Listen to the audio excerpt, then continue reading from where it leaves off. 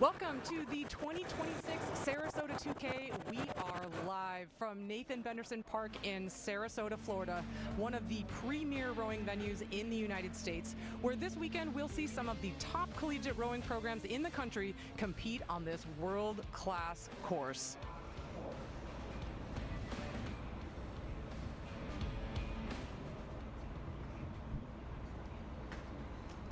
My name is Megan Kalmoe, and behind the desk with me is your commentary team for the weekend.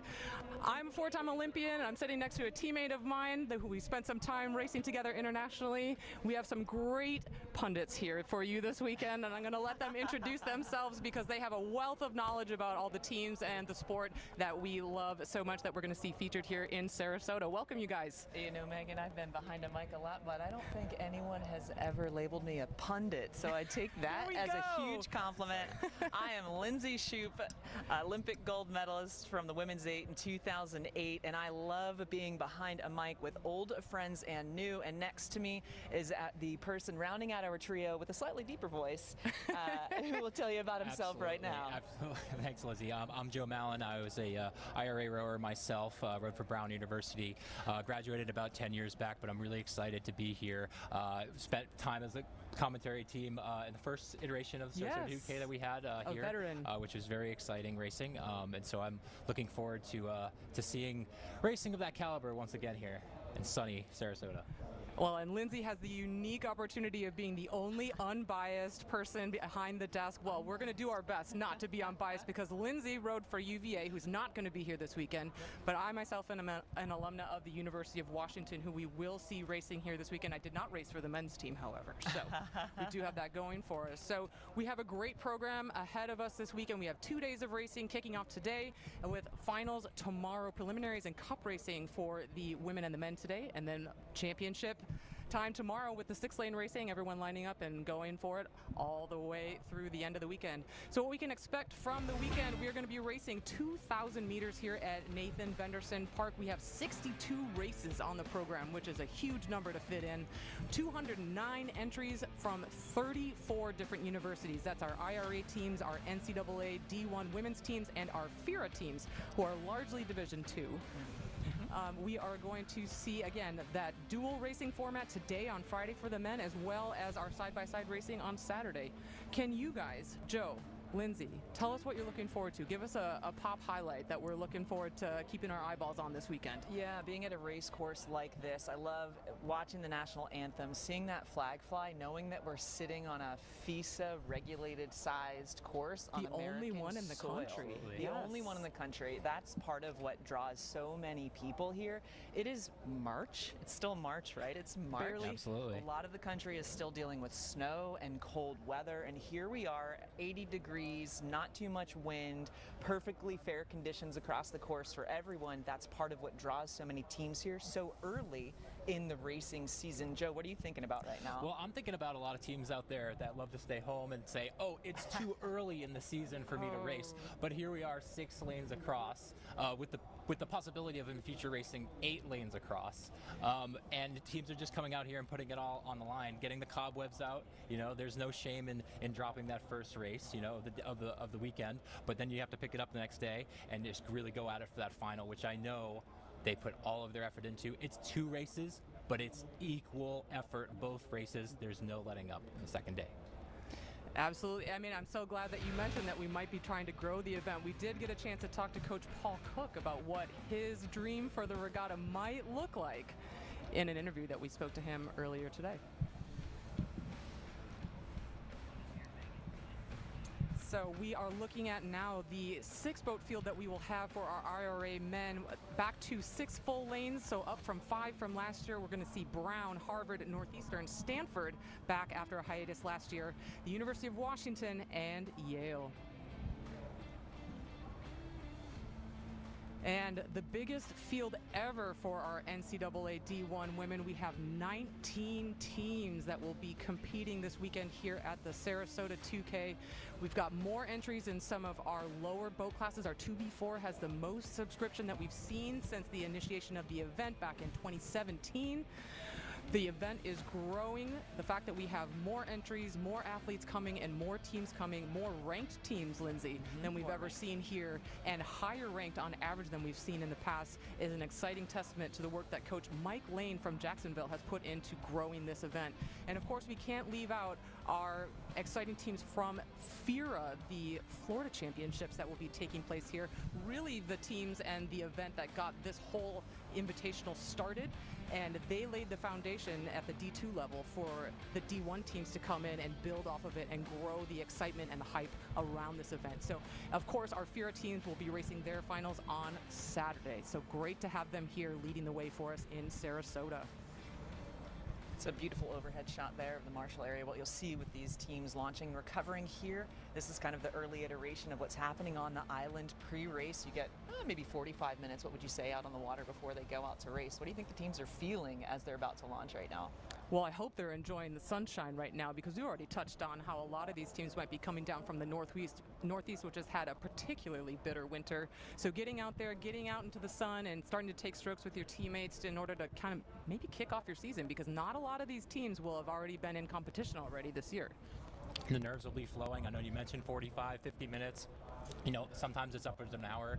If you're coming down from the Northeast, you might think about cutting that down just a little bit because of the heat stress that's going to be on your athletes. Yeah. There's certainly a lot of nerves out on their water, but there's also a lot of potential. There's a lot of potential to just get going off that starting line, spring off as fast as possible. You know, Megan, you mentioned earlier 19 Division I teams for the women. That is almost as large as the women's NCAA championships. Yes, and if you for the Division I, and if you factor in that they're carrying usually more than 3 boats to this regatta, it is a larger event than even the national championships. So to have a rehearsal for that this early in the season helps you as an athlete and as a coach kind of troubleshoot things that you know that you have the next couple of months to work on, because those national championships will happen late May, early June, depending on the men's and women's sides and what you're racing throughout the season. Absolutely. A huge, huge event for our D1 women. But we're going to take a minute now to look back on an interview that we had with the architect of the men's side of this regatta, the brains behind the operation and bringing some of the premier men's teams down to Sarasota to join the party.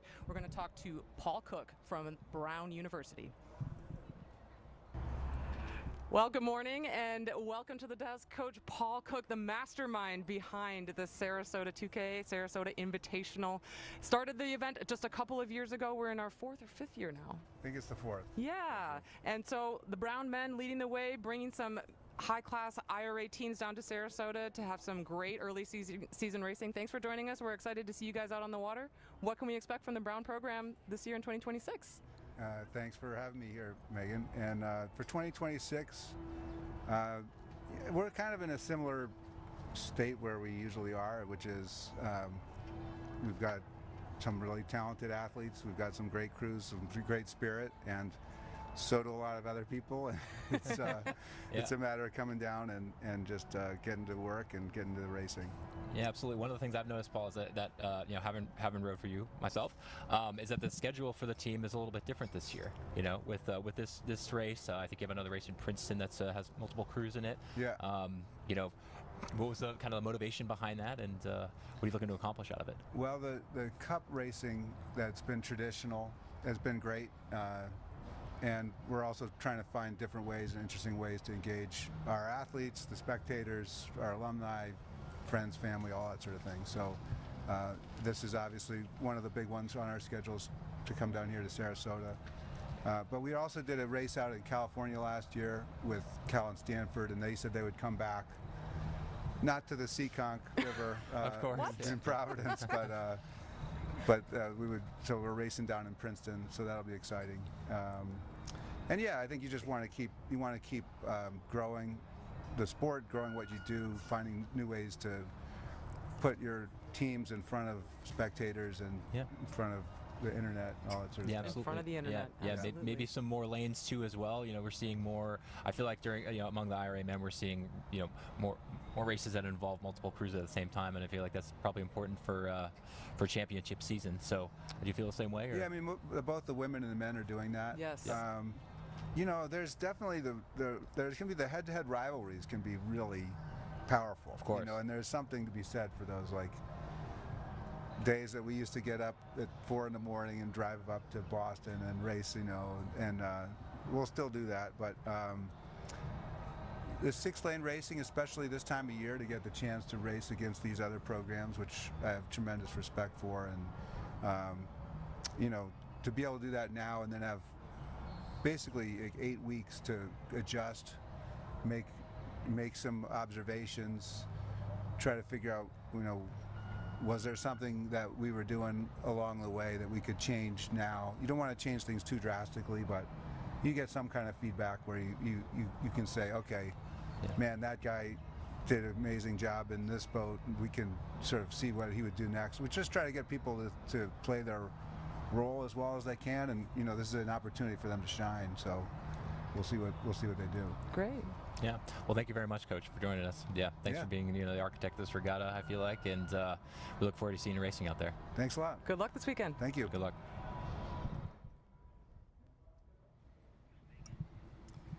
2026 is the 3rd edition of the Sarasota 2K, featuring the Benderson Cup Team Points trophies. Let's take you back through the last 2 Benderson Cups. Started the event just a couple of years ago. We're in our 4th or 5th year now. I think it's the 4th. Yeah, and so the Brown men leading the way, bringing some high-class IRA teams down to Sarasota to have some great early season racing. Thanks for joining us. We're excited to see you guys out on the water. What can we expect from the 3rd and Central Florida over the line in 4th. Right. time? So, yeah, that would be a bummer to not be able to do that, but I understand. So. Yes. We got the A final. Here we go. We got the 2 crews with green going the mission. To being lured by that Miami move for the first time in event history, going 5 for 5, including edging out Dartmouth in the grand final for the Varsity 8, thereby claiming the 2025 Benderson Cup for the 2nd consecutive year. Relaxed, and we're going to be off. Here we go. We are under 23 programs for their own respective. Now did a 6:08 yesterday. They were slower than Brown. Of this race could be the difference here.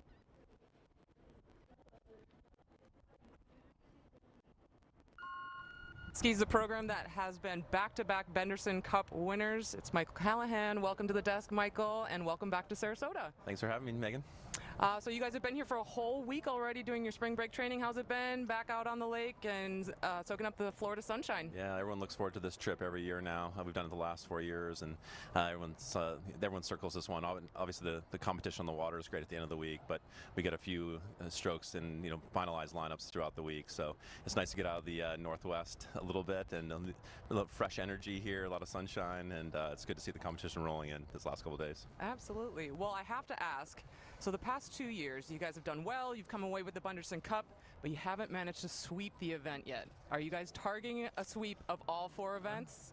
Well, we're always targeting to win every event we put our bows into. But I think it's I think we really pride ourselves on total team depth. It's something that as a state school we want to make sure we're not just producing one boat, but everyone in the boathouse and the shell house at Connor has a role in the success of the whole program. So of course we're always shooting for that. But the competition is really strong here, as you know. That's why one of the reasons we come. We're going to see where we stand right away and find out what we need to do in the next few weeks as we go toward conference championships and the IRA. Well, you're bringing 12 seniors into the weekend, right? Yep. Here, so that's a lot of experience. Yep. How do you think they're going to contribute? Oh, I mean, we're going to win or lose with our seniors this year. I definitely think it's obviously the dominant class. I think we really pride ourselves in development and bringing people along over their 4 years. So this is a really strong group, really spirited, has a lot of leadership skills, and also, they have the tenor of the boathouse right now. And so, we're putting a lot of weight into what they can do, and they're leading each of the boats today. All right, fantastic. Well, thanks for joining us, Michael. Thank you for having me. Yeah. One of the best features of this event, the Sarasota 2K, is the fact that the IRA men's teams can come down here, and on Friday's program they are able to race their traditional cup races in the dual racing format, and then turn around on Saturday and line up for the championship format, 6 boats across. So we get to see both that head-to-head action and then the full field action as well, all in the span of just one weekend. Racing for 3 different cups this weekend will be Harvard University, the Stein Cup against Brown, the Smith Cup against Northeastern, and the Bowles Cup against the University of Washington. And leading the Harvard Crimson again this year is head coach Charley Butt. Charley, welcome back to Sarasota, and thanks for joining us at the desk. Well, I'm delighted to be here. It's a great regatta, a great event, and just as you described, we're able to prepare for the dual racing season, and we're also ready to prepare. We get a chance to prepare for the championship season, which is 6-boat racing. Next time we go to 6 boats, we'll be at the sprints, and then again at the IRA, and then at the end of the year, it's Harvard-Yale, which started in 1852, and that's a dual race over 4 miles. So we're getting an awful lot of good training. Yeah, so you mentioned that you had a couple of different training trips. Maybe one in the winter and one also here in the spring. But it's been a pretty particularly fierce winter up in the Northeast. So, what were some of the things you deployed or workouts or focuses that you really honed in on to try to keep the guys busy? So the January camp allowed for good mileage and a peek at what we needed to work on indoors. So once we were finished and had a sense of things, we were able to go back and address basic things like body stability through the catch, body stability through the finish, pressure on your feet, things like that. And we were frozen in. We had no opportunity to row it with the outside of 2 sessions before we came down for spring training. Oh, wow. So it was, and we broke ice to do it, which is traditionally something I learned from Harry Parker himself back in the day. And back in the day, we would break ice for a week, and this year, it was just a couple days. Yeah, you mentioned that Mother Nature might have helped you out. Yeah, 5 weeks under freezing. 5 weeks under freezing. Yeah. Oh gosh. But that's, that makes for a good season typically, because they have to really dig in, and you get a chance to watch them on the ergs and work on fundamentals. And they know that it's coming to an end, and that it's all for a good thing in terms of efficiency and training efficiency and mindset. Makes a difference. So. Absolutely. Well, thanks so much for joining us, Coach Charley. But we're so glad to have you guys back here in Sarasota. Looking forward to seeing you guys out on the water. Thank you. Good luck this weekend. Delighted. Good luck, Coach. All right. Thank you. Thank you.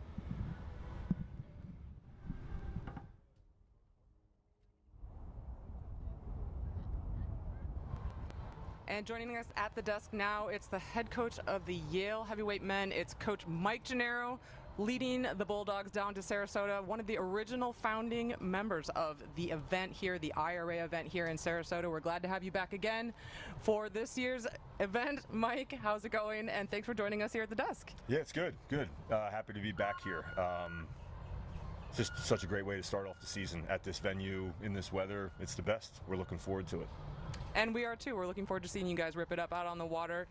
I wanted to talk to you since we have you here for a few minutes at the desk. You've been leading the Yale men for a long time now. You had some mentorship under Steve Gladstone, but I've always thought of you as a big culture guy. Okay, I knew you as an athlete on the national team. I know at Syracuse and on your time as the national team at the under 23 level, the age of the kids that you're coaching now, athletes you're coaching now. Culture has been such a big part of your identity, at least in my mind, how I think about you. Now that you're leading these guys and you've had a chance to kind of make your mark on the program, what kinds of things are you bringing to make your mark and bring your style of culture and leadership to the team? Yeah, it's a great question. It's a great observation. I think, and I've learned so much about culture from Coach Gladstone. I think it's a very It's a question that gets asked a lot. People will say, "What are your philosophies on culture, or what do you do, or how do you build one?" And look, I think the reality of it is that your impression of me was because that's who I was. Yeah. I didn't have to work hard to be exuberant or outgoing or whatever words would be used to describe me when I was rowing. And I think that's a basic principle of culture is letting these guys be themselves within the confines that you might create within the guidelines, but really giving them the freedom to be who they want to be, because when they do that, then they're comfortable.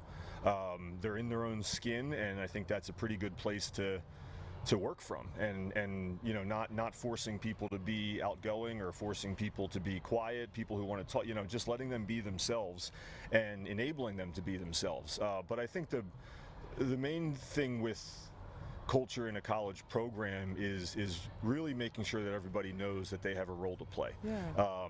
Steve used to always say that our culture doesn't stem from the top down. You know, the guys don't walk around kissing the feet of the guys in the top boat.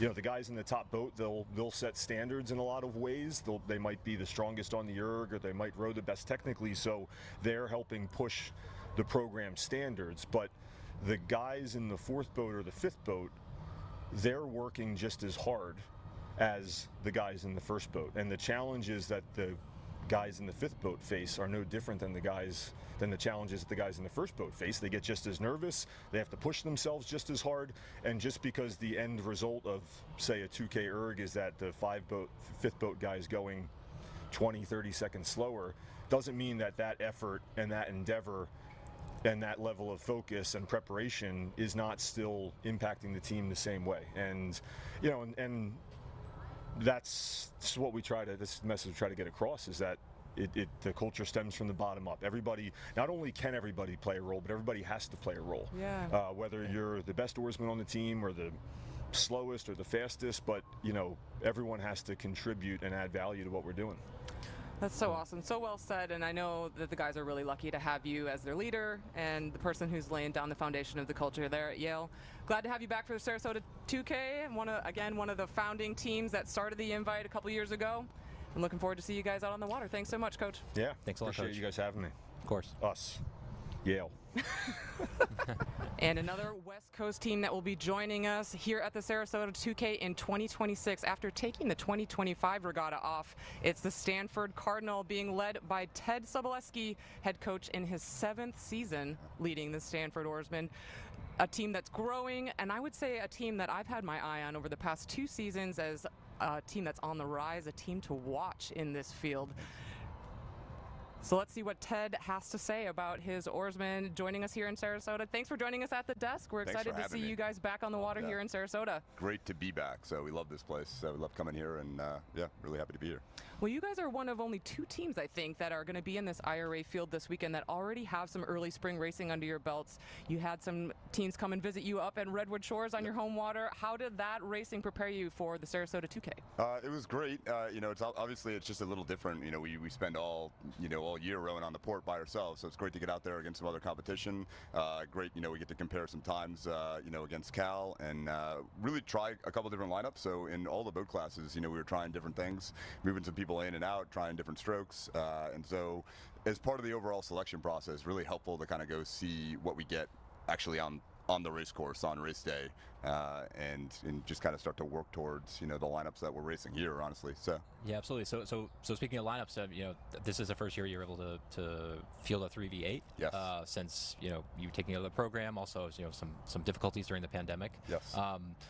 How are you looking to, you know, use that to move the program forward? Yeah, we're kind of you know, almost able to stop talking about, you know, the sport discontinuation that happened, you know, in 2020. We're just about there. So a pretty small senior class. That class was recruited right after we got reinstated. So kind of a difficult class to recruit given kind of all that happened, right? We got 3 great seniors that'll run, one's in each of the boats, and having the 3rd varsity this year, again, it's the first time since 2019 that we fielded a 3rd varsity that weekend. I think it was the first time since April 2nd or something like that of 2019 that we had won a 3rd varsity race, which is huge, because I mean, I think the sport's changed so much that, I mean, that you know, you see these teams out here, you know, Washington and Harvard, I mean, they're deep, you know, and the guys that they have in the 3rd and 4th varsity, they're able to develop in those boats over a couple of years and move up into the 1st and 2nd varsity, and we haven't had that. So we've had guys like Tom Corbett, who's stroked the boat a couple years ago here as a freshman. Totally different guy as a junior than he was as a freshman, right? And I would have loved for Tom not to have to be in that position 2 years ago, because I think he would have developed probably better. So we're starting to be able to put guys in the right position from a developmental standpoint in the 3rd varsity, have them get some experience in that boat class, and I think hopefully race on a level that's kind of where, you know, meets their ability right now. And so just having the internal competition too in the boathouse of, you know, having another boat out there to keep the 2nd varsity honest, it makes a world of difference. And we think next year we'll have a 4th varsity. So yeah, we should have four and a half, 8. Yes. So yeah, it'll be every year. The last couple of years has been a pretty big step up, and I think we have one big step in us next year. Got a great class coming in, and we're just excited to kind of have a normal college rowing team, which we really haven't had over the last couple of years. So, you know, a lot of guys have put a lot on their back to kind of get get the results that we've gotten, and I think it'll just be a little more normal. So. Fantastic, Great. fantastic. Well, Ted, I think what I was saying off mic to Joe before you joined us, I think you have woken the sleeping giant of West Coast men's rowing. Yeah. We're excited to see Stanford on the rise. Thanks so much for joining us here in Sarasota, and we're looking forward to seeing you on the water. Thank you, guys. Thanks, Ted. Yep.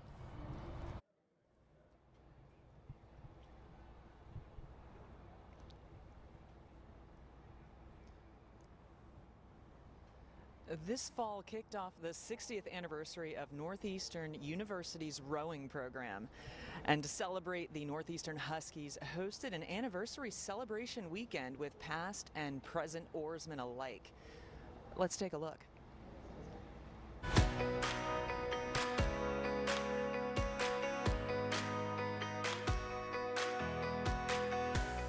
Being exposed to the amazing startup of the program and the success of it from the very first year to, you know, building upon that legacy and meeting with the current oarsmen as we were going through our trials and tribulations, and it was just a great experience and a great kind of bonding and coming together as we went through, you know, our years at Northeastern.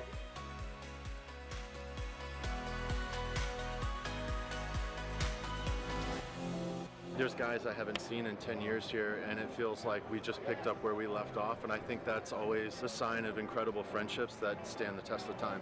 I haven't rowed since 1988. Yeah, I'm psyched.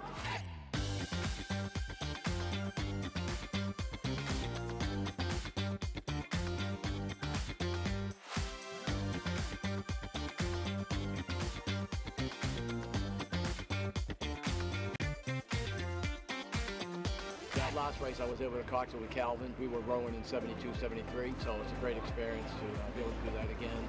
But just to see all the guys that I haven't seen, I've met a bunch of people I haven't seen in 40 and 50 years. We are all here from 40, 50, 60, in some cases 60 years ago. You saw like that spirit hasn't died. Everything that we do to support the current institution, the university, that's like the selfless, you know, gift that we'll keep giving, that will build us into something that is more special than any of us combined. And joining us now at the desk is the head coach of another group of Huskies. It's Alex Perkins from Northeastern University, a program that is celebrating its 60-year anniversary of the rowing tradition at Northeastern. Welcome to the desk. Alex, we're so excited to have Northeastern back in Sarasota and joining us for the Sarasota 2K in 2026. Yeah, thank you for having us. This is the third time we've been down here, and we're really excited to see some great racing, get things going today. Well, we are excited to see you guys back in action already for the second time this season. You're one of only a couple teams that are joining us on the IRA side that have already got some races under your belt. Tell us a little bit about what you've seen already in this early season. Yeah, we had racing last weekend with University of Pennsylvania, which we always open our season with. It's always a really tightly contested race, so yes, a lot of close racing there. Yeah. So no, it's exciting to get things going after a long winter of training. You know, I think most teams, this will be their first race. So this is kind of the second week of real college racing that's going on. So that's always really exciting, and it's fun to see where things are in the early part of the year. Absolutely. I mean, you guys had some really great turn-ups at this event last year. I think surprised a couple of people with some of your results on both days. What are you looking to do this year in order to take a step on from last year? Yeah, I mean, that's a great question. We're always trying to compete to the best of our ability, what we can do on the day, and I'm excited to see what the guys can put together out there over the next 2 days of racing. But I feel like we have a young group of guys who's worked hard this winter, so it's exciting to see some of them taking big steps. Yeah, and so you know, this winter, I know you must be the youngest head coach, certainly among the men's teams that are here this weekend. You know, how does that young, fresh perspective, like, you know, how does that affect your management of the team? You know, do you feel like you're able to connect with the rowers a bit more just because you're a little bit younger? Do you speak Gen Z lingo? I don't. It's funny. Oh. The guys actually think I'm old. So okay. But of course they do. But no, I mean, how far am I out now? Like 11 years. So of course. I don't feel as young as I did a few years ago, but. No, definitely some level of connection. He is 11 years out now, but I have heard that he does join the team on some workouts sometimes, right? Is that dear. Only running, not erging. Okay, all right, okay. None of that. So, well, thanks for joining us. I mean, it's been it's great to see you guys down here. You're certainly a program that's on the rise and can go head to head with any of these programs out here. So really looking forward to seeing you guys race. Yeah, thanks for having me on today. I think it's something I'm really excited to do is come down here each year and look forward to hopefully continuing it in the future. Absolutely. Excited to see you guys out there, and good luck this weekend. Thank you very much. Thanks, Coach.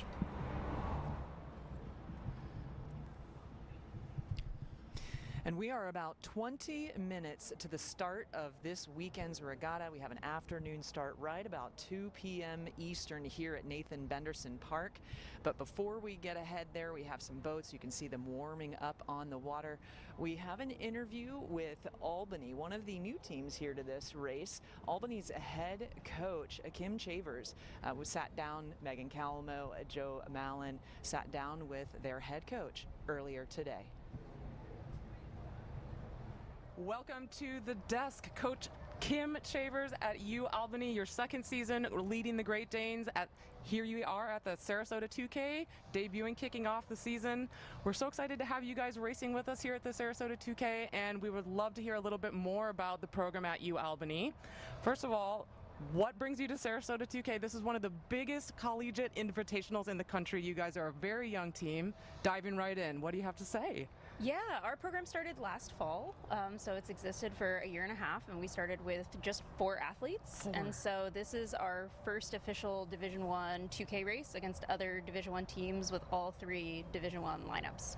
Well, obviously you need more than 4 athletes to come to an invitational like the Sarasota 2K. How did you manage to build the team from 4 athletes to a full roster in such a short period of time? Yeah, we had some walk-ons join us last winter, and then brought in 10 freshmen this year. And some transfers too, 3 transfers. That's incredible. That's a ton of work on the recruiting front to bring athletes in to a program that is really just getting started. Joe, can we talk a little bit about what it's like to start with a really small roster and what those athletes might be looking for, what they might be looking to build at UAlbany? Yeah, absolutely. I mean, I'm just interested in you mentioned how much you've had to grow the team over the last 2 years. When you're out there recruiting, what type of athlete are you looking for? Are there any certain qualities that you're looking to bring in? Is there anyone out there who wants to be a part of a program that is, just getting going? And when you're trying to sell it, what's the sell? Yeah, I mean, we're a brand new team, and it's really the opportunity to leave your mark in the sport, right? Like, if I think of my college rowing program, they've existed for over 50 years, right? And so I jumped into a program that had traditions and awards and things that we did, and they get the opportunity to do all of those things for themselves for the first time, and that's really cool. And so I think we have a lot of people who are excited for that opportunity and to be a part of something that's bigger than themselves in our sport. That sounds fascinating. And then in terms of just, where people can find you, I'm sure they can reach out through the athletic questionnaire and. Oh yeah, and we're on Instagram too. Yeah. Okay. All right, that's fine. You guys have a great Instagram page, so whoever's running your social, shout out to the UAlbany SID because you're doing great. Last question: what are you guys hoping to achieve here this weekend? It's your big kind of kickoff of the season, your first kind of real season as an NCAA D1 contender. What are you hoping to see here in Sarasota?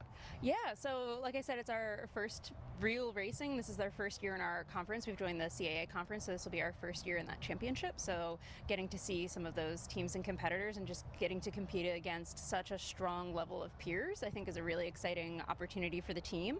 And, it's one of those things you just have to jump right into, right? Like, if you wait until you feel ready to do it, you're probably not going to do it. So we have a great group of committed athletes, and I'm excited for them to get to race with everyone. Well, one thing you said to me when we talked this week was that your group of athletes are excited to be the builders of your culture, which I think is such a great way to say that. We're so excited to see what you guys are going to be capable of this weekend as you kind of kick off the program and get things going for us here in Sarasota. Thanks for joining us. We look forward to seeing you out on the water. Thank you. Thanks, Coach. Yeah. Speaking of new programs and new things, new conferences, new boathouses, all of it's happening for High Point University, another one of our young D1 teams that's going to be joining us for the second consecutive year here at the Sarasota 2K. And joining us at the desk now is head coach Jessica Dietrick. Welcome to the desk, Jessica. We're excited to talk to you about the progress that your team has made over the past year. What can we expect to see from you guys this weekend at Sarasota 2K? Yeah, thank you so much for having us. We're really excited to be here and competing against some amazing programs out there. I think what you can expect to see from this team is just grittiness and getting after it and trying to prove who we are. Yeah, love that grittiness. And we're so excited that you guys have both a new conference and a new boathouse to look forward to in the coming months. What can you say about the new facility? Yeah, the new facility, it has been a dream come true that the campus has been able to put this together for us. We've had to work really closely with the city of High Point to make this happen, and it's just going to be a boat storage facility for our team and then for the High Point University Club program as well. So they'll have one boat bay, we'll have two, and it's given us everything that we need so that we can row year-round down there. And is that at Oak Hollow Festival Park? Is that right? It's close. You're at Oak Hollow Lake. We're not at Festival Park site. Okay. So the Festival Park site is our race course site, Okay. and we're actually over at Sailboat Point. So there's like 4 different parks on the lake itself. Either way, a great place to row. It is. Certainly building. Yes. Love the host regattas there. Yes, we will. Yeah. Moving forward. Yeah. Hope to see more of it. Yeah, you definitely will see some more coming. Fantastic. One of the things I think I would love to cover, as much as we love talking about your athletes, I know I got very emotional talking about your guys' story and your progress joining us here at the Sarasota 2K last year when I was on the broadcast. I also want to talk about you because it's such a big deal, I think, for programs to be able to have coaches that know the program.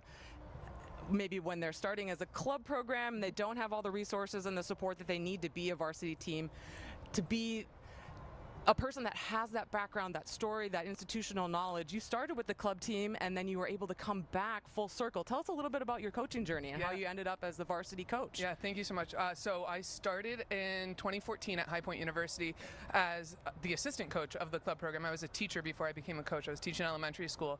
And I came on just thinking it was going to be a part-time gig, and I ended up taking over and being the head coach of the club program. And I stayed there for 2 years, and I had so much fun. And we built up that club team, and we were winning a lot and doing well into that ACRA world. And I decided I needed to leave to go gain experience in the D1 world. And so I left. I went to the Naval Academy and was the assistant coach there with Joe Schlossberg for about 3 years. And after that, I went to Colgate University and was the head coach up there for 4 years. And when we heard, my husband and I heard that High Point was starting up a program, we're like, let's go back home. And so amazing. Full circle moment to go back home and build it. Well, they're very, very lucky to have someone like you that's seen the whole journey and the whole story of the building of the program. We're so excited to see you guys out here racing for your second year. Yeah. Good luck this weekend, and thanks for joining us. Thank you. Thank you for having us.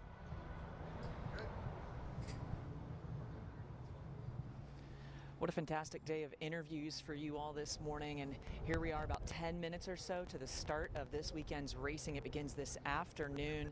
Beautiful shot of this unique start line that these programs are getting to experience this morning. That IMAS system that's up there, you saw those red cans. That's completely unique to only a few courses in the world, so that really speaks to the venue that these athletes are coming to have their racing here on this weekend.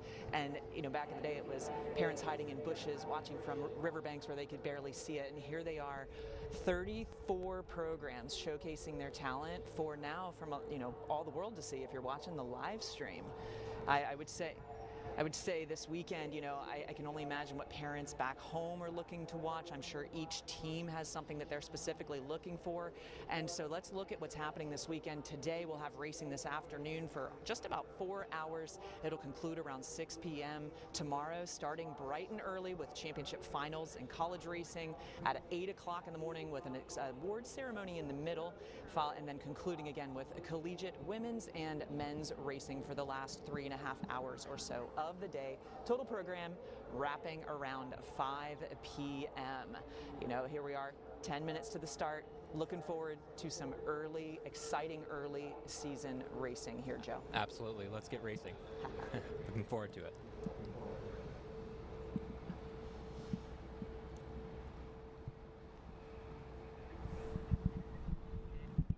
All right, and then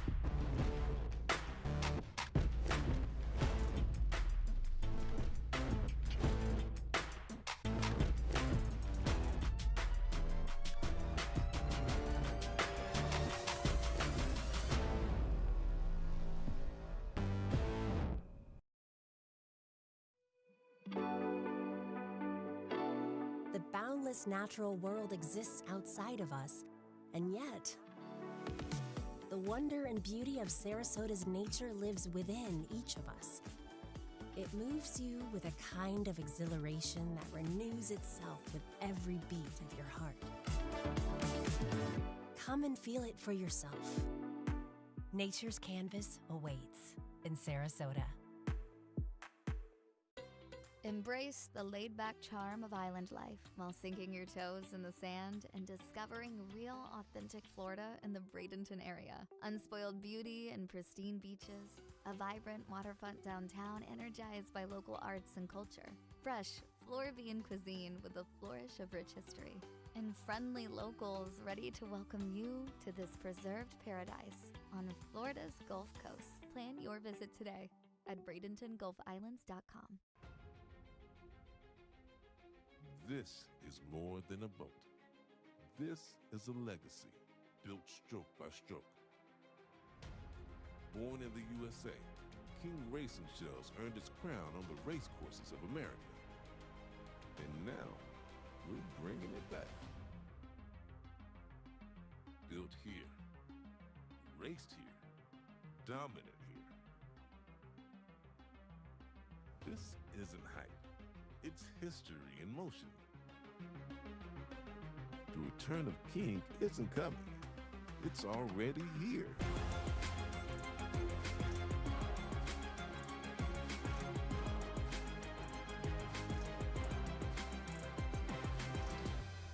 At Youth Nationals, a king will wear the crown.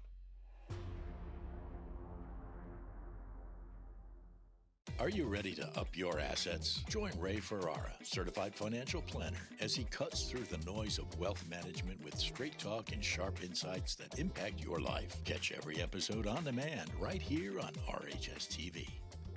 Welcome to another edition of In the Bed with Babs. Do I have to be PG-13 or can I be rated R? We just gonna leave it up to the viewers to decide. I got my girl Meredith coming by to give all of the hot topics. Does one boob pop out a little bit more than the other sometimes in your bra? When you wear bras. Ay, ay, ay, what's up? Some of it's very entertaining. What's wrong with giving the people what they want? I'm in the bed with Babs. Watch In the Bed with Babs on RHStv. This is more than a boat.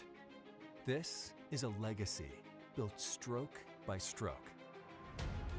Born in the USA, King Racing Shells earned its crown on the racecourses of America. And now, we're bringing it back. Built here, raced here, dominant here. This isn't hype. This is history in motion.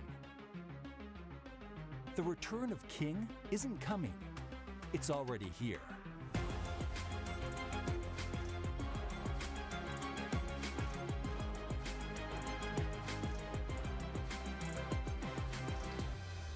At Youth Nationals, a king will wear the crown.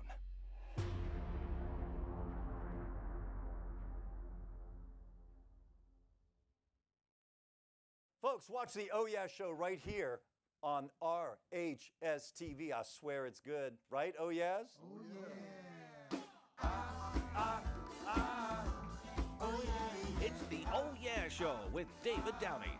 We have 8 teams making 20 burgers in 10 minutes. They're going to send them to the judges, and we're going to find out who's worthy of taking home the title of 2025 Voodoo Underground winner.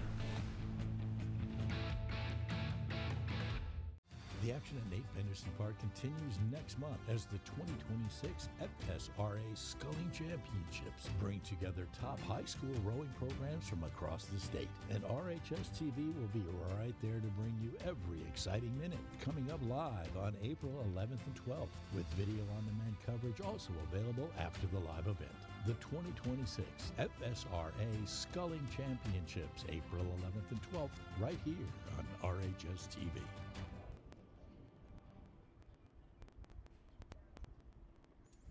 Welcome back, everybody. We are just about to kick off day 1 of the 2026 Sarasota 2K. We want to take a moment just to thank our presenting sponsors of this fantastic event here at Benderson Park. We would like to thank Visit Sarasota, a title sponsor of the 2026 Sarasota 2K, as well as the Bradenton and Island and Longboat Key Visitors Bureau. And of course by Wintech and King Racing, a presenting event sponsor and annual sponsor of Nathan Benderson Park. Well, looking out across the race course right now, we're looking at a pretty awesome day here in Sarasota. It's about 81 degrees and sunny, and the water is looking just about as flat as you are ever going to see it here at Nathan Benderson Park. Just a little bit of variable breeze blowing across the course, but not much to sniff at, I would say. Our first lining up boats are just pulling into the stake boats, as you can see on your screen there, just navigating those starting mechanisms, getting around those extra buoys, and backing on in to the stake boats to get ready to let it rip at 2 o'clock. Start time for day one here in Sarasota. My name is Megan Kalmoe, up in the commentary booth. I'm a 4-time Olympian and Olympic bronze medalist for the United States, and full disclosure, a former University of Washington oarswoman. I'm joined in the booth by Lindsay Shoop, Olympic gold medalist for the United States, and Joe Mallen's also here. Not sure how much he's going to chime in for these women's races. He's going to be our men's IRA specialist, but he's here nonetheless, and he's going to offer some chips of wisdom from time to time. But let's take a look at our first competitors of the 2026 event. We're looking at the second varsity fours for the women. When it comes to the second varsity fours, you know, it really depends on what the coaches are doing in terms of how they're stacking those boats, whether they have, in terms of depth, who goes into what boats. You have a first varsity 8, you have a second varsity 8, some programs might have a third varsity 8, and then depending on how your conference stacks everything up and where you're trying to show your cards this early in the season, you might have your 3V then broken into those 2 4s, or have another 4, depending on again the size and scope and depth of your specific program. Yeah, it's really all about just using this opportunity, I think, for some of these boats like the 2V4 and the 3V8 as development opportunities, mixing things around and using them as a selection opportunity sometimes to figure out where these athletes are going to land in the team in the mix, and figuring out just what's the best for the team at this point in the season, whether we want to break it down and race in some 4s, or if we want to throw it out there and row in the 8. So the exciting thing about this event is that we have more subscribers to this event than we've ever seen at the Sarasota 2K, so more coaches bringing more athletes and taking advantage of the racing opportunities here in Sarasota at this very early stage in the season. We're just in March, the tail end of March, but nonetheless still very early in the college rowing season. So seeing a lot more participation in this event, which is very exciting, because it is, again, we're often going to see some younger athletes, some athletes that are still kind of just maybe getting started on their journey inside their program, using it as a stepping stone, maybe to move their way into the varsity 4, or maybe even into the 2V in the next coming seasons.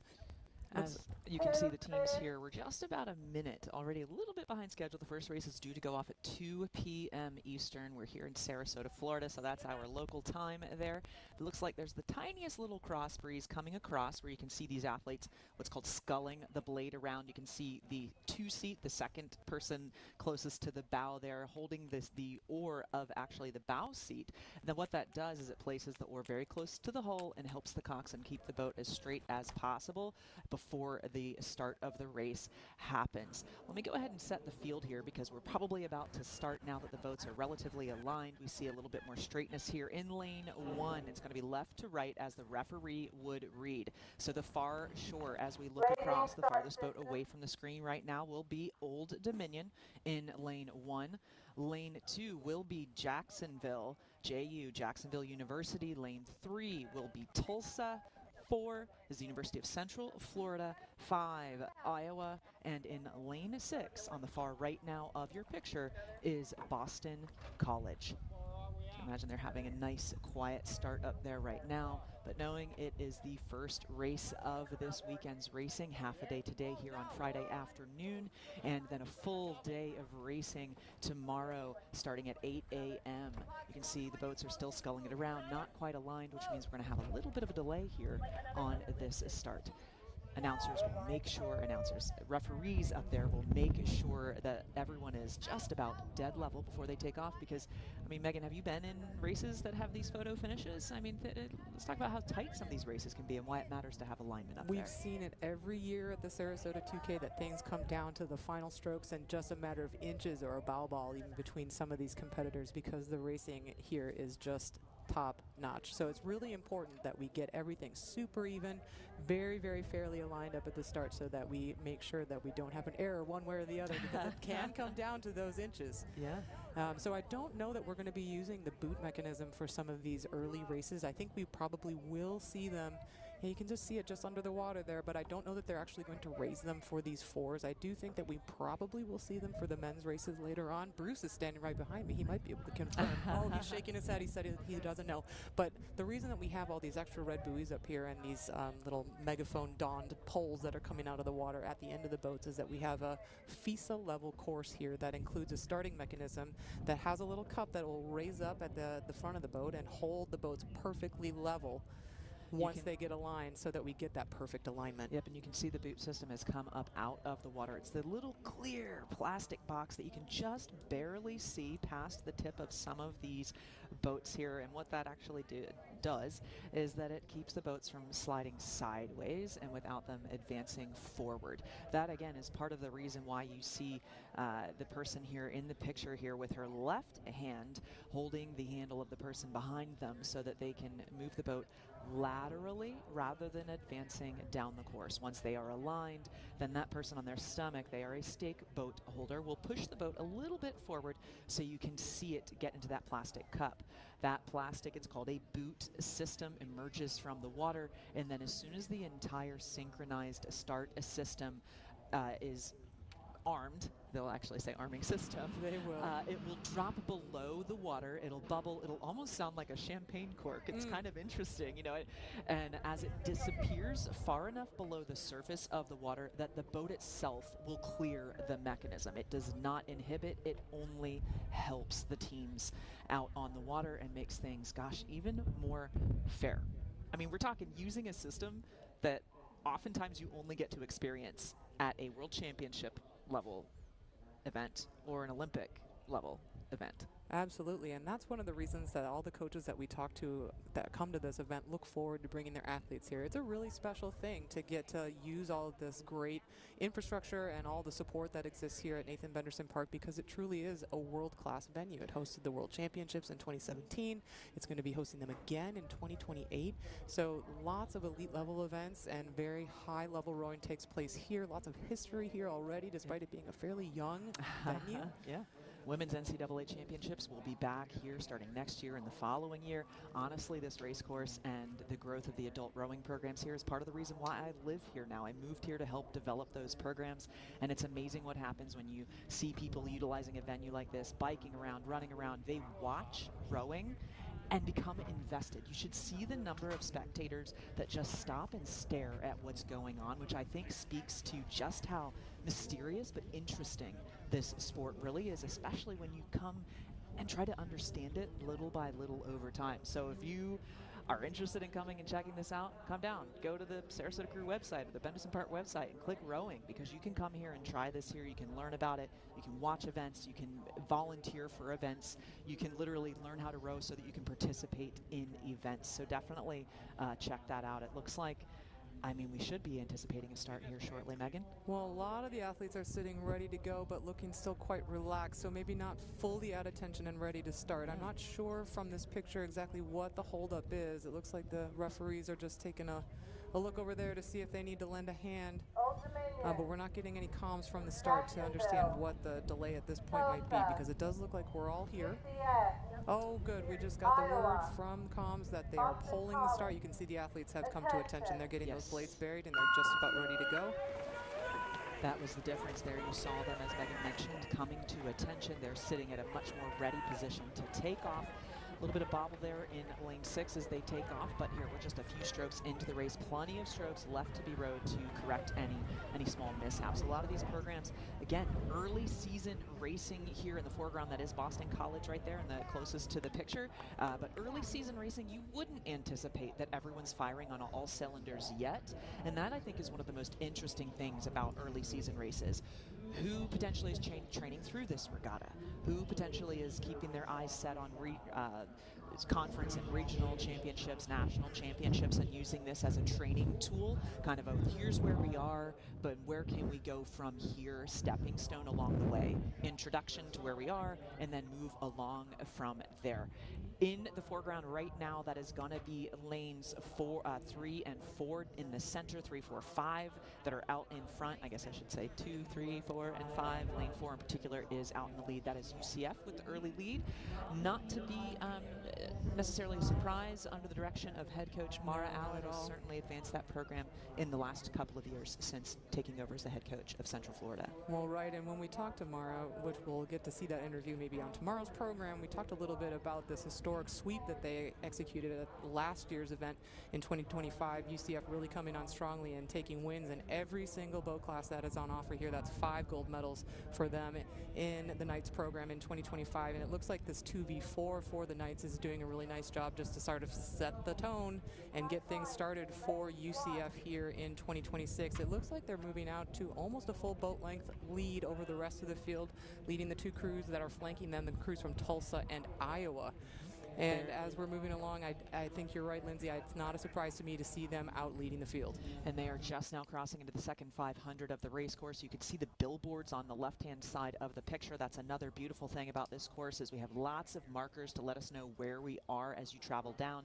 Every 250 meters is clearly marked. The coxswains can see that, call that for the athletes. You get these small black and yellow placards that'll tell you the 250s. You can then get bigger billboards at each of the 500s. So if any of these crews have had the chance to come and practice, which yesterday, they were allowed to come and practice on the course, they can kind of gain their bearings a little bit so that they know when to execute their race plan without necessarily having to hear it, because they also have peripheral vision cues that they can utilize. Apart from, I mean, we see coaches biking in the background, so they might even be able to see their coaches riding along, or a family member or something like that to kind of keep them inspired. Let's hope that Grandma and Grandpa are out there on their bikes giving them a holler. You never know. You never know. So as we're looking here, it does look like the Knights have opened up that little bit of open water between themselves and Iowa in turn open water over the next 2 crews from Tulsa and Jacksonville. Just Boston College maybe not able to hang with the pace here, and it looks like maybe they are setting themselves up to advance to the 3rd level final. We should talk about advancement here. We are looking for just top 2 to advance to tomorrow's grand final. So very tough racing in these 3 heats of the 2nd varsity 4 that we're going to see. Top 2 to move through. Next 2 will go on to the petite level final, and then all others, the remainders, will go on to the 3rd level final. If you look over at the top of your screen, it looks like we're seeing a nice move from Tulsa, seeing what they can do to move through that, from Jacksonville, just trying to move through that crew from Tulsa and making some good progress. I'd say when we left them, it looked like they had gained just about half a length advantage in that 3rd place position. You can see UCF coming across here being the early leaders. Anything that's around a boat length is about 3 seconds of time. They now have open water. As they cross the 1,000-meter mark, they are definitely open water, probably about a length of open water on top of 2nd place Iowa right now, with Jacksonville and Tulsa coming in behind them. That tells you exactly what the margins are going to be, and if top 2 go through, UCF is in comfortable position, and what they want to do from here is stay clean. One of the things about staying clean is when you're out in front like this, it's a little bit easier because the confidence boost allows you to relax into your rhythm, so expect them to continue to extend their lead, simply not because they are less fatigued, they are certainly more fatigued at this point, but because that relaxation is going to allow them to row more cleanly, more efficiently, and effectively. You know, Megan, you mentioned a moment ago, Jacksonville was looking like they were trying to take a move on Tulsa there, and they had maybe a 1/4 of a length, trying to get to a 1/2 of a length, but Tulsa is hanging on to them and not letting them go. So it's going to be a good show between current 3rd and 4th place Tulsa and Jacksonville, but out in front, good shot there of your early and still leaders, Central Florida. Florida School out of Orlando, not a far drive for them, and certainly they are acclimated to this environment. And we're getting a nice shot here of some senior leadership in the stroke seat. That's Tosh Villanis, your senior out of Melbourne, Australia, just doing a really nice job laying down the rhythm in this 2v4. Behind her, Claire Kaminsky, Tia Zivkovic, sorry about that, and Aisling Landers rounding it out in the bow seat. And we have another senior in the coxswain seat, Eliza Schaefer, a walk-on coxswain, doing a great job here in this 2v4. And I think it's getting close to that sniffing the finish line. You can see the buoys are about to change colors, so you can just see that relaxation that you were talking about, Lindsay. These guys are striding out now. They know that they've done their work. Qualification is done. Now they just need to run through the gears and get themselves across the line and then start focusing on tomorrow. You know, a beautiful thing about a race course like this, obviously the water is flat, it's going to be flat, that's how gravity works, but you can see little puffs of wind blowing across, nothing major to speak of that Megan mentioned earlier in this, but what that does for the coxswain is, especially if they're wearing polarized sunglasses, they can see the direction of the wind and correct their point in advance. They can let the crew know what might be coming. We're going to move to the left a little bit, we're going to move to the right a little bit. I need to make sure that X thing is happening. They can give them a little technical precursor cue to kind of zip things up, button things up, clean things up before maybe a little puff of wind moves them a little bit. Of course, they want to, I know from a coaching standpoint, it's important that when they get into, you said, sniffing the finish line, smelling the finish line, horses to the barn, they want to make sure they're nice and clean, come together really, really well before the coxswain really asks for more effort. I mean, if you're already max, how do you make a boat go faster when you're already at max? You do it a little bit better. You clean up something that might have started to get a little disorganized as the fatigue started to set in. But these guys looking still clean, start to finish through this first race of this day and a half of racing. Yeah, and I just want to make sure that we check in with any of our fans from ODU. They haven't been on screen, but we do have that 2B4 from ODU just in that far outside lane, trailing the pack a bit, so that's why we haven't been able to feature them on camera, but they are making progress, and everything does seem to be working. They are making progress on the track, just not on screen with our race leaders. So any of our ODU fans, just wanted to let you know that they are still out there and they are racing. And you can see there in the picture, Iowa is also sprinting toward the finish line. That their sherbet was a little bit higher than what UCF was laying down on the course. You can see that they want to rehearse, even though right now they have solid speed coming down the race course, that they want to make sure that they rehearse knowing that this is a progression system, that there are more races to be rode this weekend. So even though they're in good position to advance, making sure that they have a chance to practice what they will probably need later in this weekend's racing as the races get tighter and tighter. Absolutely, and Iowa's going to know. These guys are a cornerstone program of this event. They come here year after year. They're used to this two-day format. They're going to know how to stack their performances to be ready to go on finals day. And the good news for the Hawkeyes, they have advanced into the grand final along with UCF. And we have our other crews crossing the line now. That was Jacksonville, did get the better of Tulsa. They will advance into the B final, or the petite final, tomorrow. And here come the Eagles of Boston College across the line. And we will have just a bit of a gap now back to the Monarchs of ODU, who are just coming through the last 250 meters now. So 7:35.65 for UCF, respectable time. We're not really sniffing at that event record at this point in the day, but again, with a crew that was out early and unchallenged, it would be surprising to see them push to kind of event record speed. We could talk a little bit more about that in the program, maybe when the conditions start to heat up a little bit, because I'm not sure that we have quite the speed on the course that we're going to need to see some of those really, really quick times. Believe it or not, we've had a little bit of a chilly winter here, so the water is not superbly warm. Did it drop below 80 for you? It drops below 30 sometimes. Oh, goodness Just a me. shock. Yeah. Got Old Dominion there in picture, wrapping up their first race of the weekend, coming across the line in the last couple of strokes here. One of the other things that'll help these races go faster too is if the wind shifts to come out of the south and to be a nice tailwind. It'll give these crews a challenge, but it'll also give them a little bit of a clip. Today we have a little bit of a breeze coming out of the west, but again, nothing to knock down the temperature and nothing to create major issues out on the course. UCF-A in the second, Varsity 4 taking the first punching their ticket to the grand final that will happen tomorrow in a time of 7:35. All right, we're going to run back up to the start now for our second flight of these women's second varsity fours. It looks like we did get everyone locked on, so I'm sure the officials are going to be interested in getting people running down the course as close to on time as possible. We have another 5-boat race for you, starting from left to right. On the left of your picture, we have High Point University. Next to them in lane 2, it's Drexel. And in the middle lane, it is the University of Louisville. Second from the right, it is the crew from Dartmouth College, silver medalists in this event last year at the Sarasota 2K. And finally, on the far right of your picture, the Spartans from Michigan State.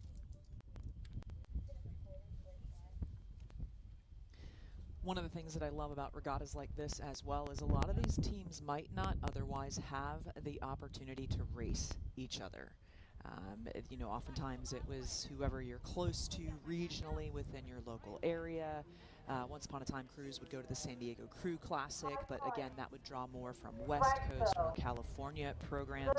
So to have High Point, Drexel, Louisville, Dartmouth, Michigan State out on the course together, crossing different conferences, different areas of the country, it's a pretty special thing to be able to bring them all here to Florida.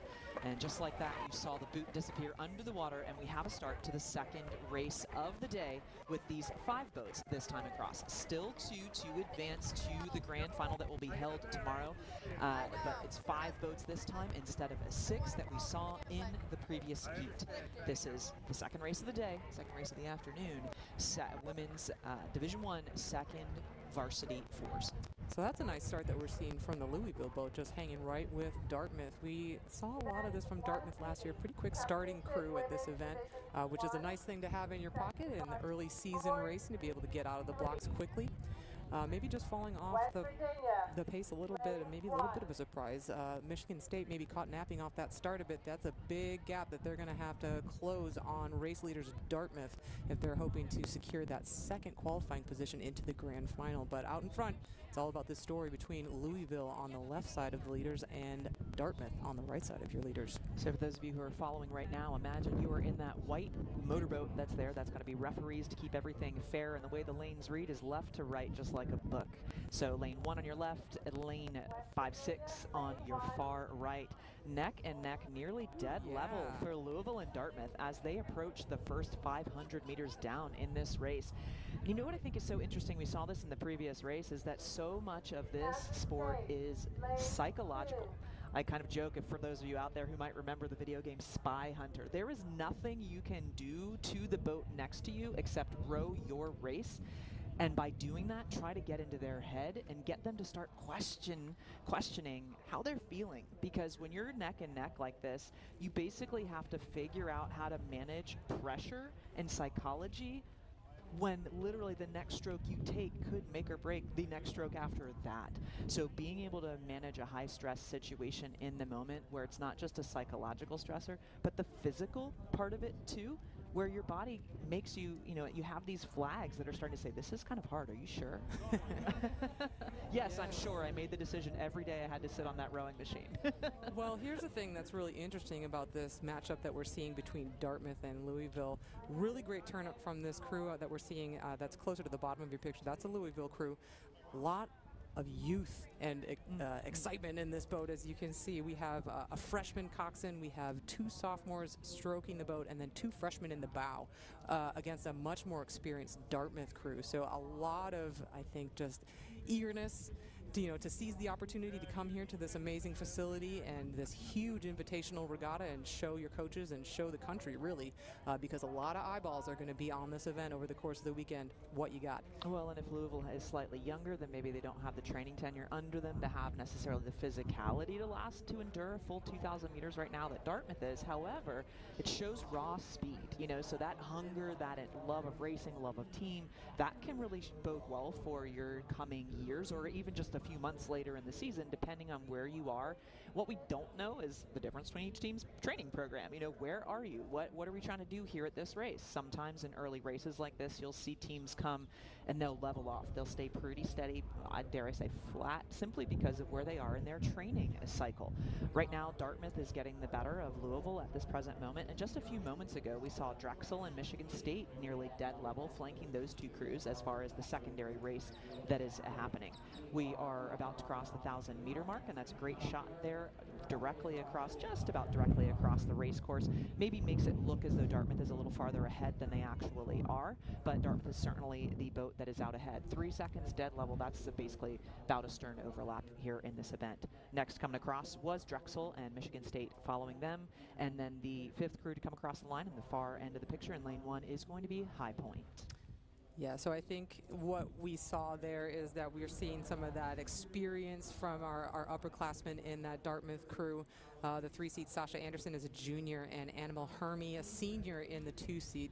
Just taking control of the situation, showing kind of what that maturity and that poise of those extra years of training can do for you, and that's what it is this coming across 1,000 meters, going into that third quarter of the race. That's where your fitness, your training, and all that maturity will come into play, and you can see Dartmouth just executing a big move there against this young and excitable Louisville crew, and now it's out to probably an open water margin for the Big Green. I mean, just the tiniest amount, though. It's, you know, here's the third 500. This is your reset point. It's not, this is not where the race begins, but it's the part where the race kind of does begin when you have a lot of fatigue on your legs.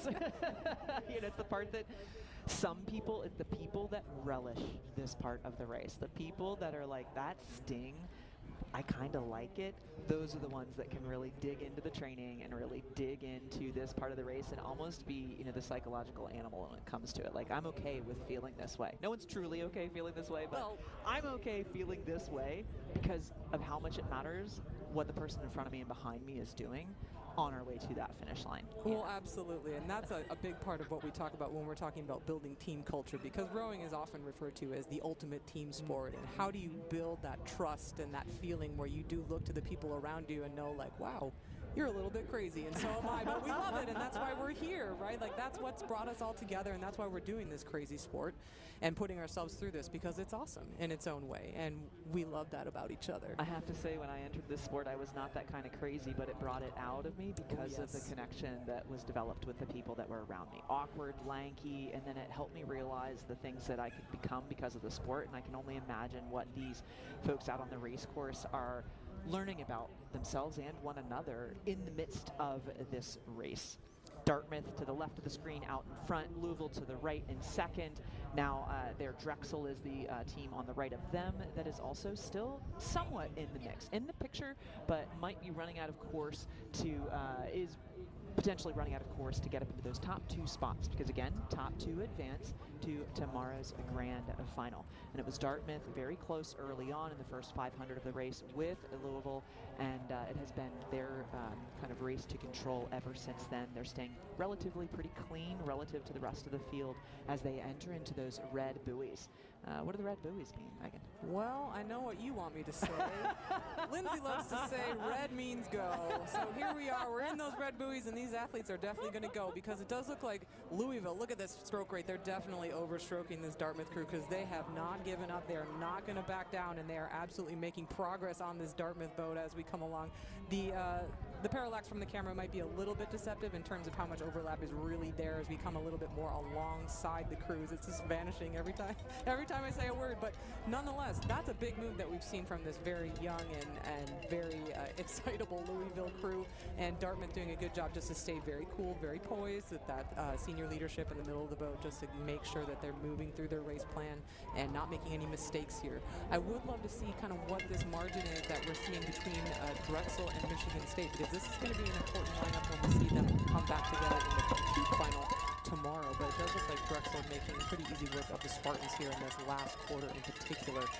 Just a few seats too shy for the Dragons against this very energetic Louisville crew. But props to those young athletes in that 2v4 for Louisville, advancing their boat into the grand final for tomorrow. We're just seeing Michigan State come across your screen here. And then, of course, we didn't get a chance to talk about them much during this race, but we have our first entry that we're going to see come down the track from High Point University. Their second season here at the Sarasota 2K after jumping in with both feet last year, coming here and debuting in their first season as a full-fledged varsity D1 team. So not shy to take on the best in the country, just jumping right in and going toe-to-toe with some very good and well-established programs. So seeing what it takes to get to the level to rise to the top of an event like this, that's what we're doing. We talked to Coach Jessica Dietrick about it, and she's excited to expose her athletes to these challenges and opportunities. So there's your results for you, 7:43.5. So not close to our first heat, a little bit slower down the track, but nonetheless, Dartmouth and Louisville will be your A final advancements, along with Drexel and MSU. Michigan State moving on to the Petite, and High Point University moving on to the third level final.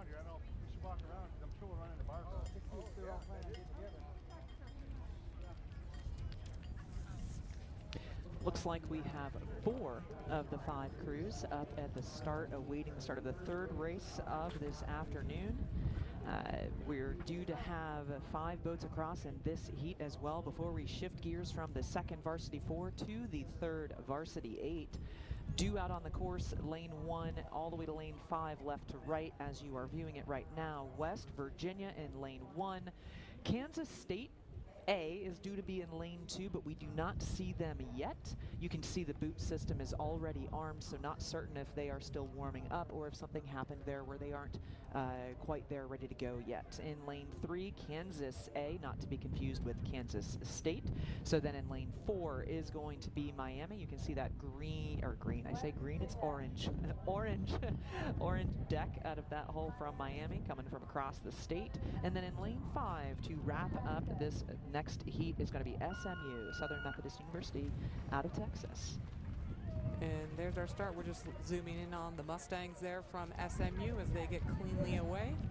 Maybe just getting the better of Miami, but only just, and it's really this crew in the middle of this field, that crew from Kansas, that's going to jump out to just a seat or 2 lead over the rest of the field. Oh, this is unfortunate that we're going to have that gap in between lanes 1 and lanes 3, because that's going to leave our crew from West Virginia really kind of high and dry with no one nearby.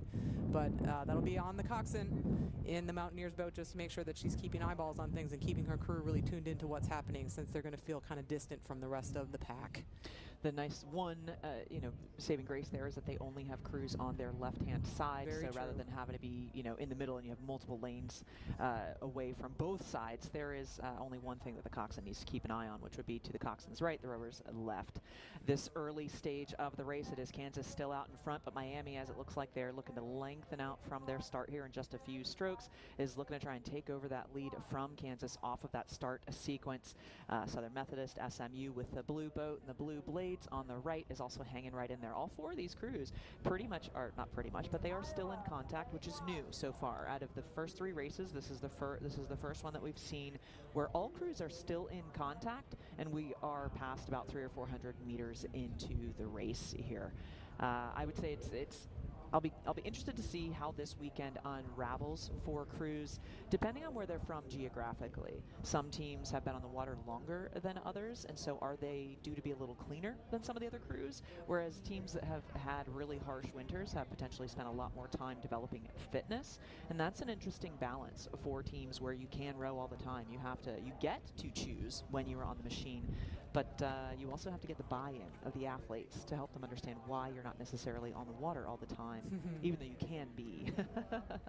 And speaking of that, here's Miami showing that they can row pretty much year-round within the context of course, NCAA racing rules, but potentially one of the things that could be helping them be now out to about a half of a length over 2nd and 3rd place right now, Kansas and SMU. Could be that they've had a little more time on the water. It could be, or it could be that they are last year's bronze medalists in this event, so I would have made them maybe the favorites in this round of racing, just given their pedigree in this event and their history here at the Sarasota 2K. They are starting it out to just about 3/4 of a length over Kansas, but Kansas may be just a little bit of a surprise to my eye, showing up with a lot of power here in this middle lane in this women's 2nd Varsity 4. Before we went to this side shot, we were able to see that we did have a little bit of danger blades on starboard side. Your junior coxswain, Kaylee Chisholm, really rolling the dice as she got a little bit close to that buoy line, just barely crossing over into the other lane, but got her rowers safely away, which is such an important thing.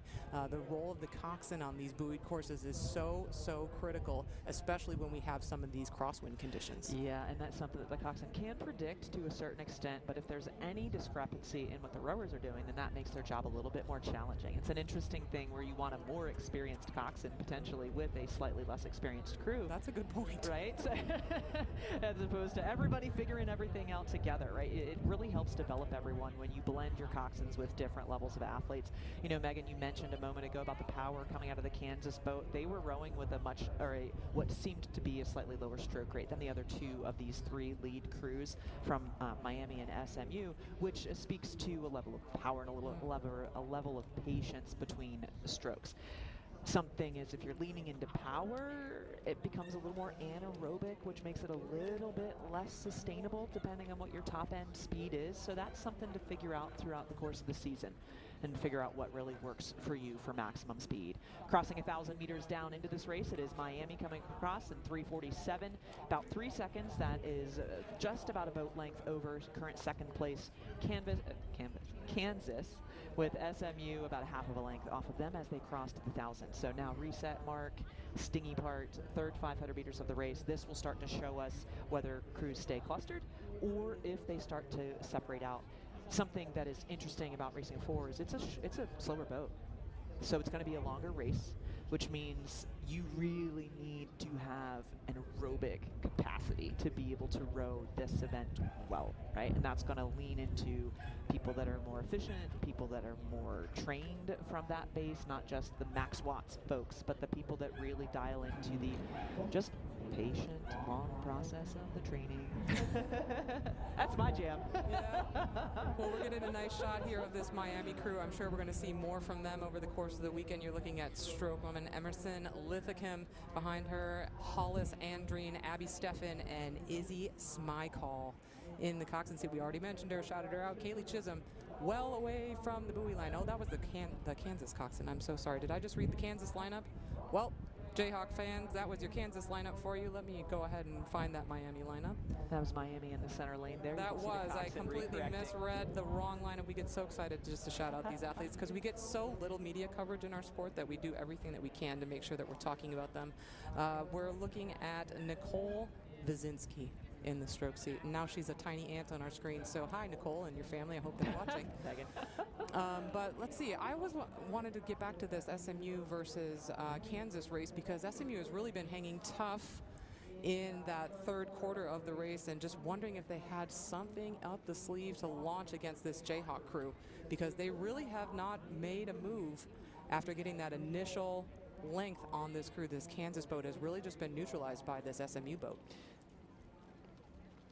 Kansas is the boat that is advancing on Miami there, so I think it's an interesting thing to see SMU drop back a little bit from Kansas. A little bit of blue on both of them. Kansas is the team in the picture right now. You can see the coxswain navigating a little bit of a cross breeze, but no big deal on this course as they have that length plenty wide to accommodate what they need. I think Kansas has done a nice job in the third 500 here of not letting Miami slip super far away, making sure that they're staying in striking distance of what's going on up in front.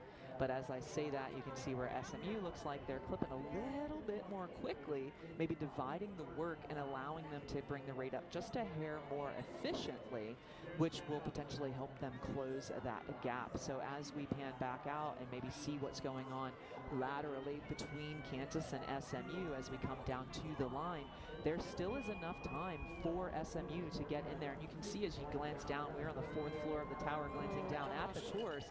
You can see where even though SMU has been in third this entire time, they are fighting hard stroke by stroke to see if they can come back on Kansas. And it looks like Kansas, talk about that power again that you mentioned, Megan, they are applying it to a slightly higher stroke rate, which we didn't see earlier in the race.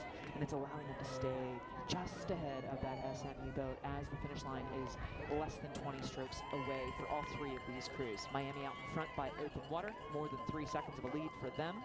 They've been the early leaders and still leaders coming across comfortably. That is a comfortable margin in rowing for them, even though you can see them trying hard here.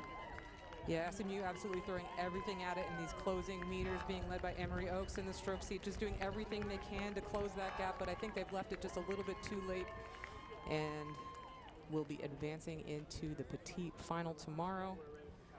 It was those crews from Miami and Kansas that snatched those first 2 qualification positions into the A final. Coming across now is going to be West Virginia to round out 4 of the 5 crews that were due to start this race. And confirmation of your results, it was last year's bronze medalist in this event, Miami, 7:38.23. Not quite as fast as UCF in that opening heat, but pretty close. And right behind them, Kansas moving on into the A final as well. Moving on to the petite tomorrow will be SMU and West Virginia.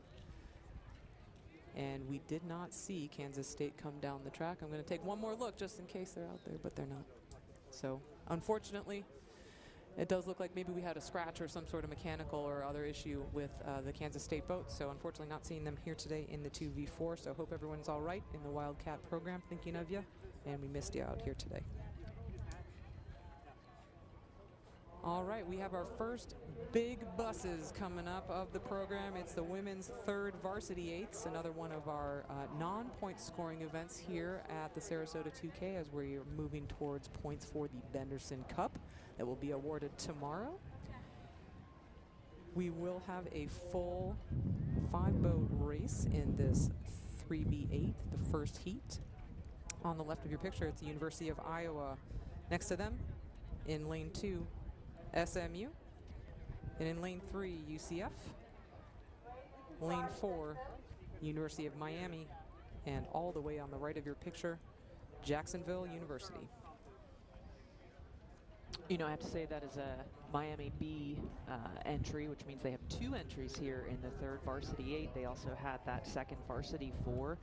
That tells me that the program has grown since the time that I actually spent coaching there, which is great to see that some of these programs, they get new leadership and then they start to grow in size and caliber and that sort of thing. So it'll be interesting to see how that team continues to develop in the coming years, especially as the Division I conferences have been restructured and become more challenging.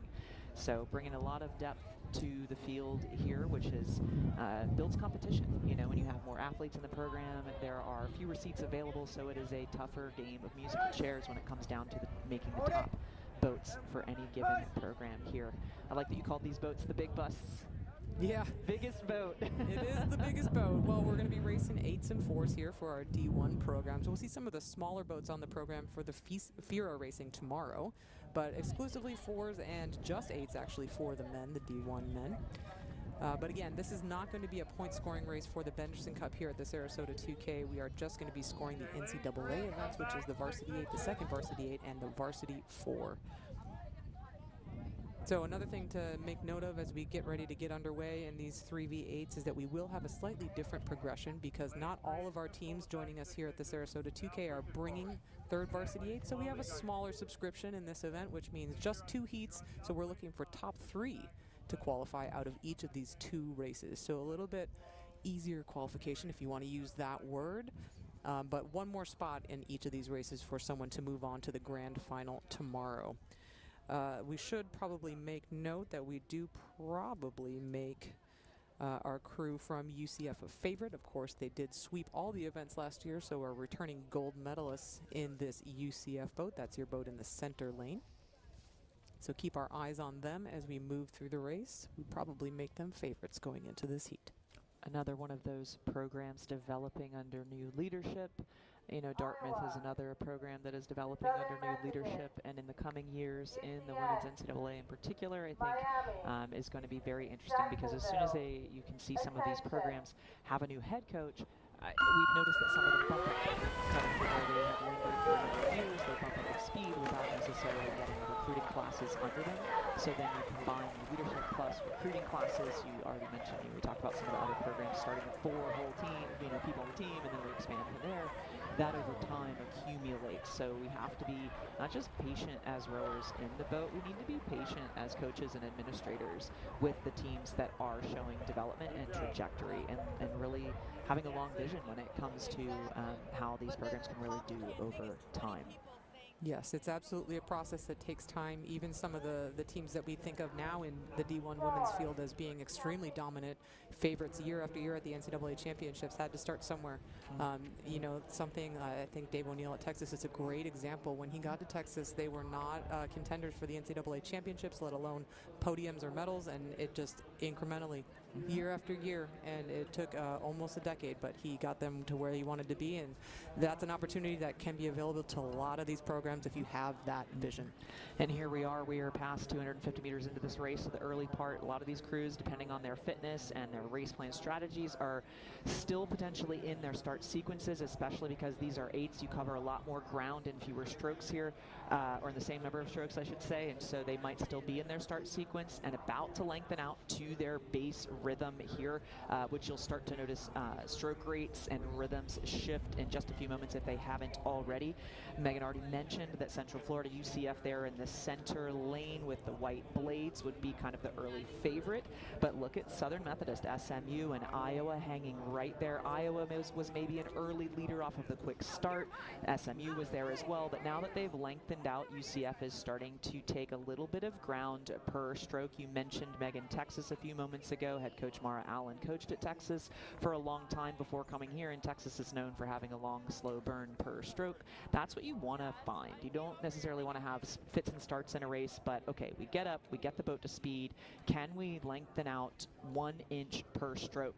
That can be much more of a confidence boost for the athletes in the boat than having a major move that moves a ton in 10 strokes and sits. Just little by little, knowing that what you're doing without creating a major shift in your rhythm is just a little more effective than everybody else. Makes you kind of grow this little grin that turns into a smile. Well, it's so much more like, about momentum as opposed to just, having a one-off shot here or there. Yeah. And you can see that really taking shape here with this UCF crew. And we saw this from them time after time as we saw them come down the track at the Sarasota 2K yesterday. Mara's doing a great job to teach them, coach them that patience, that trust. They do a lot of training, a lot of hard hours of training that allows them to just know in the back of their mind, I can do this. I can sustain this. This is hard, but we're just going to keep moving because we know about how much work we've put in, and we can trust all of that and all the women around us. You can see they've established just about 3/4 of a boat length now over SMU, but great turn up from the Mustangs just to maintain contact at this stage. It's really hard to see the margin on Iowa at this point, but they are also right in there. It looks like that's going to be your 1, 2, 3 as we quickly approach the 1,000 meter mark. And these crews are cruising, as we say. We're looking for about 3:23 to be on track to break the event record in this third varsity 8. This was my pick for the event record that might fall this weekend. I just didn't expect it to be right away on day one. So it looks like we're a little bit off the pace here at 3:26. So we'll see what these ladies have in the second 1,000 meters to see if we can't start sniffing at some of those records, because the wind is starting to change just a little bit as we've started to get into the program now. But it looks like the camera director is going to zoom right in on our race leaders, your crew from UCF. You're talking about the speed here, about 3 seconds off of that pace that you mentioned, but if the wind were to shift to be a slight tail, they would absolutely be on pace to do something like that. I could imagine that a lot of these crews, because what we've seen over the years is just a continual progression in terms of the quality of the rowing. The ERG scores have, I don't want to say always been there, but the ERG scores have really been quite high at the collegiate level for a number of years now, and so now we just got to get the technique to match the ERG scores, and then the boats will really start to pick up pace. We've started to see faster and faster teams, kind of really some benchmarks being set on the water in the women's eights in particular over the last couple of years, as the technique has started to match what's going on in the ERG and weight room and that sort of thing. So UCF out in front, they were the early leaders, and they have now extended to probably about an open water margin because that momentum that they have been carrying. The secondary race, secondary race here between SMU and Iowa, that's been incredibly tight the whole way down the course. Those two crews were trading bow balls in the first 500 meters or so of the race. That's incredibly valuable race experience to have to sit side by side within a race that's not just a duel, and not fold, and not let it get to you psychologically. And right now, it looks like Iowa maybe has a couple of inches over the Mustangs of SMU there, sitting in second and third place respectively. Leader still UCF, and you can see just there in the bottom of the picture, peeking in was Miami. So clear water behind these three crews do sit the Hurricanes of Miami, but they are also there in this race as well, as we are into the last 500 meters of the race. Well, I think what we just saw was masterful work from our drone pilot, who may have just captured that momentum shift from Iowa just perfectly, because just as you were talking about that, Lindsay, I think we saw them just realize this is the moment where we're going to launch. And it does look like they are just inching closer and closer to SMU to see if they can't overhaul them in this last quarter of the race, because they've They've been sitting at that maybe 2-seat margin, but I do think the Hawkeyes have started to move, and they're just starting to come level now with SMU. Will these two start to push each other to close that gap on race leaders UCF? If we can get a little bit zoomed out so we can see what's happening in those second and third place positions, that's where the real story of this race is, because UCF, I think, has locked this up for that first qualification position, but this is going to be your 1, 2, 3 to advance into the grand final. Has Iowa done it, Lindsay? Do we think that this is the margin that's going to put them into that second place position in the better lane for tomorrow? They had the edge on SMU just a moment ago. SMU in the red hole there in the picture, but SMU inched back up as well. So we are looking like Iowa is trying to collect a little bit more cleanly here, because it's not about necessarily finding more, but it certainly is about staying clean at this point, because every stroke, every inch matters. That's the camera angle showing the discrepancy here. It does look like Iowa has the momentum, but SMU is still there right as well. Perhaps a deck between these two crews, maybe 10 meters, something like that, as they come across the line. Oh, I'm loving this bow seat. Millie Short from Iowa, walk-on, just absolutely blackout there in the bow seat to get her crew ahead of SMU. You gotta love the dedication and commitment. This 3v8, look at this, Lindsay. We're looking at our sheet right now. This is a boat full of walk-ons. That's all we got in this Iowa crew, is all athletes who would have walked onto the team. They're all freshmen. There's one fifth year. That's Millie Short in the bow seat. She was a former field hockey player at Iowa, and here she is just absolutely going for it in that bow seat of this 3v8 for Iowa. So well done. Some experienced leadership back there, and knows what it takes to be a D1 athlete, and there she was, first across the line in that boat for Iowa. UCF takes the first place spot, 6:54.46.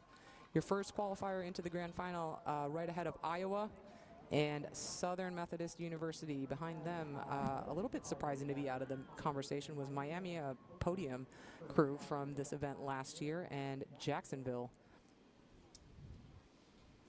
You know, something to think about too is with this third varsity 8, depending on the depth of the program, you know, you mentioned a bunch of freshmen, people coming out of different sports, those types of things. It is really interesting to see there may be recruited athletes in a third varsity 8 that have a lot of experience, many years of rowing, but then it might actually be walk-ons and what were once called novices in the women's NCAA. And so you could have people that are in their first year of rowing,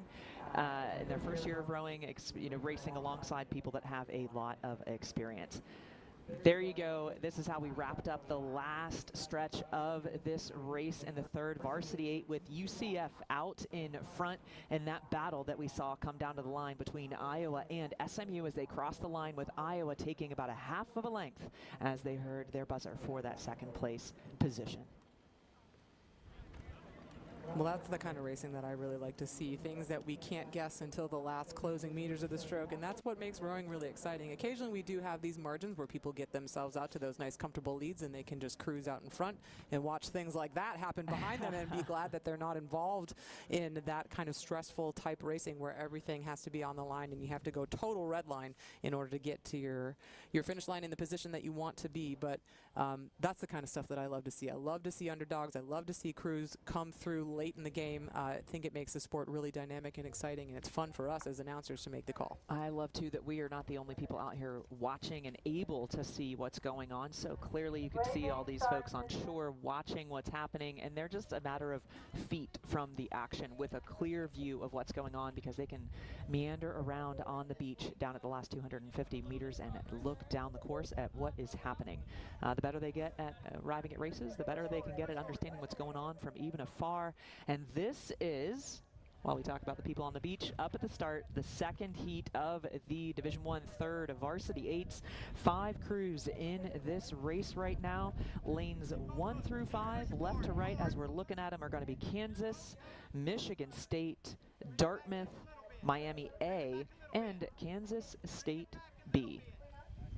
Yes, Lindsay did point out to me that we do have 2 entries from Miami in this third varsity 8, so potentially maybe we're going to see a little bit more speed from this A entry in this third varsity 8 for Miami as we come into this second round of racing.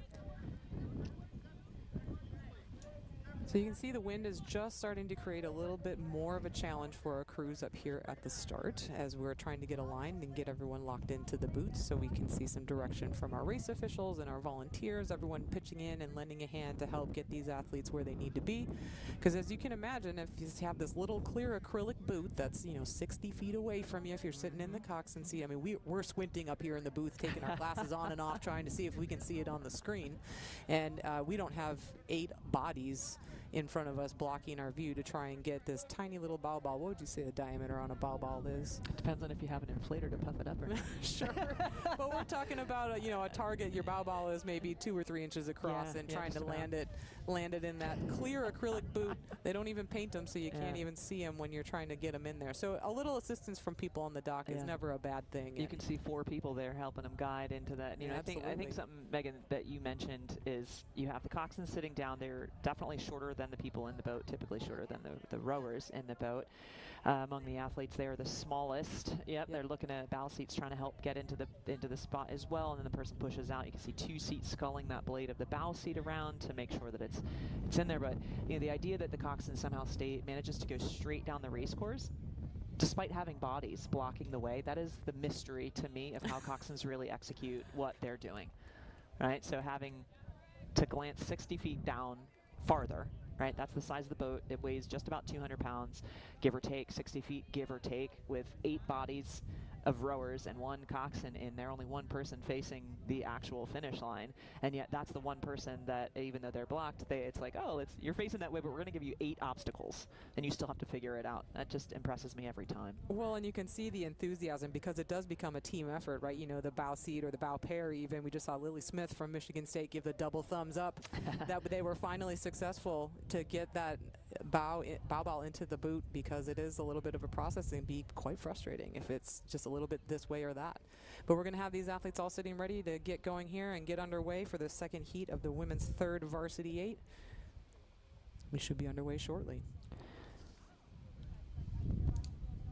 It's interesting. You can see most of the crews are sitting, most of the athletes are sitting here almost at attention, but not necessarily quite, which means maybe they haven't started polling. There you go. You can see that means that there was something said at the start where the announcer is then calling them to tell them exactly how soon, what time frame they are within the actual start of the race. So right before the start of the race, imagine being the bow person who has to then be focusing on changing the trajectory of the boat when you need to then be focused on the start itself. It can be pretty intimidating. I've been that person before, and you've got to split your mind while also staying calm, which is a pretty interesting thing to have to get to practice here at this level. We have a clean start here, meaning that all the crews have taken off from the race. The referees haven't flagged them back. So as soon as they get out of those red buoys that you initially see, that's the first 100 meters of the race. Once they're past there, all open all the way down the course, here they go. So this cruiser in their start sequences still, the rates are still a bit high, the adrenaline is certainly pumping, and hopefully they are breathing at this point and kind of preemptively breathing so that you don't forget. You get 45 seconds in and you're like, oh, we have 3/4 of the race left to go. And I haven't taken a single breath. You got to learn to manage that early on so that you can have more to go later on in the course. Beautiful shot, though, off of the sterns of these 5 boats. Kansas, Michigan State, Dartmouth, Miami A, and Kansas State are about 300 meters into this second heat of the women's Division I 3rd varsity 8. And there's our little robot making his way down the course to pick up our racers. It does look like it's our crews in our center lanes, those crews from Dartmouth and Michigan State that might be getting the best of this start, and we wouldn't be too surprised by that. Dartmouth came away with the silver in this event last year, and Michigan State, oh, I'm so sorry, I called it wrong because we're on the wrong side of the course. It is the crew from Miami. Of course, how could I miss those orange decks going toe-to-toe with Dartmouth, and that is the crew that I miscalled. Lindsay's calling me out left and right over here. No, that their B crew it's a team effort up here. Did not advance in that first round of racing for Miami, but here we see their A lineup doing a little bit better and sticking up with the pace of these race leaders from Dartmouth, and this crew from Kansas doing really well here on the bottom of your picture as well. Just seeing what they can do to knock on the door of Dartmouth, the podium crew from last year, and see what they can have to say about getting onto the podium themselves here in 2026. It is the Spartans that are maybe just starting to give up a little bit too much real estate to these leading 3 crews on the top of your picture: Miami, Dartmouth, and Kansas. That Kansas crew we saw there therefore have a pretty good show of it in terms of speed relative to Miami in an earlier heat here, in an earlier event here. And so to see them kind of, this is a similar pattern where they did pretty well off of the start, maintained just enough, and then were able to pick it up again a little bit due to the power that they had in the center portion of the race. So we'll see if that similar trend will happen here in the third varsity 8. That was in the second varsity 4 that they had that pattern. So let's watch over the course of today and tomorrow and see if that's maybe a team trend. You know, you would expect boats within the same team to have similar patterns, similar MO, simply because of the training programs that they're on and kind of the race plans that they're probably working from, knowing that it's early in the season still. It's the end of March, you know, and so in terms of where people are sitting in certain boats, you know, we could imagine over the course of the season that lineups will shift. So it's important that there's some uniformity across a program from boat to boat. Out in front, Dartmouth still out there in that yellow hull. Miami next to them with the orange deck as we approach 1,000 meters. Kansas very close up into those top 3 as well. Well, I was really interested about this Kansas storyline as we were coming into this weekend because, of course, they've entered their Andy Derrick era in his first year coaching the Jayhawks, making the move from Gonzaga. So he's got a ton of experience, knows how to work his athletes hard and get some results from a big program like Kansas. I feel like he's going to have a lot of opportunities to get some great athletes through there and see what he can do at the program. It looks like we've already seen some good speed compared to what Kansas was able to produce here last year, doing really well and getting themselves in contention to move on to the grand final in this third varsity 8 and holding tough against these crews from Miami and Dartmouth. Do we think that Miami has launched a little bit of an attack here in the last minute or so to see if they can't just move back on Dartmouth? That's not totally clear from this picture. Dartmouth is doing a really nice job to get themselves out and see how secure they can get themselves in this lead position, but not really able to shake this crew from Kansas.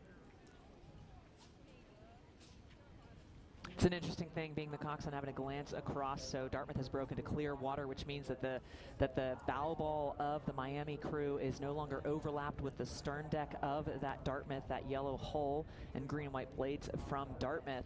And now what we see here is about somewhere between 3/4 and a half of a length of a lead for Miami over Kansas. And so that's a really good amount of overlap for Kansas to have at this stage of the race. It still keeps the door cracked open for hope there, right?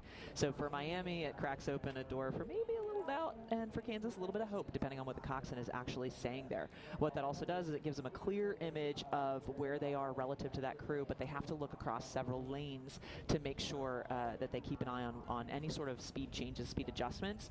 I think that's an interesting difference between the rowers and the coxswain. The coxswain has to intentionally stay aware of what's going on outside of the boat, whereas the rowers really need to do the best that they can to stay internally focused and stay blissfully unaware of what's happening outside of the boat, because even if you divide your attention even for a fraction of a second, that's energy lost, energy that you could be putting into what you're doing, following the person in front of you, breathing a little bit better. There's so much that you can do inside the boat that can really be positively impacted by just staying wholly focused on what's going on inside the one thing that you have control over, rather than giving away a little bit of control by glancing outside the boat. Well, we have this setup that you were referencing earlier. Sometimes it's nice to have an experienced coxswain in a crew that's maybe a little bit less experienced. That's exactly what we're looking at here with this 3 from Dartmouth. Your coxswain, Amaya Bond, is a senior sitting right in front of your freshman stroke seat, Caitlin Wayne. So that's a great combination, just being able to offer that experience and wisdom, that confidence and poise that comes from having a lot of time in the coxswain seat, just giving that extra bit of confidence and security to a young athlete like Caitlin that's riding in that stroke seat for the big green. So very cool to have that combo there. She's even got a senior behind her in Annika Kohlberg in that 7 seat. So just sandwiched between that senior leadership. That's a nice place to be if you're a freshman. Yeah, absolutely, because you can learn. You can learn from the people around you. The coach can only say so much, but the behavior of the athletes around you is really what's going to help you out there a little bit. So maybe a little bit of crosswind, getting the best of the Dartmouth coxswain there for just a moment, but not enough to allow Miami to get back in there into that kind of overlap position. Miami sprinting hard, trying to put even more pressure on Dartmouth, definitely unraveling a race plan that they want to be able to practice before tomorrow's racing as they move through here. And both boats coming across the line, just a little over 3 seconds for Dartmouth as they cross the line ahead ahead of Miami. That was Kansas that was coming in across a third. Miami was able to break 3 of them in that third and fourth 500 of the race to get back to open water relative to that crew from Kansas that fought hard. Coming across then in fourth is going to be Michigan State, and rounding out the field will be Kansas State, bringing it down to their last few strokes ahead of this finish line at a beautiful Nathan Benderson Park in sunny Sarasota, Florida. So confirmation of your results, it was Dartmouth that came away with the win, 6:55.04, just about a second off of our first round of racing in this 3v8. Charged hard Miami in that last 500 meters. Ben closed the gap, but not enough to overhaul the big green. And rounding out your qualifiers for the A final, the Jayhawks of the University of Kansas. Moving on to the petite final tomorrow will be the Michigan State Spartans and the Kansas State Wildcats.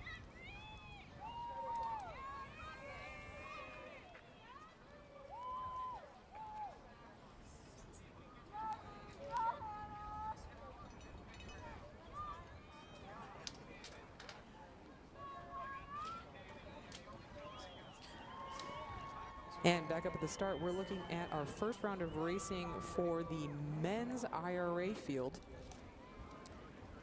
Yeah, we're gonna here no Yale and no Stanford in this heat, but it's going to be a straight final here. Yes, and we're going to be looking at the crews that are making up our 4v8 field. It does look like the University of Washington has 2 entries, so we'll call it the 4v and the 5v. But we're just panning across the field now. We started with the University of Washington 5v on the far left side of your picture, then followed by Brown, then the crew from Harvard, and then our University of Washington 4v crew.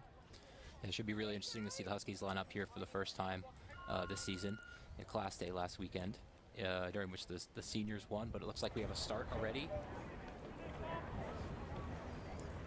And all 4 crews are off the line. Yes, and let's just make a quick logistical note. This is Joe on the mic, everybody, with Lindsay has just departed, and Joe Mallen joining me here in the booth for this men's race. But just wanted to make sure you didn't think that Lindsay was having an issue. So we're underway here at this 4-boat field. We're looking from the top. It's going to be left to right. University of Washington B, the 5V, Brown, Harvard, and University of Washington A, the 4V. And probably not a surprise to see that the University of Washington, over on the right side of your picture, has sprung out to an early lead in this men's 4V event. Being chased hard by the crew from Harvard just off to their right. And Brown just getting the advantage over the Harvard crew, but that 5V from Washington, full of freshmen, making their move on the Brown boat at the moment. Yeah, when I was looking over the lineups of this race, I was interested to see how this Washington 5V does against 2 other 4Vs, which they're going up against. Looks like they shut off the blocks pretty quickly here, but it is the 4V from Washington that is in front here. And you know, they're leading 2 very experienced crews here. I mean, in the Harvard 3V, we have the Pacino brothers, Luca and Marco, who were in the bow pair of the 3v8 last year that won the IRA in a very, very close race with Washington. Their brother Giuseppe Vicino is a rowing legend, notably taking the men's pair here in Sarasota, winning the World Championship in the men's pair. The World Championships in 2017 here in Sarasota. So very experienced guys. They're now up in the stroke pair of Harvard's 3V, but again, going back to what we're looking at here, it's Washington all the way. It is right now Washington all the way. The 4V continues to lead the 5V for the Huskies. And I thought maybe from that last angle that we were looking at that we were starting to see the Harvard boat just start to creep back into this Brown boat. But from this angle, it looks like maybe Harvard is just holding steady at a deficit of maybe 2 or 3 seats to Brown. And that Brown overlap on either of these Washington boats is just starting to disintegrate, with the 5V just holding on to just about a deck overlap now. That's all that remains between Brown and the Washington 5V. The Washington 4V at the top of your picture just really starting to row away with it with that hallmark, very physical style that we are so used to seeing from this program.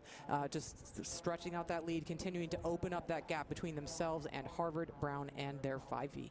Yeah, very solid lead here for the Washington 4V, particularly against the other 4Vs that they're going up against, their peers. That 5V from Washington, though, they're starting to edge back in a little bit to the 4V's lead, but I think that Washington is going to put the hammer down now on these other 2 crews.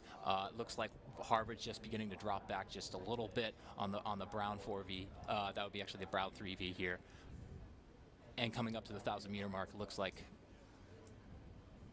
They're going to cross under 3 minutes here, which is some great early speed, especially given the time of year. Yeah, so this event was my pick for the event record most likely to fall this weekend. We're not quite there. We're a couple seconds off that 1,000-meter pace, so I don't think it's under threat in this round of racing. But nonetheless, we still have a great race on our hands. Look at this margin that we're seeing at the back of the pack between Harvard and Brown. Neither one of these crews backing off one another, going just about toe-to-toe. Has Harvard just started to come level with Brown as they continue to hunt down the Huskies here out in the lead. The 4V for Washington continuing to lead at the top of your picture with the 5V chasing hard. They have. It's an absolute battle going on here between Brown and Harvard. I mean, you can see the effort that both crews are putting in, each trying to get their bow ball ahead. It is dead level here as we come up to the 1750 mark, if I'm correct here. We're actually looking at the 1250 mark if I look out our window to my left-hand side. Yes. It looks like Harvard's just starting to get the better of Brown, but there's still open water.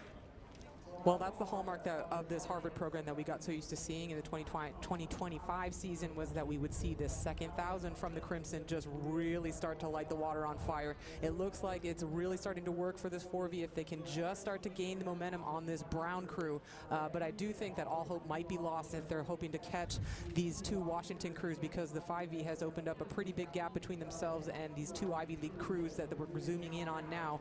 And look at this. Do we think that maybe Brown has just started to move back through the Harvard crew and maybe just start to neutralize the momentum that we're seeing from the Crimson? Yeah, we were with the drone perspective, we just had a little bit of a parallax there. It actually looks like Brown is in the lead here against Harvard. Brown, known for their really powerful move at the 1,000-meter mark. Every other opponent on the course will know that they take a big 20-stroke move at the 1,000-meter mark. So it looks like they've deployed that already.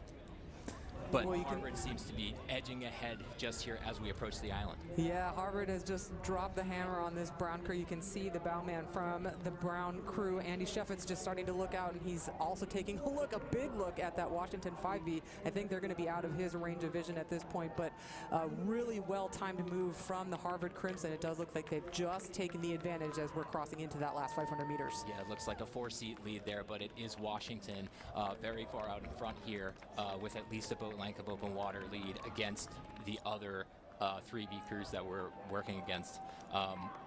Sorry, 5V crews that we're working against.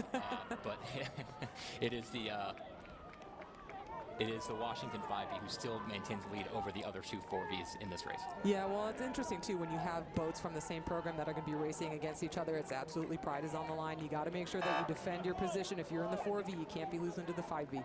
So these guys put it all out there to make sure that they stayed ahead of their teammates, pushed each other really hard to the line, but it's going to come right down to it between Brown and Harvard. It's going to be on the surge between these two. Oh my goodness, I don't know if I can even call that.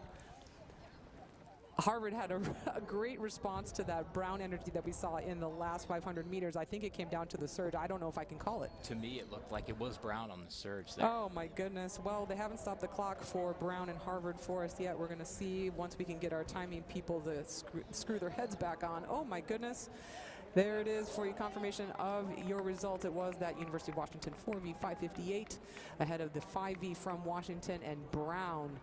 Ooh-wee, just the narrowest of margins, just a bow ball between the Brown 4V and the Harvard 4V. A tough-fought battle all the way down the track between those two Ivy League teams. Those two crews really went at it. And as you can see here, all the crews got off the starting blocks pretty evenly, but it was Washington who really started to edge ahead. Yep, just laying down a ton of power in the middle of the race course. We know that they do that. That's their signature style. They like to get out and hold it, but it really came down to this really exciting move from Harvard. Look at them taking inches every single stroke right up to the line, but just coming up a little bit short on Brown. Really awesome race between those two 4Vs, between Brown and Harvard. Good stuff for tomorrow. Absolutely. You could see both the efforts coming down from both crews through the middle of the race there.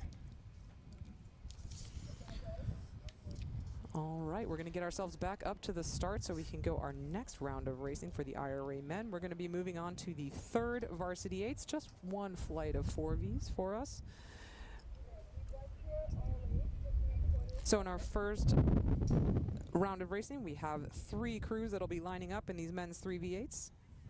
In lane, let's see, let's get the numbers right for Bruce so he doesn't freak out. On the far left of your picture, it'll be Harvard. In the middle lane, it will be the University of Washington. And then closest to you, on the right of your picture, the crew from Stanford. Stanford. Attention. Yeah, my apologies about the last race. We're going to see the Vicino brothers at it in this heat of the men's 3v8s. No worries. I confidently called the wrong lineup in at least one race already today, so we're doing our best up here, and we appreciate all the athletes, whether we say your names or not. Great even start here between these three crews. Again, we're looking at Harvard on the left, the University of Washington in the middle lane, and Stanford on your right. It does look like the Huskies maybe just getting a deck advantage even in these early strokes, Joe. Yeah, Huskies off hot here, but I'm going to watch this Harvard crew, you know, the defending IRA champions from last year, so they're going to look to begin the season with a bang and really set the stage for the rest of the season going up against this Washington crew. But Washington's going to know that, of course, so we're looking at a couple of seat lead here for Washington. So the Huskies in the middle of the course, in the middle of your screen there, they're starting to get the better of the Crimson, but I'm looking for, you know, maybe the Crimson's first move coming up pretty soon. Well, I would expect to see it maybe a little bit later. We love to see that second 1,000 move from the Crimson. The trick is going to be whether or not they give away too much ground to Washington in this first 1,000 meters. That's been kind of the issue with these guys, that we love that fast burn in that second half of the race, but will they give too much away early on? Stanford is doing a good job just to stay in the conversation as well. They've got at least a half a boat of overlap between themselves and Harvard, but it is starting to slip away. It does look like the Cardinal just maybe finding the pace a little bit hot in this first 1,000 meters, so we'll have to see if they have something in the tank for the second half as well. Well, either way, I'm really happy to see a Stanford 3V back in action. It's been quite a while, at least since Ted Sobolewski took over the program back before the pandemic. But they, you know, I think competitive-wise, I would expect to see very strong things come out of the Stanford program. They have a whole host of fantastic recruits that are going to come in over the next couple of years, both international and domestic. So don't count the Cardinal out. Absolutely not. I mean, they're coming into this weekend ranked in the top 10 for the first time in a while, certainly ranked higher than they were at this time last year. And I think that's a big step on for the program after having had a couple of tough years after the pandemic and really just rebuilding, as you said, and getting themselves back to a place where they can start to compete and be a huge force on the West Coast for men's rowing again. As we've seen the race continue to unfold as we're moving toward the halfway point, Washington still out in the lead, but only just as we're seeing this Harvard boat start to come alive and find their second win coming through the middle of the race, just as we were thinking they might do. They love that second half of the race. They love the middle section of the race. The 1,000 meters is where we like to see this Harvard program come alive, and that's exactly what's happening right now. Washington is finding themselves in a situation where they're seeing that Harvard ball just start to move. Absolutely. The lead, the margin for Washington really hasn't changed in the last 500 meters or so. It was 2 seats, maybe 3 seats at one point, but now it looks like it's maybe only 1 seat, a seat and a half, and I think Harvard's on the move right now. They're definitely on the move, and you know, this is an interesting event too, because as you said, Harvard took this event at the IRA last year. They also took it at the Sarasota 2K. This was the spoiler event for Washington, not able to execute a sweep of all the events here in 2025 because of this 3V event last year. Looks like Harvard is going to stamp their authority on this event again here on day 1 at the Sarasota 2K and say, hey, this one's ours, and we're going to keep it in the bank, take it home, back to Boston. They've moved themselves into a very handy lead here. It looks like 3 seats now for Harvard over the Washington 3V. Oh, absolutely. For sure, leading on the Vicino brothers up there in the stroke seat, stroke pair, having been back in the bow pair for the IRA last year. Their brother's known for his passionate and absolutely aggressive and wild sprints that we've seen from him at World Championships, at the Olympic Games. So no doubt they're leaning on that experience. Yeah. And also just the Italian passion. The Italian passion, the Ferrari engine, as we might say, just really being able to punch the gas and get the stroke rate up nice and high. That is something that we are really comfortable seeing from the Italian program, from the Italian heritage. And look at this. It's time to go in this Harvard boat. They are extending themselves out to almost a full boat length over early race leaders, University of Washington. The Huskies do not have an answer here, or if they do, they're waiting an awfully long time to send it, because Harvard has made a massive turn of speed in the second half of this race. I'm actually very surprised to see that happen. That was quite a move there from Harvard to really stamp their authority over this race. Yep, as they're sitting at just that deck overlap between themselves and the Huskies now. Have the Huskies neutralize that move? A big move it was, but does Washington have another gear or two that they're going to be able to access as we're coming into the final minutes of racing? It does look like they've left a lot of work for themselves if they're going to come back from that huge, devastating move that we saw from the Crimson. Not out of it, Stanford just a few seconds off the pace here. It is an open water gap between the Cardinal and the University of Washington. And we're just going to lose Stanford off the picture here as we focus on our race leaders, because Washington does look like they are mounting a charge, but it's going to be many seats of work that they have on their hands if they're going to overhaul this Crimson crew. Yeah, Harvard, defending IRA champs, just cracking open water here now over the Huskies. We might see the Huskies hang on to just their stern deck. That bow ball seems to be pushing into the Harvard coxswain as we come down to the sprint, but it's all Crimson here coming into the last few strokes. Yep, Harvard looking very good in this 3V event. I don't see any mullets in there at this moment. We do have one bucket hat contributing to the speed, so no doubt that is helping them as they've opened up that open water now between themselves and the Huskies. A huge move that we saw from the Crimson in the second half to take the win in this first round of racing for the men's third varsity eights here in Sarasota. There's Washington across the line in second place, and rounding it out for us, it is the Cardinal of Stanford. Great to see them back in action in this event for the first time in a long time. First 3v8 that we've seen from the Stanford program in a while. I think that was a great margin for them there on that Washington. Absolutely. Group. But let's talk about the Crimson here. I mean, it is extraordinarily hard for a crew to come back with a lead like the one Washington had at the 1,000-meter mark. But to be able to come back and put a length on Washington is really going to cause Washington to have a mull it over tonight. Come back tomorrow and see what they can do. Yeah, I mean, we're talking about a 2-length difference, right? Because at one point Washington had almost close to a full boat length, and Harvard turned it around to open water. So that's a massive turn of speed that we saw from the second half of that race. So wow, good stuff for tomorrow. Looking forward to this event. Again, I think Washington is going to go home and take some notes and see where they can improve and come back and get that margin back a little bit more where they're comfortable, and see if they can't get a little bit closer to our IRA defending champions in this third varsity 8. Yeah, I'm sure it'll provide a lot of motivation tomorrow for them.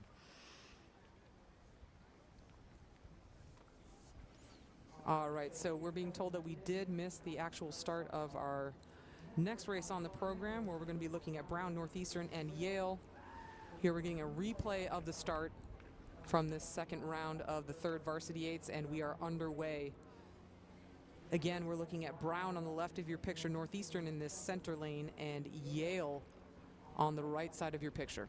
Yeah, so all three of these crews will be competing against each other in a matchup for the cup races. Of course, those will take place in the varsity 8s, which will race just a bit later after some more women's racing that we have coming up. But as we look here from a perspective of the starting line, it looks like maybe Brown is out in front here. Yeah, we have just a little bit of a delay from our drone. Our little drone is going to be zooming back from the finish line to pick up these guys. It is a little bit hard to tell from this rear view who might be leading. To my eye, this looks like a Northeastern lead, or maybe Yale. Yeah. And it is the Huskies of Northeastern leading both of these Ivy League crews by at least half a length or more. Looks like a half a length to Brown, or to Yale, and a little bit more to Brown. Yeah, Brown and Yale really even right now. We're already through the first 500. This is really exciting stuff. This is a program that I've been so excited about over the last season or two, just watching the rise of this Northeastern program under head coach Alex Perkins, rising up the rankings, having already done some racing this year, I think is really serving this program well. They're handling the pressure of lining up against these really classy crews from Brown and Yale, and really taking this race by the scruff of the neck. It looks to me like they might be overstroking Brown and just doing a really good job to crack the confidence of this crew from Yale. Yeah, they're probably absolutely fired up, especially given the chance they had last weekend to get some of the cobwebs out, racing Penn, during which each race was within 1 second. I love that rivalry. I think we need to have more hype around the Northeastern and the Penn rivalry, because we've seen season after season when they line up and race each other, or when we see them race each other in the championship season, it's fractions of seconds between these two programs. I think it's awesome. Yeah, definitely. So they have the length on the field, but let's take a look at both Brown and Yale here. They've been very even throughout this first half of the race. They have been very even with, I think, just the advantage going to the Yale crew on the right side of your picture. Maybe just a deck for the Bulldogs over this Brown crew, but I think we will see another gear from this Brown crew as we start to get into the body of the race. Will it be enough to move back on this Northeastern crew? Will Northeastern pay for this super fast start that they've executed in the opening minutes of this race? They're looking pretty good out there, still pretty punchy in the Husky crew. And just holding that margin, just that deck overlap still between themselves and Brown. If you look at the energy between these two crews, you can see really kind of the difference in the approach and the intention. This Northeastern crew to me looks just super, super hungry. They are absolutely attacking this race, whereas Brown, I feel like, just looking like they're just in their rhythm. They're looking at maybe Yale and just seeing what progress they can make there and just trusting the program's history, trusting their training, trusting each other, and just waiting for the right moment to attack. Yeah, I think Northeastern's really enjoying the perspective they have on both of these crews. They're up at a pretty high stroke rating. We don't have stroke ratings available to us right now, but they look like they're overrating both Brown and Yale.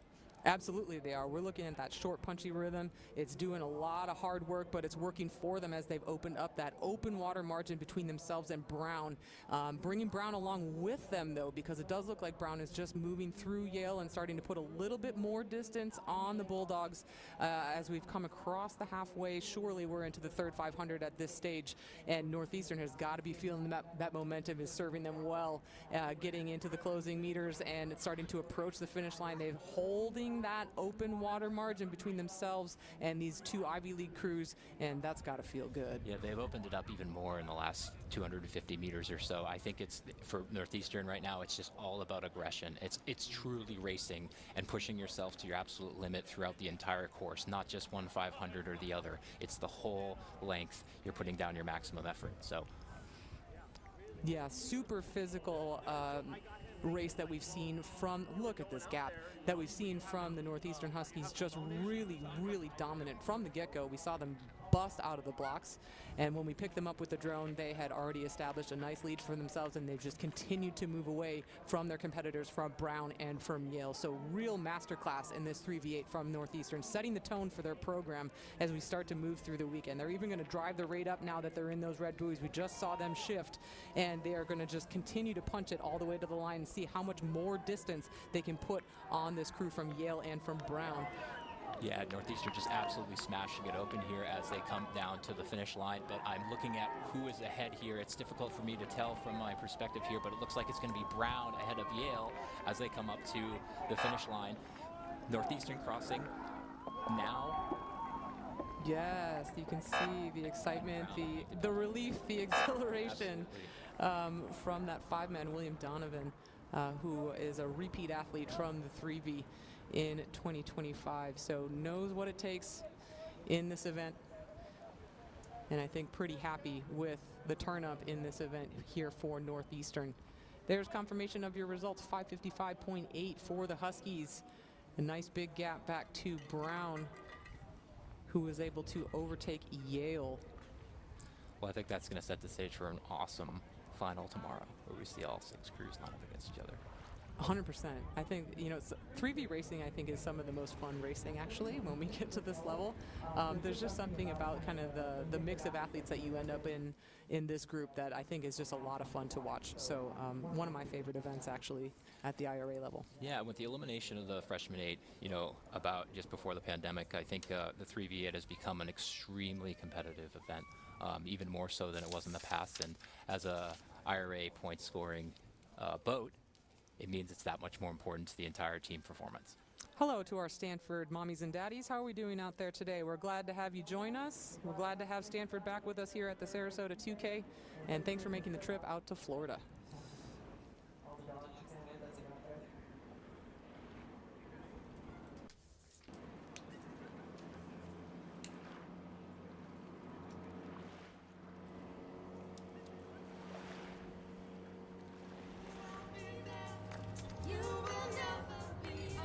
We want to thank our silver sponsor, PopStroke Sarasota, for their support of the 2026 Sarasota 2K.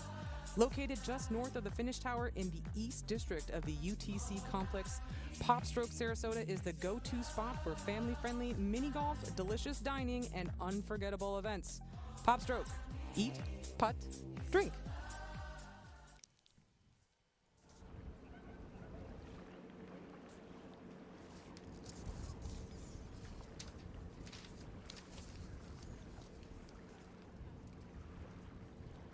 We are so pleased here at the Sarasota 2K to have our food and merchandise vendors here throughout the entirety of the event. Please come on over and visit all of our on-site vendors, including Tiki Island Concessions, Purple Bowl, Chick-fil-A, Carousels, Fire and Flower, Fine Designs, selling custom 2026 Sarasota 2K shirts and merch, Strokeside Designs, Rival Kit, and the Nathan Benderson Park merchandise. Get your official MVP hats, shirts, cups, sunglasses, and more.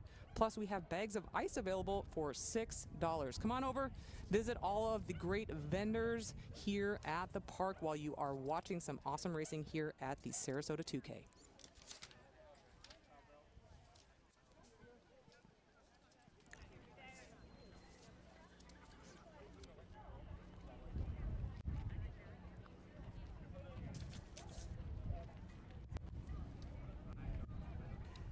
This afternoon from 4 to 7 p.m. on the second floor of the Finish Tower, join us for the Alumni Watch Party for Harvard, Yale, Brown, Northeastern, Washington, and Stanford. Tickets are just $20 and include food, 2 drinks, and prime indoor-outdoor race viewing. Then tomorrow at 12:30 p.m., join us for the Medals and Awards ceremony, presentation of the Challenge Cups and the Benderson Cups to the top championship men's and women's teams here at the 2026 Sarasota 2K.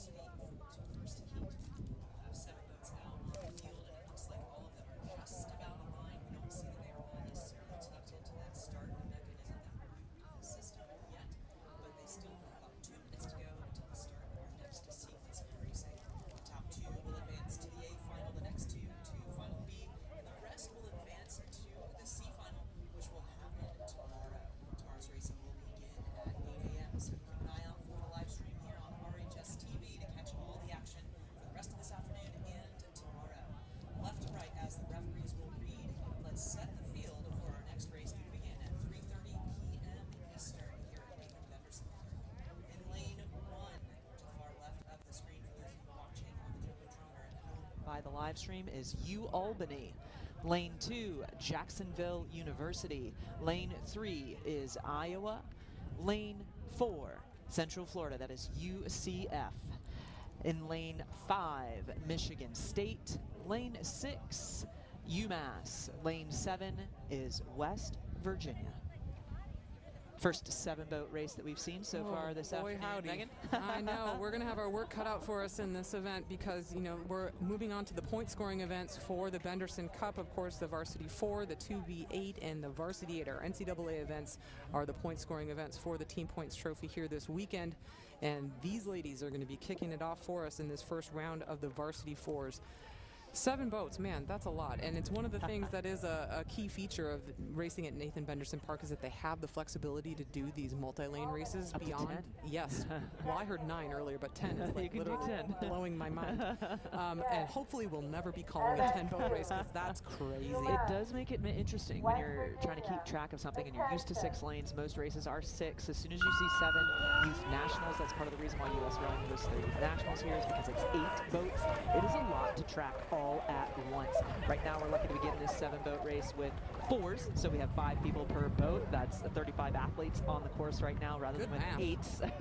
I can do math, I can do the simple multiplication here, but we have all 7 boats off. What a sight this is, and expect at least certain clusters, maybe a couple of 2-boat races here in the mix. Right now it is just UAlbany, a little bit off of the pace in the very, very beginning. Very young program, began with just 4 athletes last year and has built by bringing in 10 freshmen plus a couple of transfers this year that has helped grow that program. So keep an eye out for them over the next couple of years. Megan, it looks like you have something to say. Yes, I know. Well, I wanted to make sure that we did shout out the Great Danes, the UAlbany team, because this is their first time racing at the D1 level, and this is so cool. They literally have come to one of the biggest, most premier events in all of D1 women's rowing and jumped in with both feet. I would say dive in head first.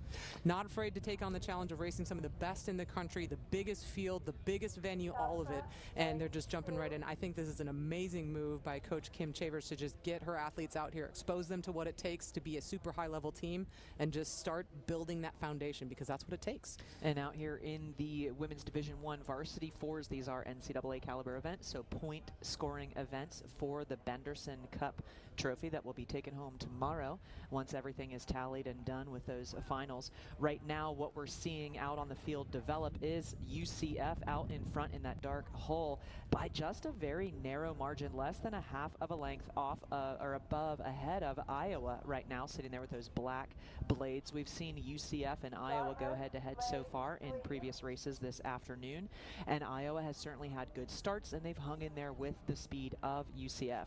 UCF had a nice showing, not just in their conference last year, swept that here on this water last year, but also had a nice showing moving up the ranks in the women's NCAA progression system. So had a nice showing at the NCAA championships last year. So having setting a bar here in terms of caliber on the women's side right now, and looking to advance that speed, see if they can climb even higher at the NCAA ranks this year. Right now, out in front, got to be UCF.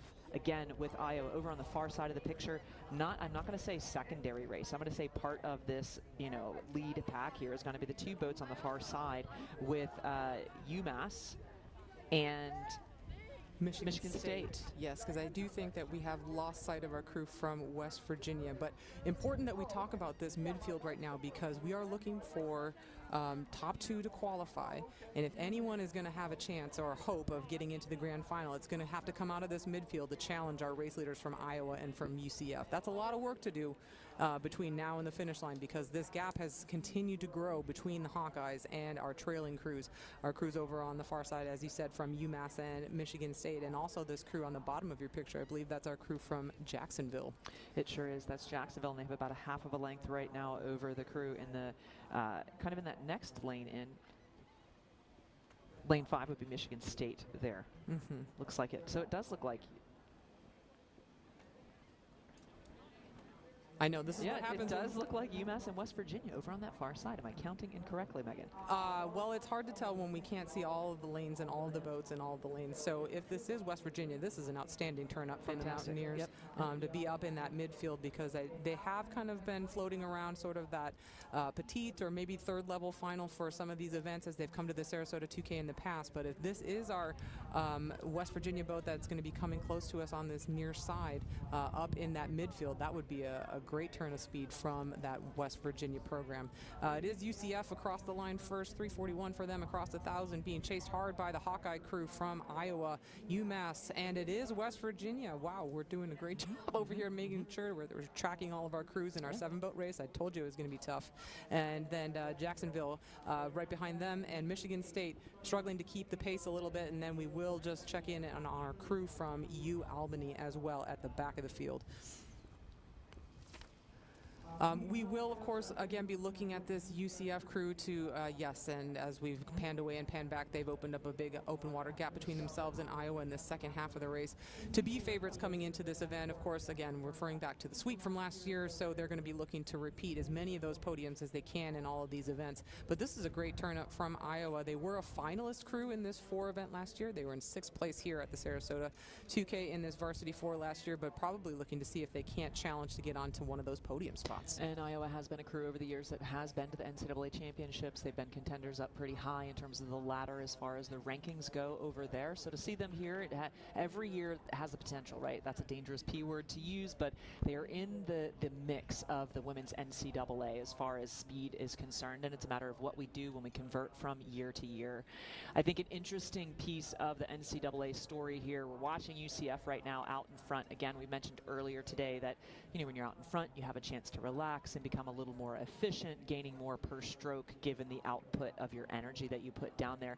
I think it's interesting in these early season races where coaches don't necessarily want to stack every lineup and show all of their cards early in the season. They want to show progress throughout the season, but certain teams can risk that a little bit more than others, because you have to get, especially if there's a coaching changeover, a large senior class graduating, whatever this major change might be, you got to get the buy-in and the trust of the athlete athletes in the process. So there's only so much risk that you can take with early season racing, because even though mid-season conferences, later season stuff is really what honestly matters the most as far as it goes, these early races are the ones that kind of help you gain a little bit of confidence in what you're doing, and again, going to help with the athlete buy-in, which is only going to make the next couple of months even more productive leading into bigger and bigger races.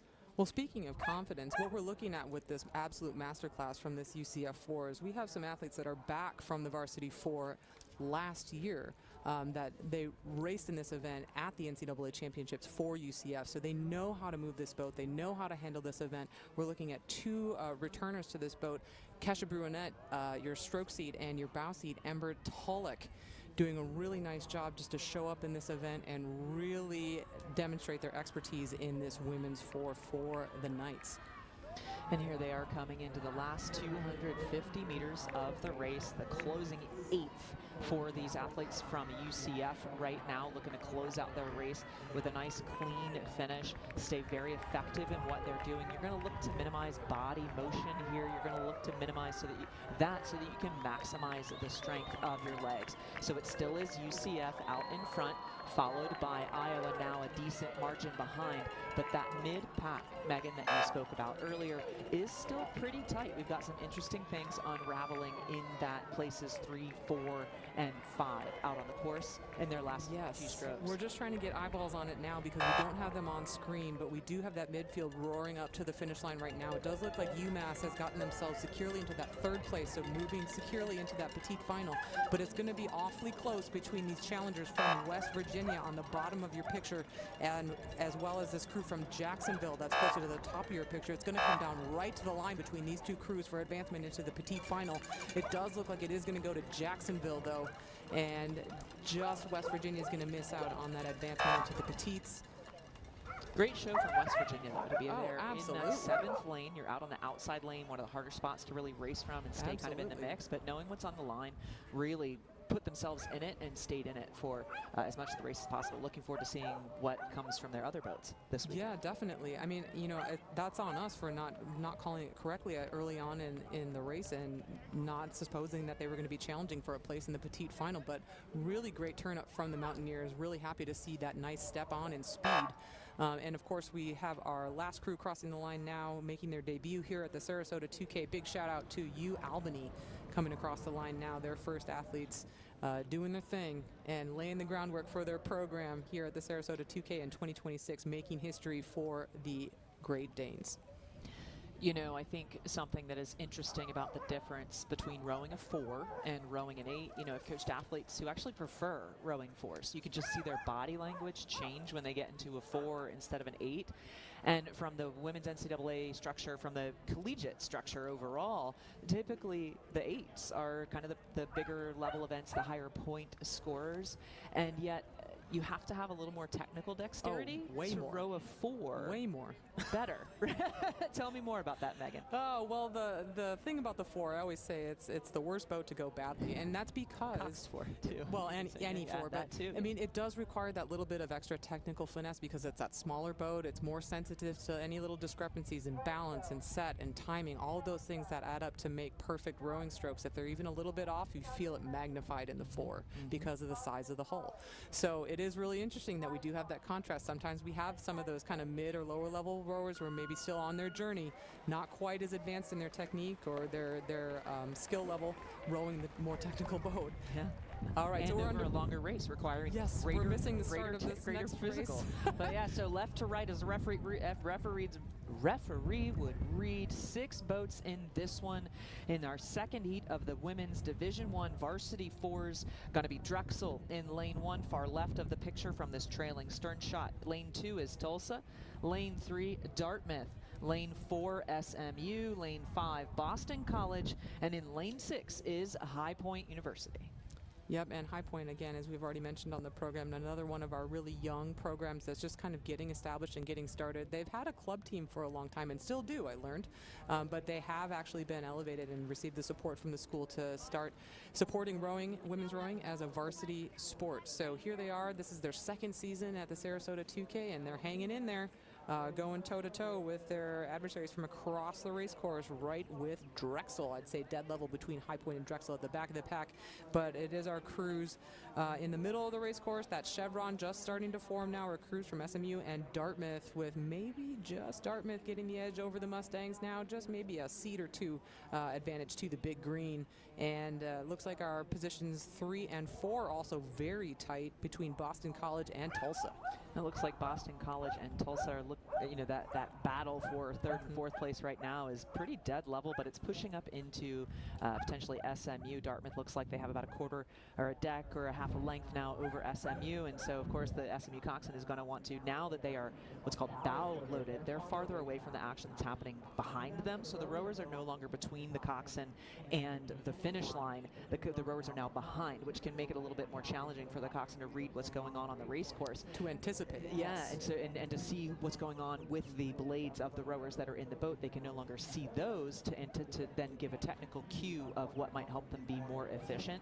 So to that end, that SMU coxswain there isn't necessarily aware of the race that's unraveling between the two boats that are going to then push up into them, those two boats being Tulsa and Boston College. Boston College to the SMU coxswain to the right. So they're going to want to stay aware of that, see if they can creep back up in there.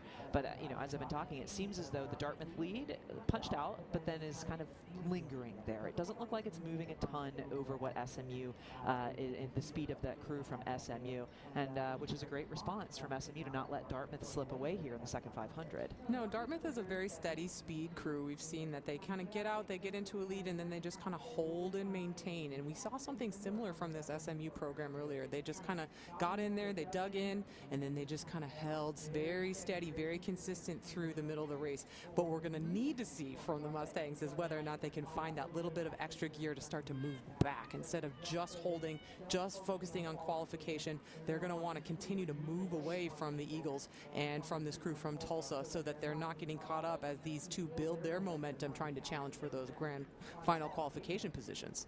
We might be also seeing that there's relatively new head coaches in both of these programs from SMU and Dartmouth now starting to show development of physicality, development and shifting of training programs, as we kind of had a head coach shuffle at the women's Division I level over the last couple of years for a variety of programs. Biggest shuffle that we've seen in the history of the women's NCAA, overall, which then it's now nice to see maybe coaches starting to come into their own, where you can see their character starting to develop, because the culture is going to shift as well, and that is always more than just the training itself. There is something about the personality of the head coach that will then come into play. Let's talk about Dartmouth has a new associate head coach, Gordon Getzinger, coming out of Washington, which is a storied program. Here I am talking to a Husky right here, so that knows the story, the history of that program on both the men's and the women's sides. So going to contribute to the speed of Dartmouth will be interesting to see now this coaching culture develop. How will that continue to grow over the years and how it influences the program? Yeah. 1,000 meters down.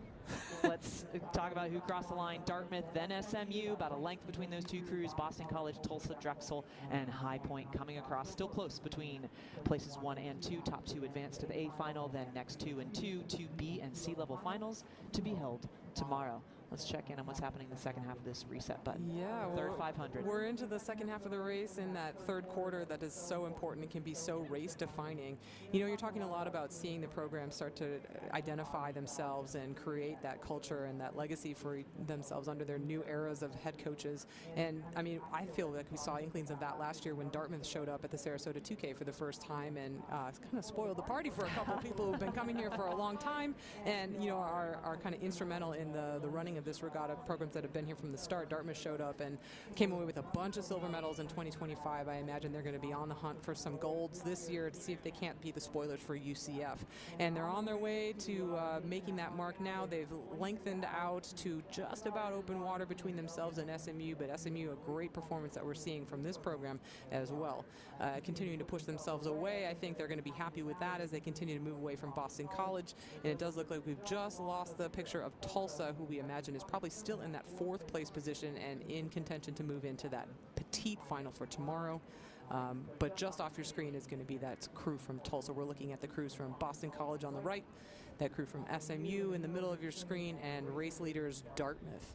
Continuing to extend now that we are deep into the third 500. Dartmouth is showing maybe a little physicality, maybe a slight technical advantage over the SMU crew there, sitting in second with that blue hull.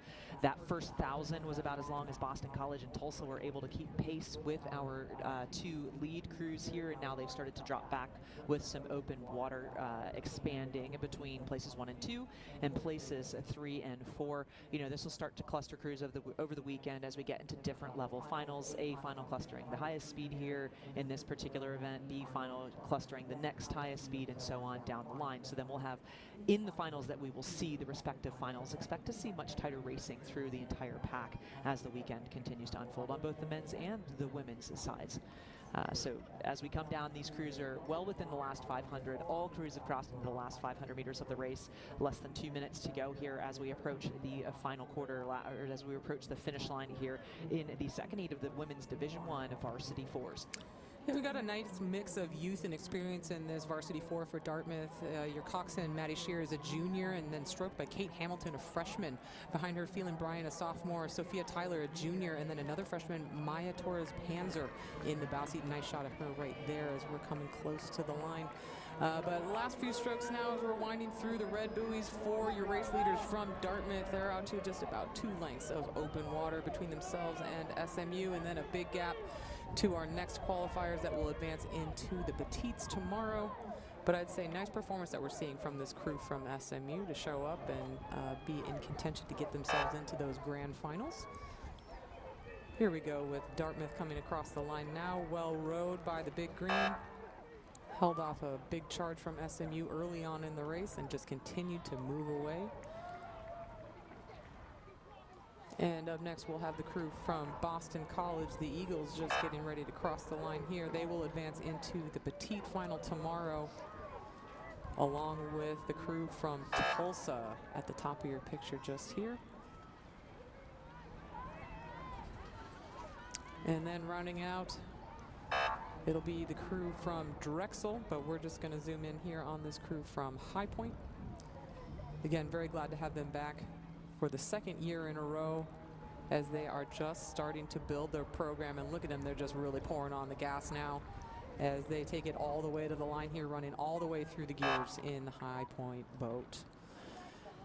I mean, you know, another thing about, apart from the facility that we have here, okay, so Dartmouth, let me go back to this for a quick Let me get you back on the rails here, hold on. Well, for the reason why, you know, Dartmouth coming across here, time is 7:27 here, just about not quite 2 boat lengths ahead of your second place crew there, SMU.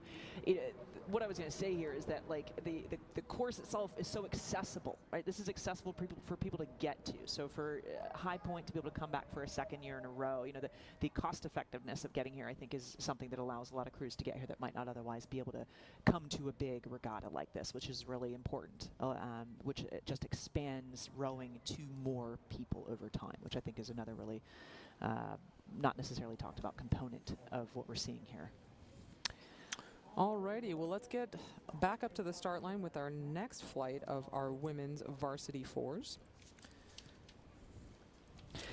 Left to right as the referee reads, look at that. They're all in the boot. They are all ready to go. We have at the 3:50 start. We are 1 minute ahead after a short break that we were able to take. It's going to be Kansas State in lane 1, Louisville in lane 2, Miami in lane 3, UNC in lane 4, Kansas in lane 5, and Old Dominion out in lane 6.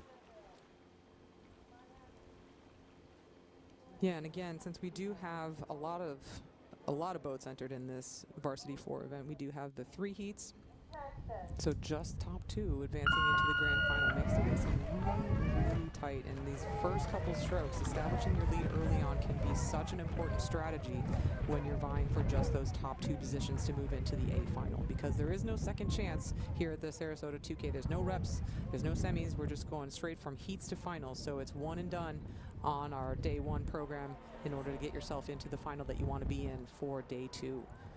So probably getting the best out of that start. I was going to give it to Miami, but UNC going right along with them. Looks like they are trading blows back and forth, bow ball to bow ball, and just a couple of seats up on the trailing crews from Kansas and Louisville. We're seeing that chevron already in even just these first 40 or 50 strokes. You know, so another component of having a big race like this is you get to see your conference, like people from your other teams from your conference that you might not otherwise get to see. So you get to see them early on in the season, which can give you confidence, or it gives you an eye on them to go, okay, what is their race plan? What is their strategy? What is the MO of their program? What do we need to be aware of? Do we need to make any adjustments relative to them? That kind of thing. Or do we need to strengthen a component of our current plan based on what we know that we might be up against later in the season? Conference championships are going to happen in May. Here we are in March. I say this because all three crews, Louisville, Miami, UNC, those are your three leaders right now, with UNC maybe taking that edge. It was originally Miami, and I would say UNC certainly has the edge on them right now.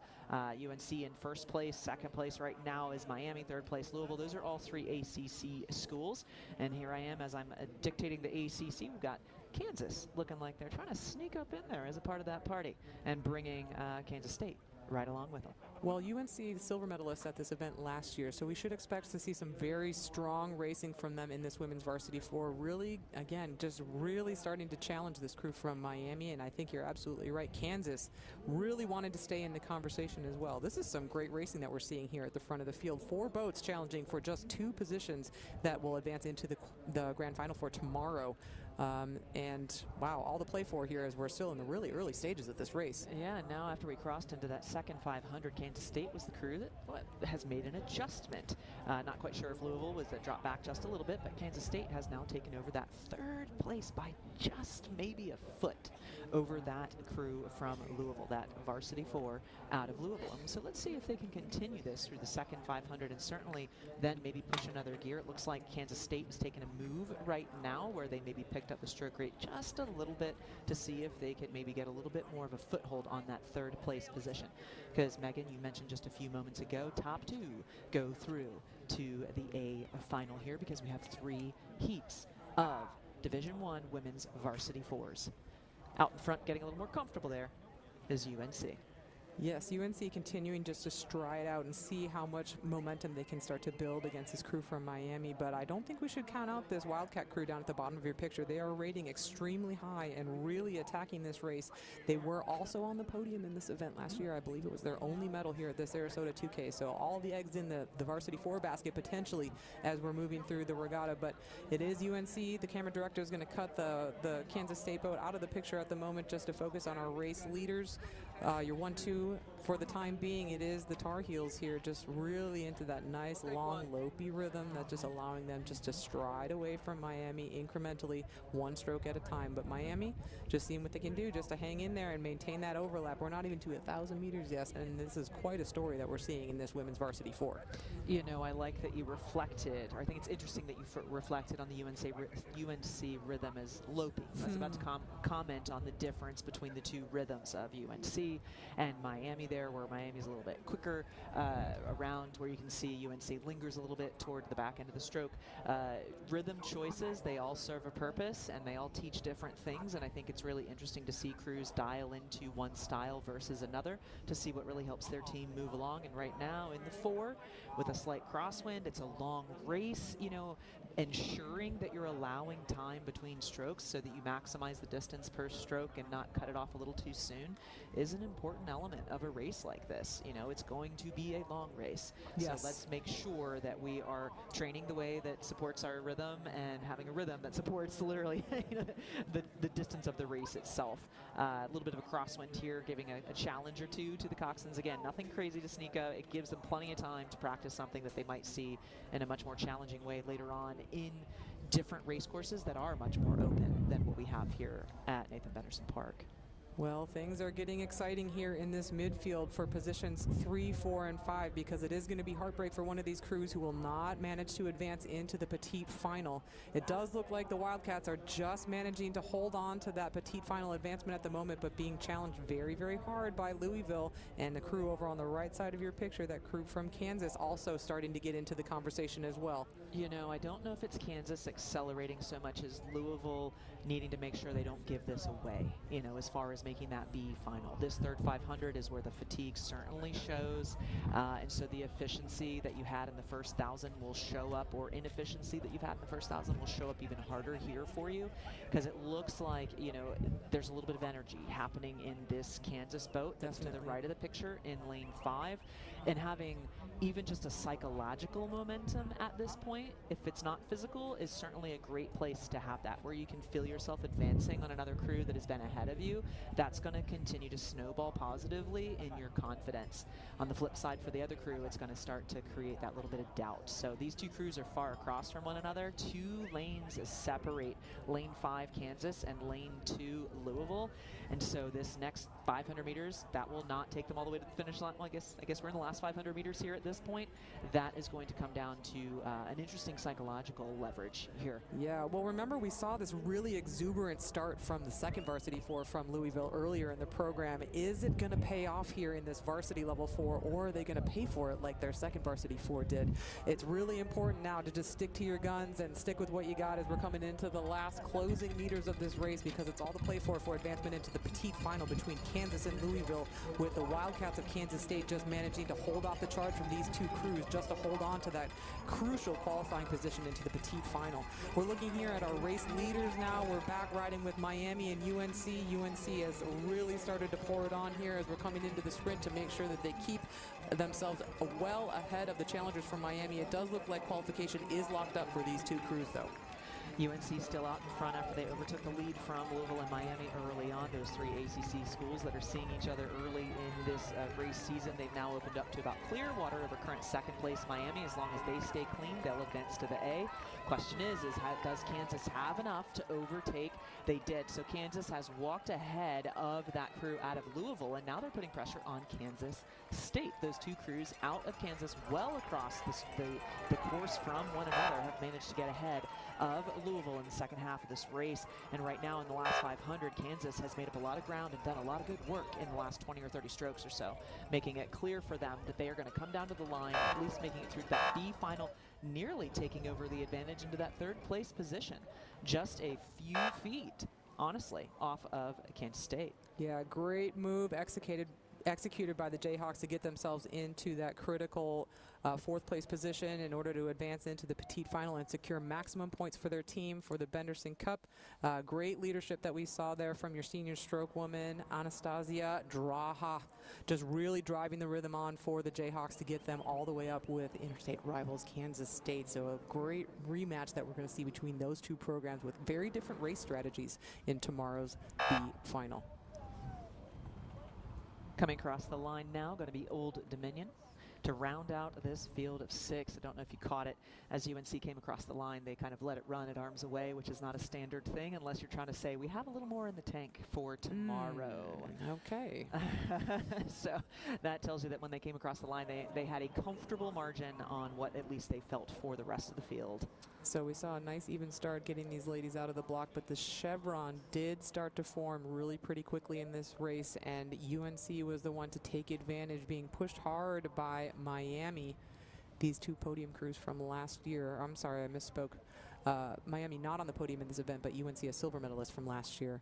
Continuing to extend it out, being chased by Miami all the way down the track. Easy qualification for these two crews, but a really tight battle in the midfield for positions 3, 4, and 5, with just Louisville missing out despite having a really great start in the Cardinals boat. UNC coming across in first in that, about 2 seconds off of the pace, just under 2 seconds off of the pace that Dartmouth set in the previous round, but certainly a good speed that they showed. So watching these A finals tomorrow will be interesting. It'll be fun to see who maybe up-levels it from what we see today. Yeah, I think some of these crews probably have another gear. I mean, you were talking about the flex after the finish line from this UNC crew. I mean, I think that means to me, I think that we do have another level that we can expect to see from the North Carolina group. And it's exciting for the A final for tomorrow. All right, so let's bop on back up to the the start line. Let's not go to the finish line. Let's go to the start line, because we're going to be running some women's second varsity 8s now. So we're well into the NCAA program, and we'll run you through your lanes. We have another full field for you for Heat 1 of the women's second varsity 8s. We're going to be looking at UAlbany over on the far side of the course, lane 1, Jacksonville in lane 2, Iowa in lane 3, UCF in the middle of the course, lane 4, and Michigan State next to them in lane 5, UMass in lane 6, and West Virginia in lane 7. So we're just panning across it. You can see very distinctive Iowa uniforms, the black uniforms with the black and yellow blades. And right over to UCF. We are due to a 4 o'clock Eastern start for this race, but you can see that the crews are not quite sitting at attention, so we have a kind of an undetermined amount of time. It looks like they're polling the crews right now. You can see them. What that means is they will literally say each team's name. You'll see them go from blades flat to squared and buried. Once you see their blades enter the water and the athletes look like they're sitting poised to take their first stroke rather than just having that modicum of relaxation in there, that's when we know we need to keep an eye out for the start sequence. Start sequence is interesting because it's never the same twice. There is an undetermined amount of time between when the announcer says they pull the crews, and then they'll say attention, and then they'll pause, and then we have a light and horn system, so using vision and sound to send everybody off, but it all runs pretty simultaneously. Interestingly, the button processes let horses sound differently, even though light travels faster. So off we go with a start, these 7 crews in Mallen sometimes now. Goodness me, let's not do that. Let's talk about words instead of numbers. Yes, yeah. All right, so again, your left to right, UAlbany, Jacksonville, Iowa, UCF, Michigan State, UMass, and West Virginia. And we're definitely not going to rule out West Virginia now that we have them in this outside lane again and we know what they're capable of. We saw some great performances from the Mountaineers already in the program, so let's keep eyeballs on them. We are seeing that chevron just start to peak out, though. Our middle crews, of course, UCF being a favorite coming in off a sweep in 2025, but being chased hard by their neighbors from Iowa and from Michigan State. We've seen that so far already. I was going to say all weekend, but all afternoon, where Iowa and UCF shoot out there. Iowa had the advantage on the initial start stroke. So the first 10 or 15 start strokes, Iowa got up. That horsepower right away was a little bit more advantageous for them than UCF, but it's now that we're getting deeper into the more strokes that we take, UCF is already starting to manage just a little bit of control here. And so now what we've seen from them is that they do first 500, it stays close. Anybody can stay close for 500 meters. Then when the aerobic nature of this race starts to set in and you have to endure it, they start to separate themselves out. So as I say that, inch by inch, they are now starting to show just a little bit more proficiency, potentially physicality over the rest of the crews. I think that difference is something that becomes interesting to consider, as we don't know what the physicality is. We can see technical proficiency, but we don't know what the size, the power, the raw horses, the engines in the boat are actually comprised of. And so that's what makes the differences in the boat speed pretty interesting, because a boat that might be rowing better might not actually be going as fast simply from a horsepower standpoint. Right now, UCF showing something. They are showing something. They're showing the something that we're used to seeing from this program, which is not that they're going to have the flashiest high burn start that we're used to seeing in some of these 8s races. They're just going to take their time. They're going to set themselves up to just cruise in their rhythm and then just start to take seats and take seats and take inches and inches as we move down the track. They're never in a hurry. They just trust the rhythm, they trust the work, and then just have this beautiful buy-in that they've all built with each other over the past couple of years, that they can just go to work, trust the rhythm, and it'll get them where they want to be. They haven't gotten themselves out to maybe as much of a lead as we might have expected at this stage in the race. Iowa doing a great job just hanging in there, just about a half a length deficit on UCF, but UCF really starting to go to work as we come through the middle of the race course. We really usually start to see them execute and maximize their abilities as we come across halfway, and look at them just start to stride out now. This is where you can see the energy has come up. They know that they've just probably had a move called, is my guess, by your coxswain in this 2V. Sylvia Tercy back in action in the coxswain seat for UCF and driving this 2V on, because look at this move that they just made, Lindsay. Looking, it's interesting, you know, a lot of times teams will have like, oh, we have a 1,000-meter move, whatever it is that we do. But you know, the more kind of experience a coach has, the more experience that more trust that there is between the crews, within the crew itself, and then through the training and all the things, is that you'll start to see different moves at different times. Before the 1,000, after the 1,000, not necessarily at it. That way it breaks it over more consistently, and it's not so much this one big Hail Mary pass of like these 10 strokes or 20 strokes. It's okay, let's make this technical call. Let's go ahead and push a little bit more on it and see what actually happens. as we cross the 1,000-meter mark, that move that it seems that UCF had elevated it to an open water lead over Iowa. Iowa's hanging by about a half of a boat length in there, and now they're a clear water behind. So it was a very effective decision-making process by the entire UCF crew. Coming across at 3:18, Iowa a little over a length behind there. Michigan State trailing on Iowa after that. Again, 2-2 to advance to the A final, next 2 to the B, next 2 to the C. We're in the third 500. They're sitting out in front. They're probably finding, despite fatigue, more relaxation, which is going to help them down the course. Yes, I mean, this is where you start to just really try to see how well you can row and how much you can push yourself while you have the luxury of seeing this race unfold behind you, because look at this margin that we have for positions 3, 4, and 5. I saw it on the splits. It doesn't really tell the dynamic story that when the picture's right in front of you, but those margins were awfully tight between these 3 crews in positions 3, 4, and 5. And it's going to be all to play for as we come through this third 500, and it's going to be the decision maker, I think, between who's going to go to the petite final and who's going to end up on the wrong side of it headed to the C final.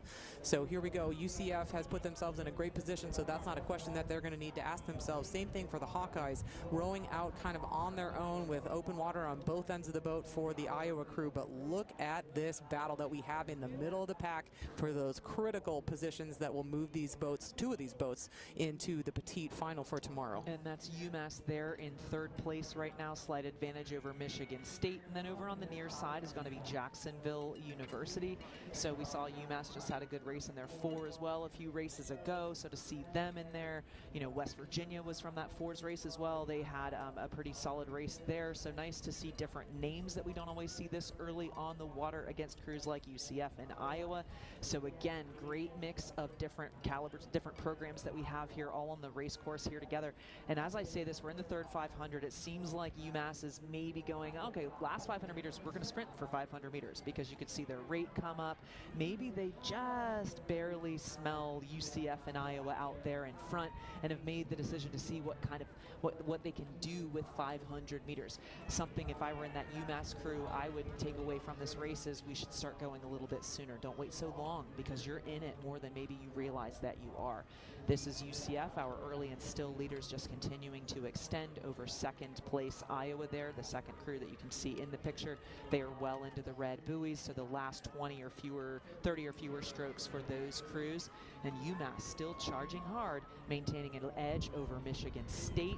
Now it looks like Jacksonville, Megan is pointing out Jacksonville looks as though they have just an edge over Michigan State as well. Oh gosh, I think this is going to be an epic battle between these last 2 crews. The green and the white of Jacksonville and of Michigan State really coming down to the line, fighting it out for that critical 4th place position in order to earn the most possible points for their team as they move into the finals for tomorrow.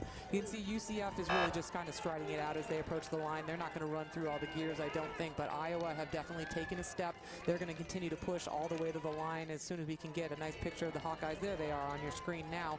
But here we go. UMass continues to lead this 3-boat charge as we're approaching the line. I do think they've done enough to get themselves securely into that petite final, but it's really going to come down to a matter of inches between Michigan State, who is on the surge, over Jacksonville all the way. I think it's going to be a photo finish between these 2. Oh, I might just give the edge to Michigan State. They might have just found the turn of speed they needed at the exact right moment, but that was awfully close. Here we go. We have West Virginia crossing the line now, and then the crew from UAlbany.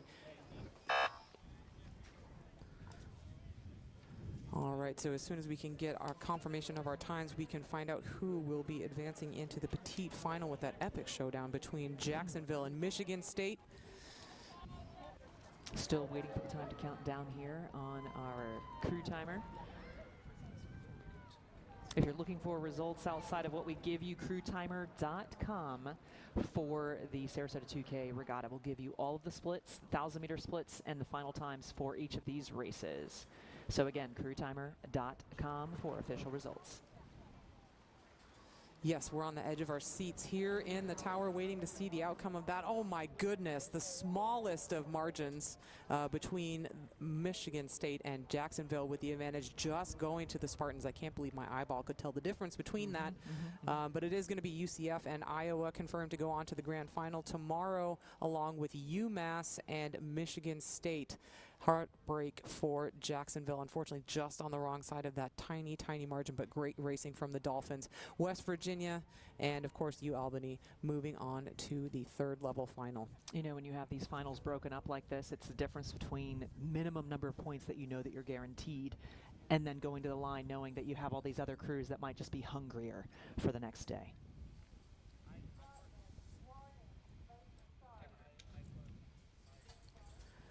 Raining Berries is the official smoothie of the 2026 Sarasota 2K Alumni Watch Party. Located near LA Fitness at UTC, Raining Berries serves acai bowls, smoothies, sandwiches, and more.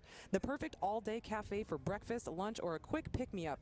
Be sure to grab your free smoothie samples this afternoon between 4 and 6 p.m. in the Finish Tower during the Alumni Watch Party, courtesy of Raining Berries.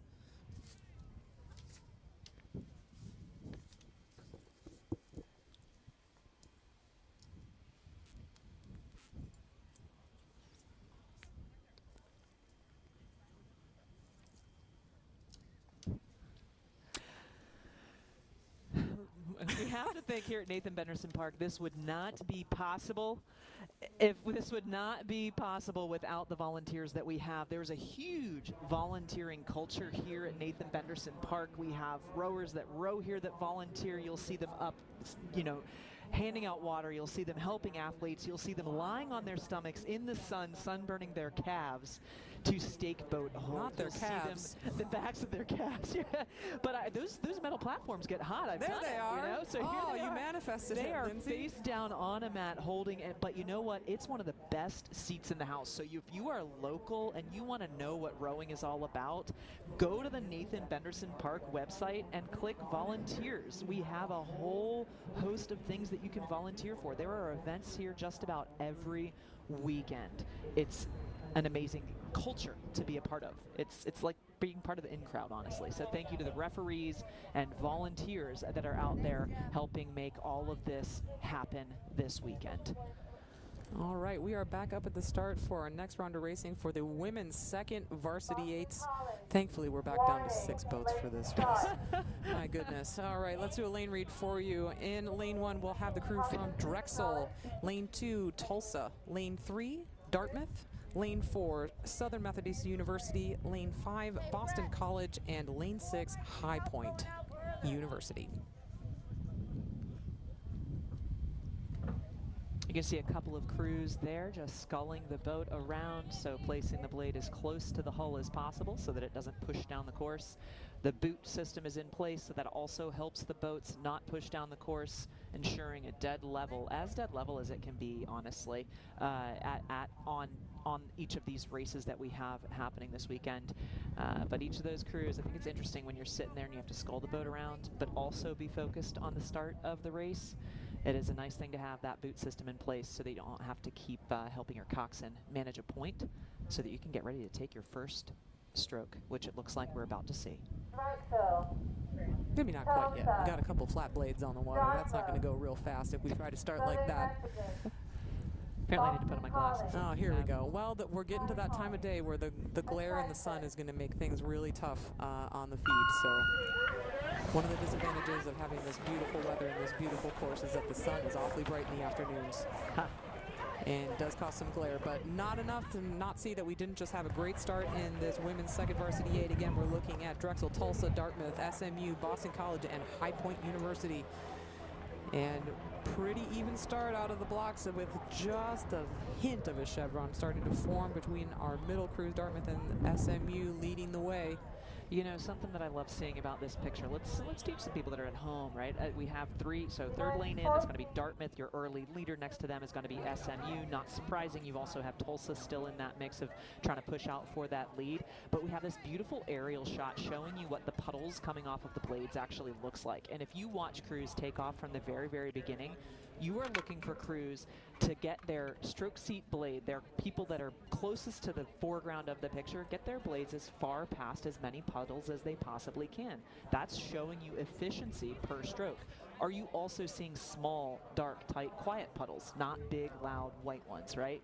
Because that means that you're more locked on in the water. And so if you can start to spot those things, you can predict who might be the boat that is going to clear a little bit more race course in the same number of strokes over others. And with the way the lighting is showing us right now, we're getting the lighting and the camera angle is giving us a really clear image of that concept right now. It is. Dartmouth just continuing to stride out, using those puddles to push themselves away from SMU and from the crew off to the other side from Tulsa. So doing a nice job, the Big Green, one of our faster starting crews of the program, just getting themselves established early on in the race and then holding on to that lead as they move through the body. But SMU holding on to just about a half a boat length or so, and Tulsa maybe just clinging to a deck or a seat on this Big Green boat. But absolutely in the conversation, we're just watching these crews just figure out where they're going to land as these crews stride out into their base rhythms. And you can see Dartmouth really leaning into that base rhythm there. You can also clearly see the green on the blade, the yellow hull. Those are good trademarks that help you identify your crews if you're there at home when you start to get those. Start to look for the boat colors, the blade colors, the hat colors, that type of thing will help you track them down. Right next to them you have Tulsa and the blue hull there in the foreground, still maintaining contact with current second place SMU's stern deck. So the leading end of the Tulsa boat is still, if you look straight across the course, just almost about to lose overlap with that SMU stern deck, as it looks like SMU, despite, yes, there's an angle from the camera, but it looks like they might be taking on the advance here a little bit, looking like they're trying to take some inches back. It looks like leaders. They're making that effort, but what we've seen from this program, again, when we've seen them race Dartmouth, is that Dartmouth establishes that early lead, and then SMU just isn't able to quite find the momentum to get themselves fully back on terms. So we see them sitting at this sort of margin, where it's a quarter length, a half a length, something like that, and then they just kind of cruise. They haven't been able to kind of find that next step. Will this 2V have the magic sauce to get themselves back on terms with Dartmouth in this round of racing? It looks like they might be on the move. You called it, Lindsay. They're just starting to close that gap and just start to slow that momentum of the Big Green. Let's see and take a look at these splits as we're coming across the 1,000-meter mark. Big thanks to our timing crew and our production team to get us these 1,000-meter splits. It really gives us a nice picture of the race storyline as we move through. So that's a pretty narrow margin, 0.7 between SMU on race leaders Dartmouth. So are they on the move? Can they continue to push that momentum in the second half? It just looked like with the static camera that we saw there, with the static camera that we saw there at the 1,000, it showed you the momentum that the SMU crew had, and you could see maybe they just took a move and then now have just lengthened off of that move, because you could see a little bit of aggression in terms of the quote acceleration point. We want to make sure the acceleration is coming from the drive and not the pull of the arms. That's where some crews get it wrong. But whatever move SMU took right around the 1,000 that carried them through and across the 1,000 has looked to solidify their rhythm with some strength. You can just see the blades. The timing of the release seems a little more uniform. The blades are coming up and away from the water a little more cleanly, not getting dragged out of the water. You can just see how they're working relative to the puddles themselves. Just about outside of the puddles there, maybe a little bit better than the Dartmouth crew in those last couple of strokes. And from a, again, confidence standpoint of being any of those 9 athletes in that SMU crew right now, that's a great moment to break into the lead for that crew. So now we have SMU ahead of Dartmouth by just a very narrow margin, which I can imagine Dartmouth is not going to roll over here. This is the Women's Division I second Varsity 8's big point scoring event, and so they're going to be wanting to hang in there as well, and it's going to be an interesting sprint now that we're into the last 500 meters. But SMU, they're still moving.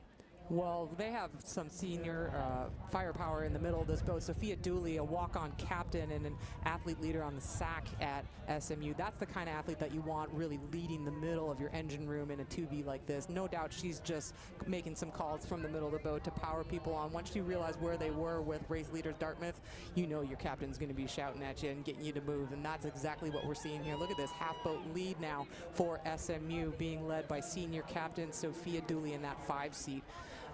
Good mix of youth and experience again in this 2v8, and good mix of American and international rowers as well. We haven't talked a lot about the international component in American rowing. We can probably talk about that later in the program, but we do have an American there in the 5 seat and leading her team in the best possible way. I also love what I'm seeing from the 7 seat, Annabelle New, really going for it. The Kiwi there in the stroke seat as well. Izzy Murray, that team work that we're seeing in that stern pair, really just pushing the momentum on in this SMU boat. Nice shot of Sydney Stolpa in the bow seat for SMU as well.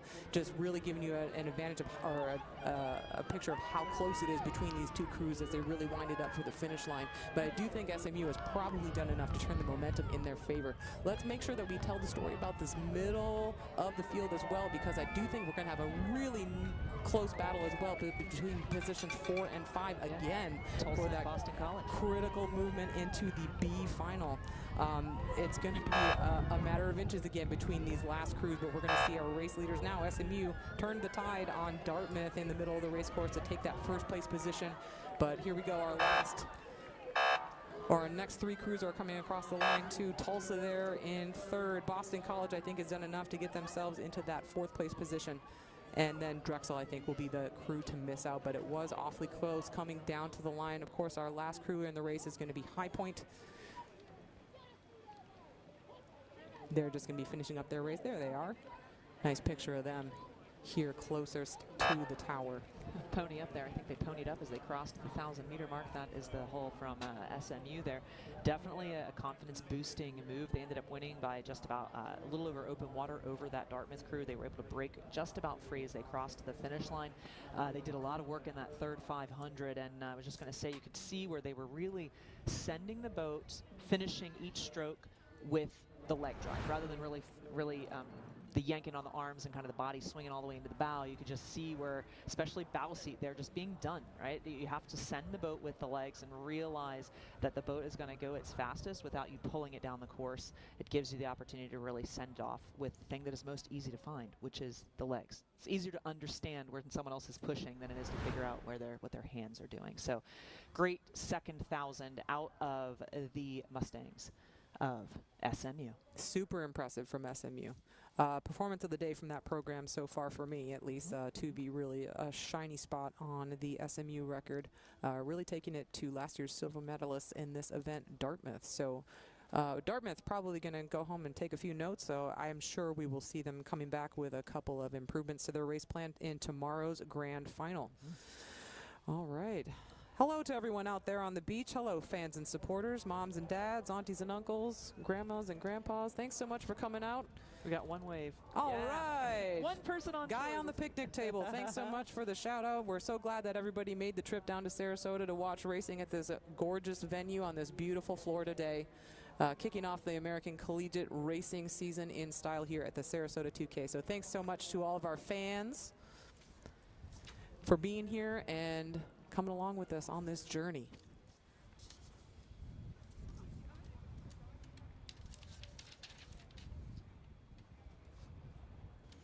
We'd like to thank the following sponsors for today's coverage of the Sarasota 2K: Detweiler's Farm Market, Eat Fresh for Less, and Total Landscape Care, official greenery provider of the RHS Sports Game Day Desk.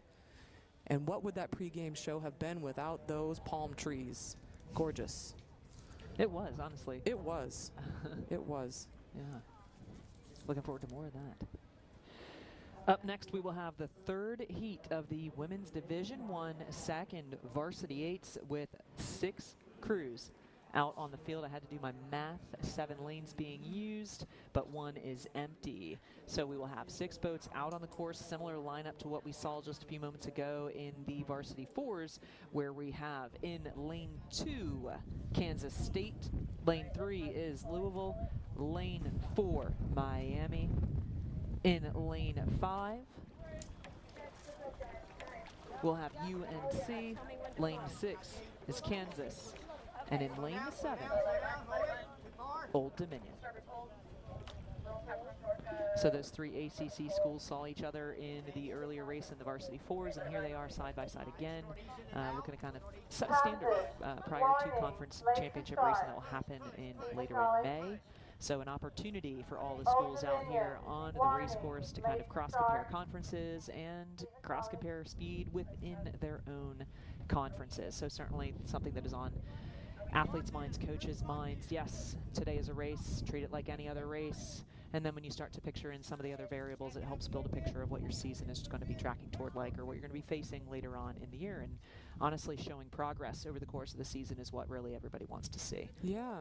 Well, on some of these crews, we haven't gotten a chance to talk about rankings, preseason and early season rankings yet. We have more ranked teams in this women's field than we've ever had at the Sarasota 2K. We have 4 different teams that are ranked in the top 25. In case you're not familiar with that system, the Collegiate Rowing Coaches Association does a weekly poll. They send out a poll to some of the college coaches in order to rank the teams throughout the country, and we have, based on expert subjective opinions from all of our college coaches across the country, 4 of our 19 teams are ranked in that top 25, including 2 of our boats that are in this race. So Miami ranked number 18 this week. That's the highest ranking they've ever achieved in program history, so a very big deal. Historic crews that are here racing for Miami, as well as UNC, ranked at number 20. And so the nice thing about races like this, on courses like this, you have the mile and a quarter race out there. It's 5 laps on a track. If you've ever run on a track, long way away, finish line is more than a mile away, staring down at that course. But now that we're side by side, it takes the guesswork out of some of those polls that you're talking about now, where these teams are actually lining up. Instead of 2 here, 2 there, whatever the conditions were, not really sure. We have a lot better information these days than we once upon a time had, so that these polls can be more accurate. Well, some of these guys are being ranked on virtue of some of their early season racing they've already had. So Miami and UNC already racing each other at the Cardinal Invite a couple of weekends ago, so probably securing those rankings by virtue of their performances there, which is exciting stuff. Bigger regattas, absolutely, right? Allows more real-time information. And what's more real-time information than being 40 seconds into this current race, where right now that's Miami out in front with a slight edge over UNC. Looks like they're looking to build to about a half of a length this early in the race. So do they have a quick start, and UNC is just going to continue to build momentum? Most likely, I would expect that. Maybe they were a little bit off in their special teams, but you know what? Special teams, I consider starts and sprints. Those are easily teachable, and you want to improve those over the course of the season, not necessarily have them be the main event right now. Oh, I want all the coaches listening that Lindsay Shoop just said starts and sprints are easy to teach. So just let's make a note that that's on record. They come quicker than the middle of the race, right? Those are things that you can correct a little bit more in the moment. I think I'm going to get some tweets about that. Dozen exposures, folks. A dozen exposures. But anyways, no surprise that we see our 2 ranked crews, as we were talking about at the top of this race, Miami and UNC leading the way here. That chevron shape just starting to form with our seated crews in the middle of the course and our lower seated crews just flanking them on both sides. That's so true. Miami doing well to lead UNC, who were a podium crew here in this event last year at the Sarasota 2K. Miami did make the A final last year, but outside of the medals. So seeing if they can't turn that result around from last year, doing a lot of work to see what they can do to hold off this Tar Heel boat. You know, we've got, so in the middle again, once again, we have Miami and UNC. That's to be as expected. But look at the race for third and fourth place. It's hot. Yeah, but that midfield's hot. Louisville and Kansas. This is fun. This is fun for us because we're sitting in the tower and not in the boat right now. But they're across the lanes. You can look across the buoys. The drone pilot's doing a great job kind of giving you a nice line across the course here. So it gives you a pretty good picture of what's happening between Louisville and Kansas. Of course, Kansas has Old Dominion over there on the other side as well, giving them a little bit of pressure. They're off the mark right at this present moment, but because they are there, it's going to keep the athletes inspired if they're having any doubts at that moment. So had a half length for Miami on that start. So what did I say, Megan? Great work from the camera director to zoom in on this moment as UNC has just launched a massive attack against Miami. They have narrowed the gap down to just a matter of inches, and I think are on the way to securing the lead over early race leaders Miami. Oh no, we just saw the Miami Bowsy take a look out of the boat. She knows what's coming. It's Gabby Snopkova taking a look and watching the UNC boat just pass her by. It looks like the Miami crew is going to have to come up with with something to find a turn of speed to answer this UNC call. If I'm in that UNC boat and I am that coxswain and I see that bow person look, I'm going to be like, yeah, she's looking at us, right? So that would be more motivating for the UNC crew than maybe the Miami crew. It's dangerous. You never want to give your opponents fuel. Yeah, here we are. We've crossed the 1,000-meter mark. UNC has come ahead with a slight edge, just under a second. That's a similar margin to what we saw in terms of the trajectory that SMU took over with Dartmouth there at that point. So literally 0.7 between those two crews at the 1,000-meter mark is exactly what we saw. That is exactly what we saw. That's wild. So turn of events there, that middle 1,000, that's the base that you cannot fake, and it's still March. We do need to be practicing starts, but it doesn't need to be the only thing that we are doing at this point. Look at these two crews. That is still incredibly tight all the way down the course, but even tighter than what we're seeing through those leaders, UNC and Miami, is going to be Tulsa and Boston College, and I'm going to say Louisville and Kansas. I'm looking at the wrong line. Louisville and Kansas. I'm going to say Louisville had the slight edge over Kansas there, but it's tiny. And now that they're out of picture, that's going to be a surprise for us here. Well, we're going to have to come back to that storyline a little bit later in the day. I think we do still need to make sure that UNC is going to hold on to this momentum and fight off any charge that Miami is going to throw at them. You know, again, we've talked about leadership from captains in these boats that have executed these big moves, and we're looking at that again. Evie Wells, the stroke seat of this UNC boat, is the team captain, and no doubt she's going to be the one throwing the biggest punches in that stroke seat, just urging this crew on in the best possible way to see how much more distance they can put on their rivals from Miami. I'm going to look at the puddles here. UNC getting out of their puddles just a hair better than Miami. So right now it's like the inch per stroke, but if Miami had a better start, keep an eye on them maybe having a really good sprint, because maybe they have practiced slightly higher rates a little bit more. So UNC needs to lean into these strokes before they get into the stroke sequence to put as much distance between, you know, their bow ball and the bow ball of Miami's. This is the heat though. So we're going to have a showdown tomorrow with these crews, because these are the top two right now, top two advance. And so this is going to be a confidence boost for UNC potentially going into tomorrow as long as they stay out ahead here. But it gives, you know, perspective on what needs to happen once they actually get to the grand final. Look, I mean, I think what the camera operator is trying to convey right now is he had to zoom way up just to show the next trailing boats behind these two race leaders. They've put such a huge distance between themselves and positions 3 and 4. We had to zoom way out in order to get all the crews on camera. So but what a really beautiful shot. It was a beautiful shot, absolutely, but a very dominant performance that we're seeing from these two, again, ranked crews in UNC and Miami.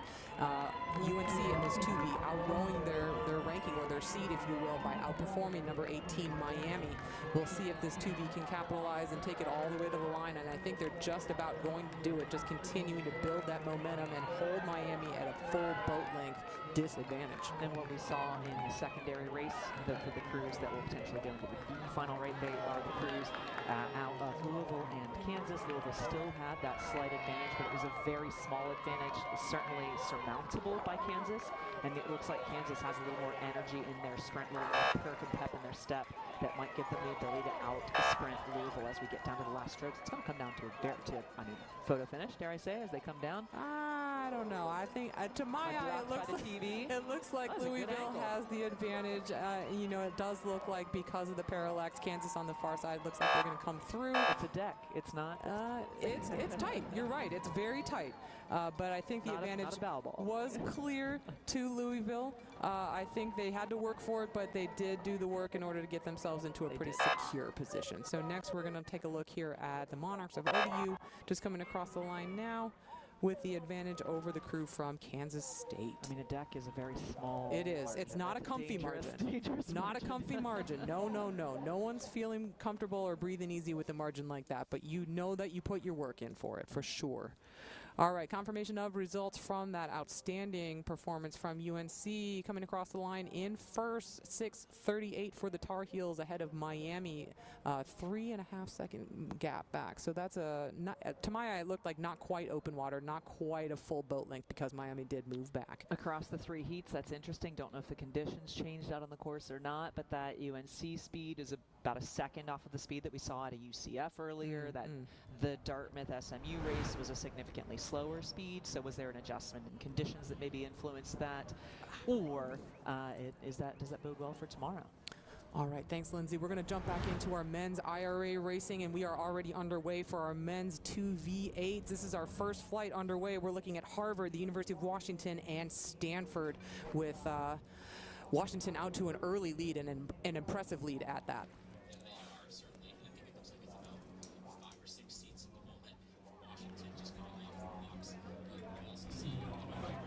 There, I think we saw that incredible move come from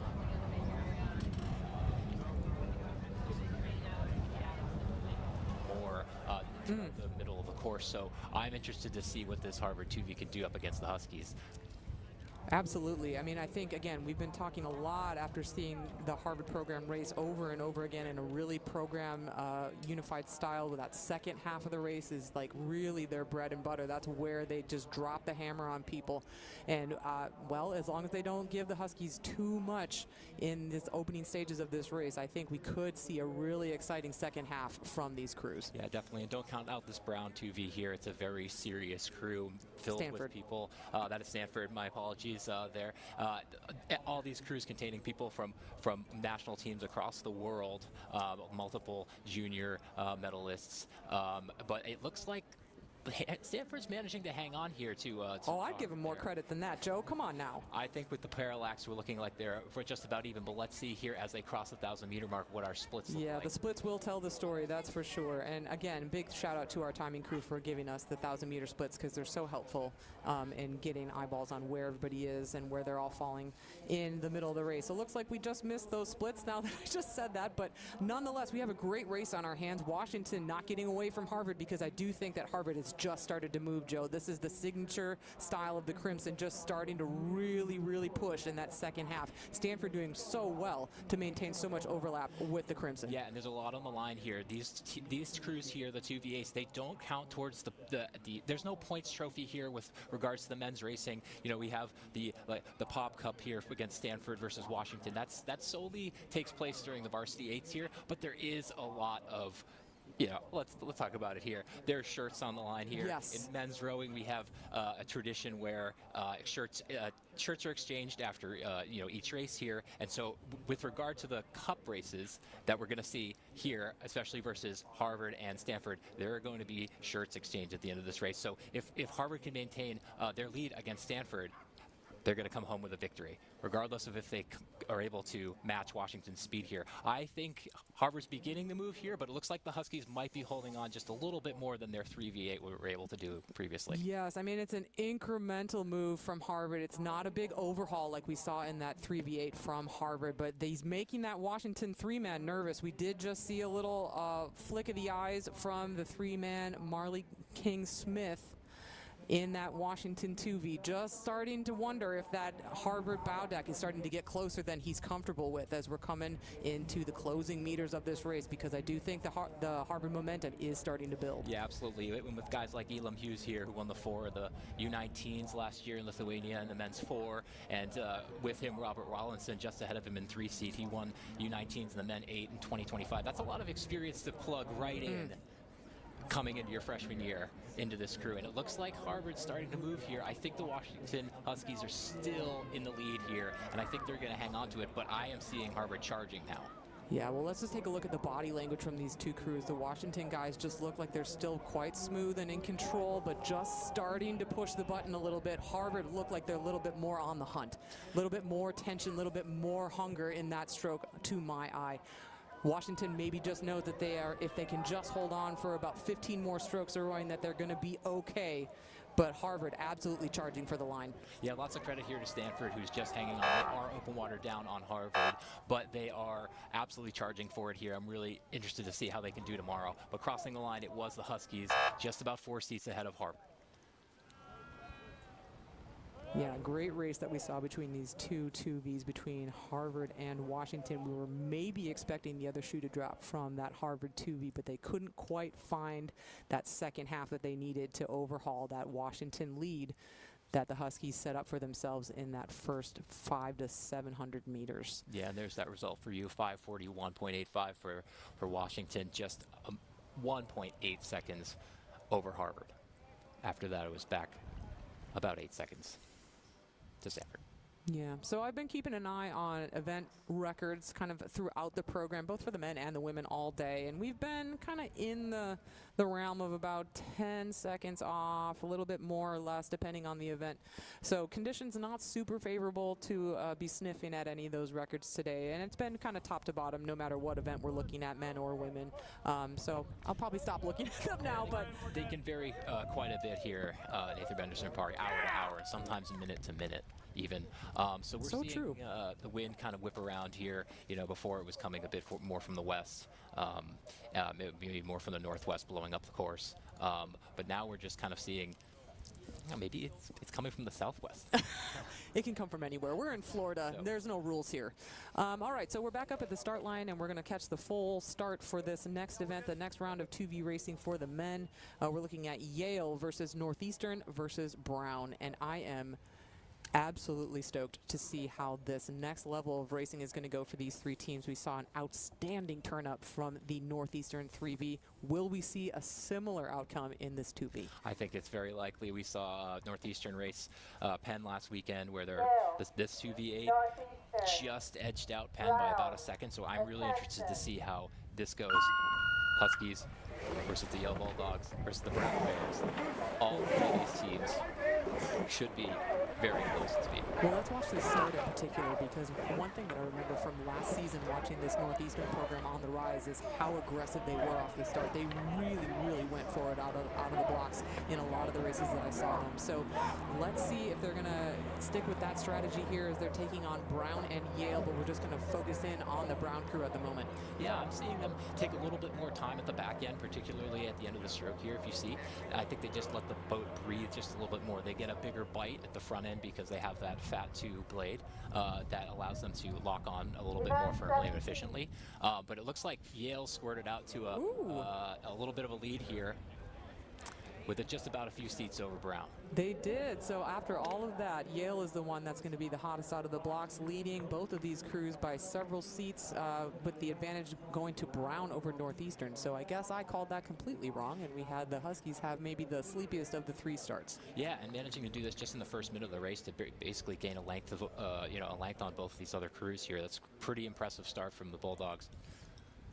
It is, but will they pay for it as we get underway and get into the body of the race? Because it does already look like Brown is just starting to stride out and find their rhythm and see if they can't move back on this early race leading boat from Yale. Northeastern just going right along with this Brown boat as well. I don't think they're going to want to get left out of the conversation as we're coming through the second 500. It's a really small margin between those two trailing crews. Yeah, that's absolutely a realm of possibility here. It's possible that Brown just would settle to just a much better base rhythm that will take them through the middle of the course. Looks like Yale still ahead by about 4 seats, but it looked like they dropped back just a little bit, as I mentioned, just because went off the blocks hot. But as you say, will they pay for that in the second half?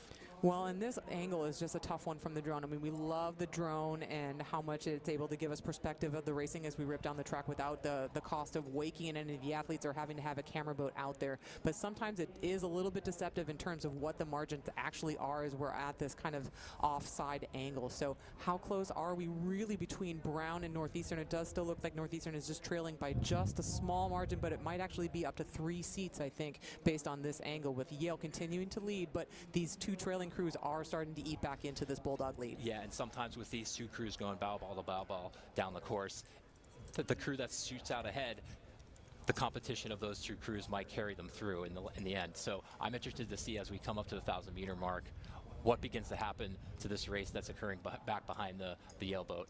Yeah, we've just been kind of chilling here. We're just waiting for someone to kind of launch a move. We're at a little bit of a stalemate in this point in the race as we're coming up to the halfway point. No one's really willing to take their shot just yet. Are we waiting to the 1,000-meter mark? Are we waiting to the 1250? I think there's going to be a moment that's going to be a race-changing moment, and if we're not missing it right now as these crews are coming across the halfway point, it'll be really interesting as we get the camera back up on them. Oh, look at that margin between Brown and Northeastern. It's just half a second between these two crews. Yeah. Oh, big looks coming from those Yale oarsmen as they see Brown is really on the move, Joe. Yeah, Brown's absolutely on the move here. They're starting to overtake the Bulldogs as we come down towards the 1,500-meter mark. But I'm looking at Northeastern too. They're definitely charging, pushing back into Yale. I see the bow ball there of that Northeastern 8 is just sitting on 3 seat there.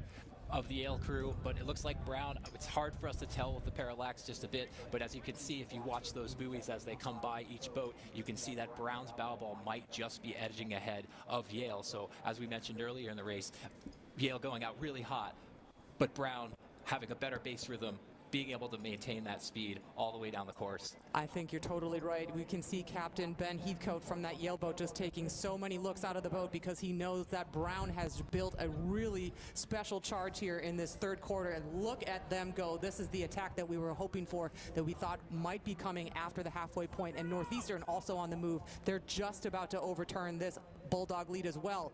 This hot start that the Yale crew launched at the beginning of the race is not paying off for them. We were so worried that that was going to be the case, and here we go. Northeastern and Brown have moved through. Yeah, and from our advantage here, up just passing through the 1,500-meter mark, as you can see up on the screen, I think the Huskies can smell blood here with regard to the Yale Bulldogs that are just sitting right to the right side of their boat. But it is Brown who's managed to put on a tremendous burst past that 1,000-meter mark, building through the second half of the race, which is something that Paul Cooke has always taught his crews to do. We always want to build all the way down the course, and it looks like they did just that, managing to basically put almost an entire boat length between them and Yale only in the last 500 meters. This is some cool stuff that we're seeing from the Brown stroke man. Eddie Andrews there just working the rhythm just to move through and stay super calm, super tall and long, just leading this crew from Northeastern off to their rights, just continuing to push the Brown boat along, doing really, really well just to execute that move. They really dropped the hammer in that second half. Yeah, definitely, and I think they're going to get the better of the Huskies here. The Huskies are on the move as we enter the red buoys, but I think Brown's going to manage just to hold on and hold off the charge. But I think Northeastern is strongly motivated by the desire that they've been able to overtake Yale throughout the course of this race, and they're just feeding off of that energy. As they're coming. Northeastern is on the move. They've pumped the stroke rate up, and they are charging hard after Brown. Does Brown have enough in the tank to hold off this charge? Because the Huskies are absolutely on the hunt. Let's see if they can move that bow ball up even just another seat. I think you're right, though. Brown is going to do enough to hold on by just about 3/4 of a length or 2/3 of a length, and open water now back to Yale. Heartbreak for the Bulldogs after a very, very bright, brilliant start from those guys. They just were not able to hold that base speed once we transitioned into the body of the race.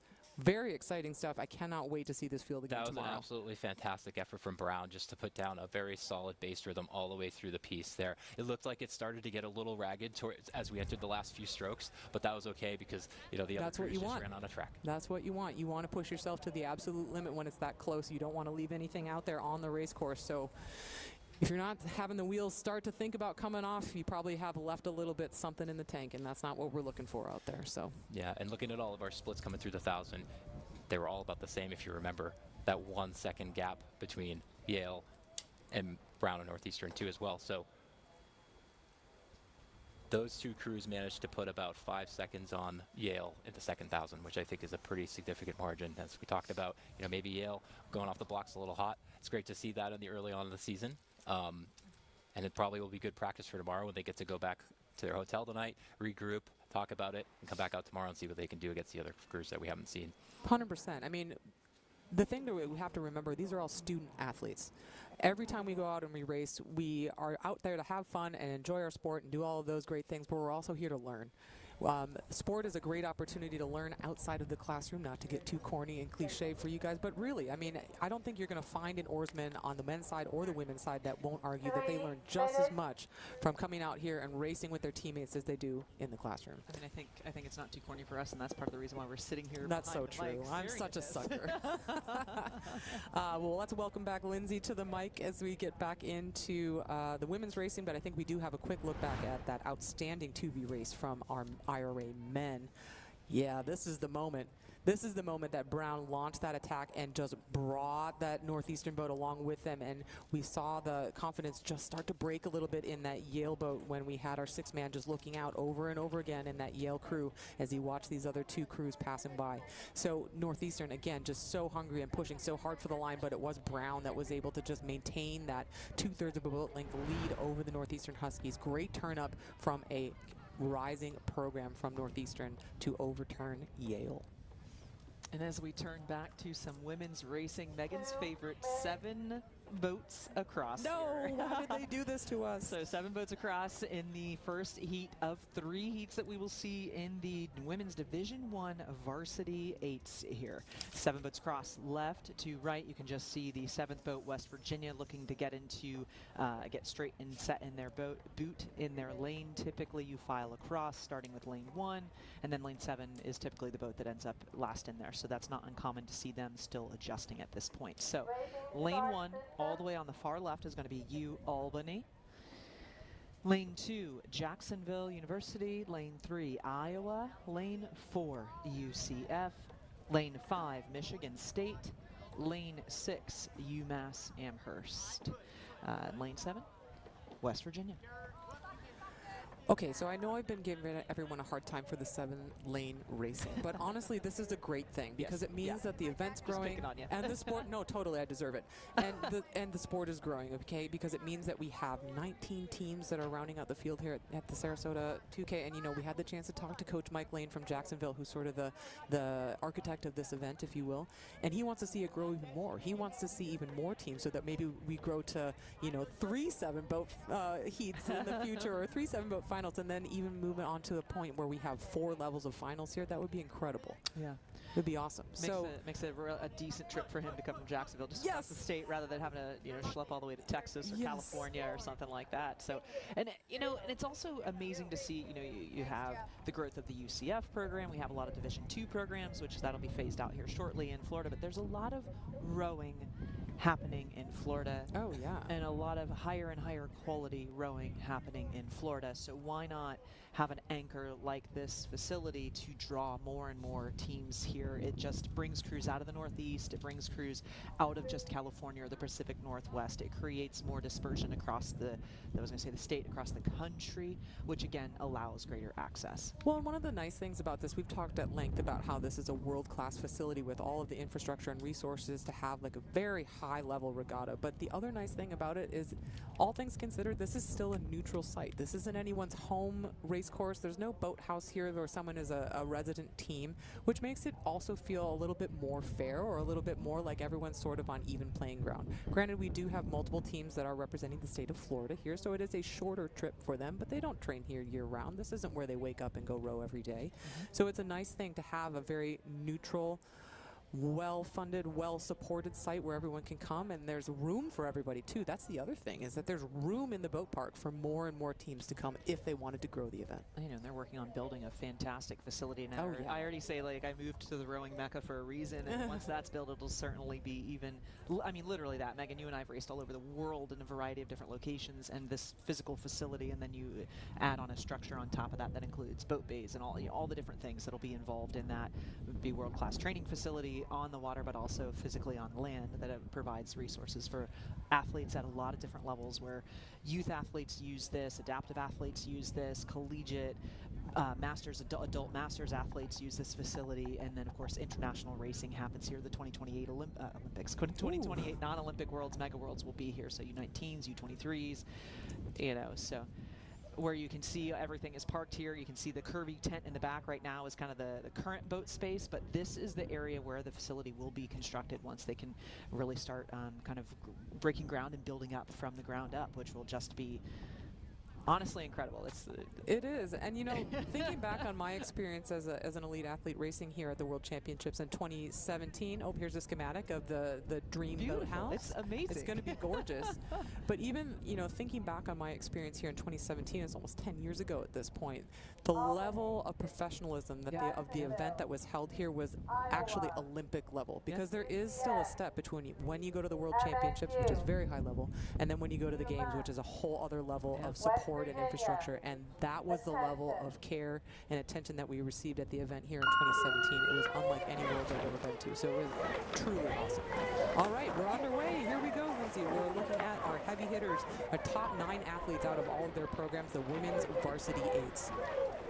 So 7 boats in this final. This heat. Let's reset the field here as you watch them take off in their start sequences. The first 250 meters of the race, UAlbany, far left, lane 1, Jacksonville, lane 2, Iowa, lane 3, UCF, lane 4, Michigan State, dare I say Michigan State has an inch over UCF right now in lane 5, lane 6, UMass, lane 7, West Virginia. So Michigan State having a quick start there, and if they are able to maintain this, then that is a different trajectory than what we've seen out of their previous boat classes. Something that is not different than what we've seen is UCF being one of our early leaders and then lengthening out in terms of their maturity, patience, style of unfolding their race one stroke at a time down the course. They're going to be totally focused and dialed in on their boat right now, and you can see they're already just starting to make their move.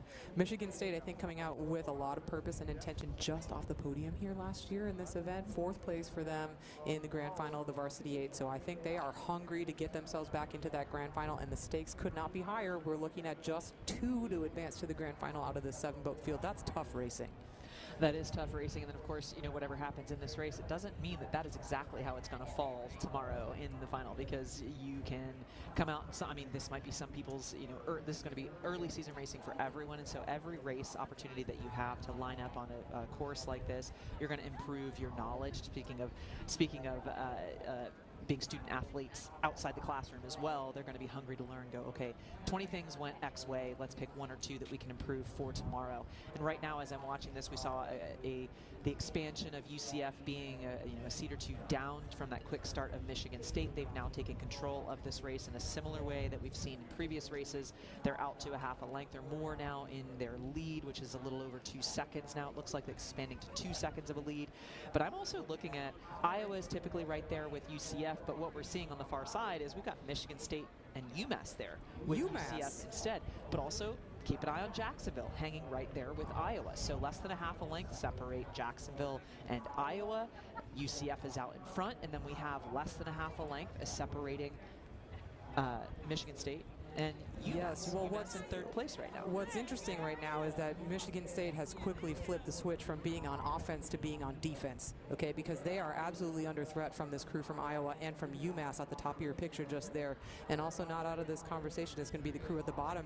You can just see them going off picture was Jacksonville. So again, we're seeing that really hot battle for those in like very important positions in the midfield positions 3, 4, and 5 between these midfield crews, really duking it out for those positions to either advance into the petite final or the 3rd level final. But if they're not careful, the Spartans are going to be involved in that conversation as well, because their lead over this midfield is slowly slipping away as we are seeing some incredible progress being made by UMass. UMass is kind of a spoiler here in this because we haven't seen them advance to the top level final yet in some of the other events, but they've shown speed in kind of that mid-pack, as Megan has terms it, which is a great way to put it, because you have crews that are out in front, crews that maybe are a little bit off of the pace, but then there's a cluster that are all pretty similar in speed until you get into that last 500 meters or so. So less than a second they have for padding between themselves and UMass for advancement into the grand final. And what a turn-up that would be for the Minute Women to get themselves into that grand final in this Varsity 8. Wow. And even the overlap between UMass and Iowa, that UMass has the lead on Iowa right now. We've seen Iowa be on par again with the speed of UCF.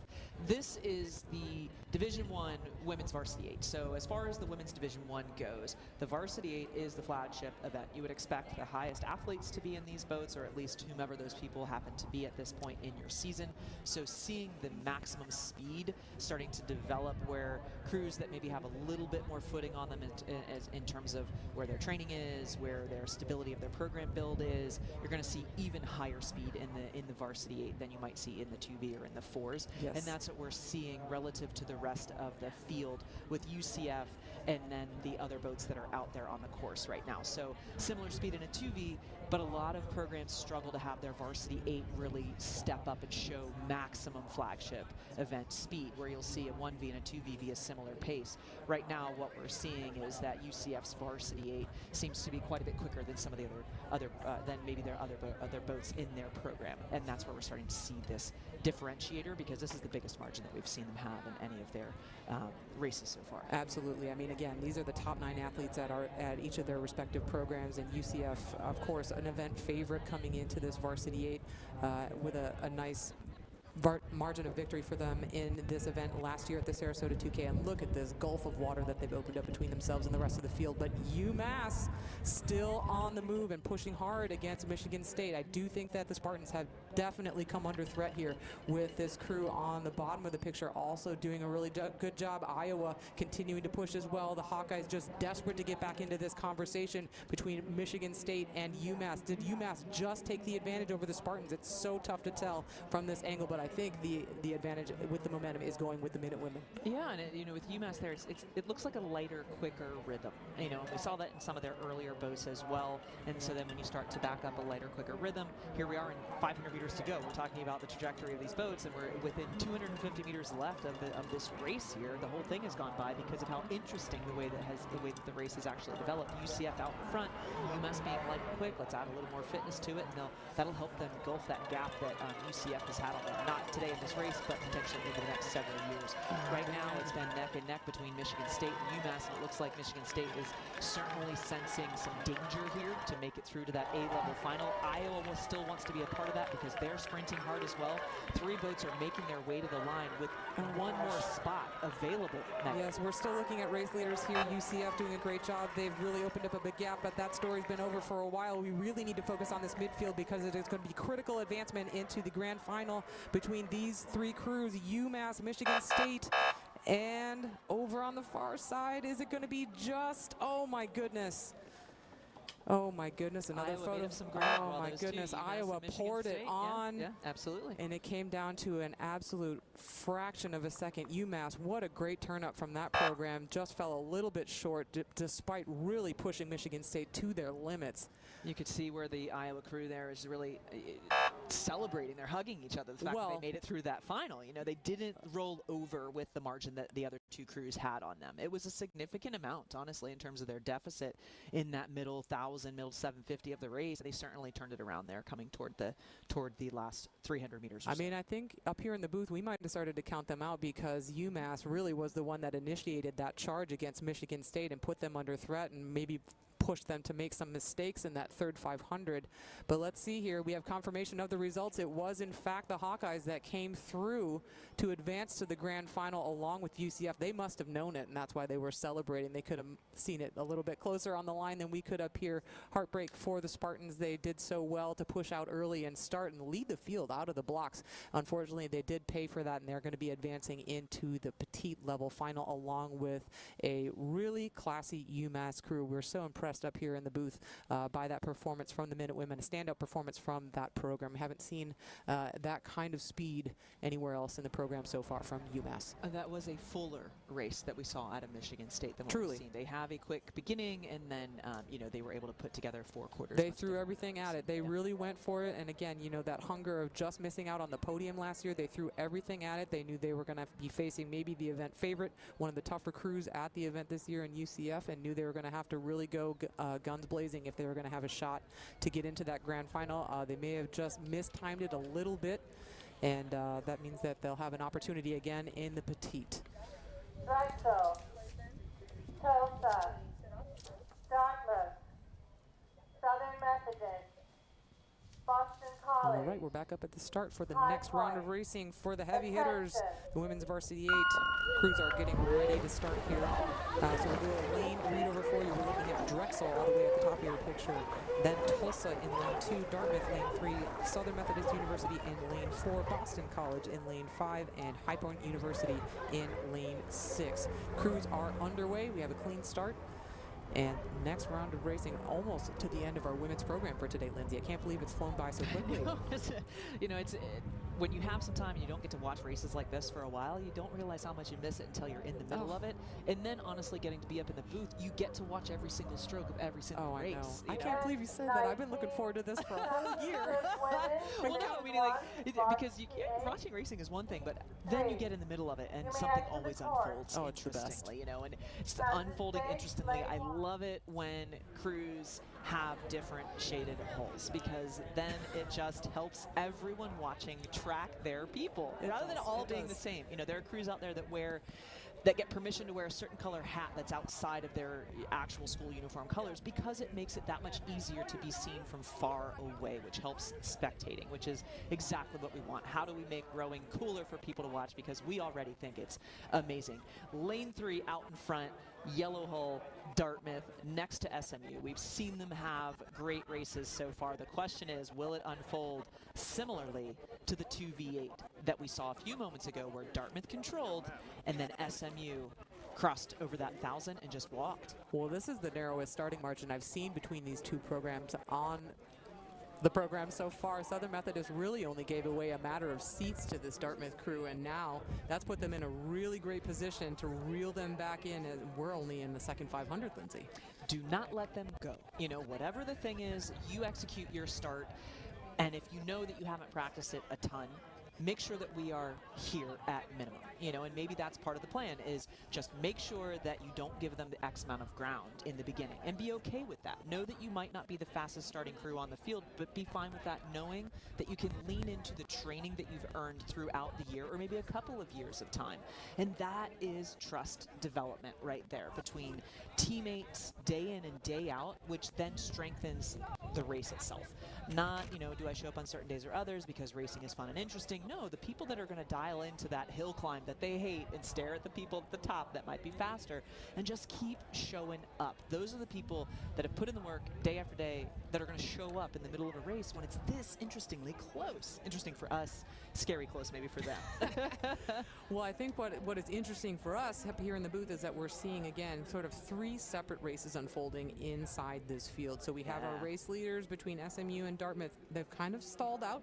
Okay, SMU is just sort of sitting at that maybe 2 or 3 seat deficit that they've held for the last 500 meters or so. And then we also have this race between Boston College and Tulsa. They've also sort of neutralized one another, just sitting kind of at that same margin. Speaking of same margin, this is the same move that we saw in the 2V. Right around the 1,000. That's where SMU does something here. So that's how you know that the coaching is working. The coaching is effective. You are getting the messaging across top to bottom in your program. Everybody's on the same page and committed and bought into what you are trying to do as a team. So great to point that out. Yes. Great job to Chase Graham at SMU for getting everybody on the same page. It's been some impressive rowing so far. I love this margin, by the way. 0.0. I don't know if that's a real margin or not, but I love it. Thank you to the timing crew for that. And look at, here we are seeing it in real time. Here's your 0.0 margin between SMU and Dartmouth. You couldn't ask for a better experience from just a racing standpoint, whether you're the coach or you're the coxswain or you're the rower. Being able to have this experience this early in this season is going to be something you can call back onto when you're in this, not if, when you're in this experience again later at potentially a higher stakes regatta. Megan, you were calling a few moments ago, this might be the most perfectly stacked series of 6 that we've seen, where it's 2 boats, 2 boats, and 2 boats, where SMU now has taken the advantage over Dartmouth just a little bit at a time. So that's your 2 leaders, SMU and Dartmouth out in front, flanked by the next 2 crews being Boston College and Tulsa. Looks like Boston College has the advantage over Tulsa, but Tulsa's still hanging in there by about a half of a length. And then the 2 back crews are going to be High Point and Drexel, flanking again in the chevron pattern that you would expect to see if the rankings are holding true, which is kind of what we're seeing here at this moment. So we're about to see a really fun last 500 because the pressure is being poured on. SMU has moved, but they haven't taken as much distance as what happened in the 2V race. Dartmouth is now flipping the script in terms of what the agenda is in the third 500. Make sure that we don't let them go here at this point. Let's stall their move, which they have. So we're going to see here if the coaching staff at SMU putting this SMU Varsity 8 in front wheel drive is going to pay off or not. We got Paige Horton in the 2 seat. Top 2K on the team, sitting in your bow pair. Now that's a choice right there. Drive. She's also a walk-on and the captain of the team, so she's going to be pushing that crew. Look at that. She's probably heard me on the mic, no doubt, I'm sure, and pushed her crew out now to just about 2 or 3 seats lead over Dartmouth, maybe even more as we're zooming in on these 2 race leaders.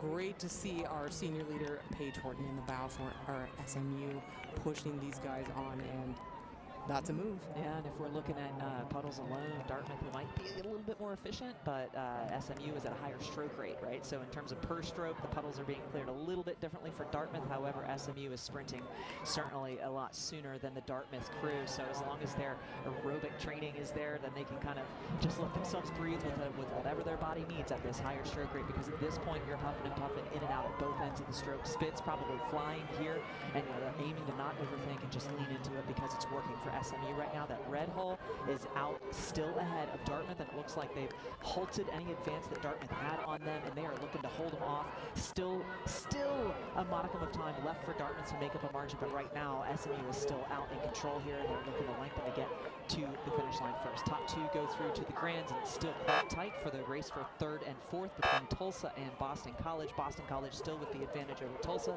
but Tulsa cutting down on that in the last few strokes, just about a deck as we get close to the line here for those two crews. And rounding out in the back, that third chevron here between Drexel and High Point coming to the line again. High Point University on the move. Margin. On the move. I think the Panthers might just snatch it from the Dragons. It might just come down to the tiniest of margins. But that's awesome. I mean, this is what you gotta love about rowing. 2 by 2 by 2. There's always someone for you to race, no matter you're leading the pack and you're gonna advance into the grand final, or you're fighting for advancement into your own final. It's always about how fast can you go, what steps can you take, and there's always an advantage to getting that better placement, because it's gonna put you in a better lane for tomorrow's final, no matter what level you're advancing to. So great stuff. That was a really cool race. Yeah. That was a really cool race. So I'm duel. Yes, confirmation of our results at SMU that crossed the line first, taking advantage over early race leaders Dartmouth. About 3/4 of a length. Yes, 2 seconds. it was a pretty big overturn. Yeah. So Dartmouth taking that second qualification position into the grand final tomorrow, and then a great matchup between Boston College and Tulsa, moving themselves into the petite final, and High Point University getting the better of Drexel. We'll see those two again in the third level final tomorrow. You know, if Pony Up were on the side of my boat, I would certainly, that would be a team culture thing. Heck yeah. You know, step up to the plate. Let's do this thing, right? Here's where we are today. Where can we be by the end of this race? Where can we be by the end of tomorrow? And then just keep coming at it that same way. Oh my God, can we even get this race? Better be pretty amazing, because I don't know how it gets better than that. That was a pretty good one. But this is going to be our no last pressure. This is going to be our last women's race of the day. This is the third heat of the women's heavy hitters, the varsity eights. We're going to be looking at 6 boats. Kansas State all the way on the left of your picture, Louisville next to them, in the middle Miami and UNC, then Kansas and Old Dominion. Good stuff. I can't believe the program's almost over. I know I just said that just a second ago, but it's been so great to get everyone back out on the water and see everybody's speed and see everybody out there having fun and doing the sport that we love and just talking about it all day. It's great. But don't you worry, Megan. Tomorrow's program is twice as long.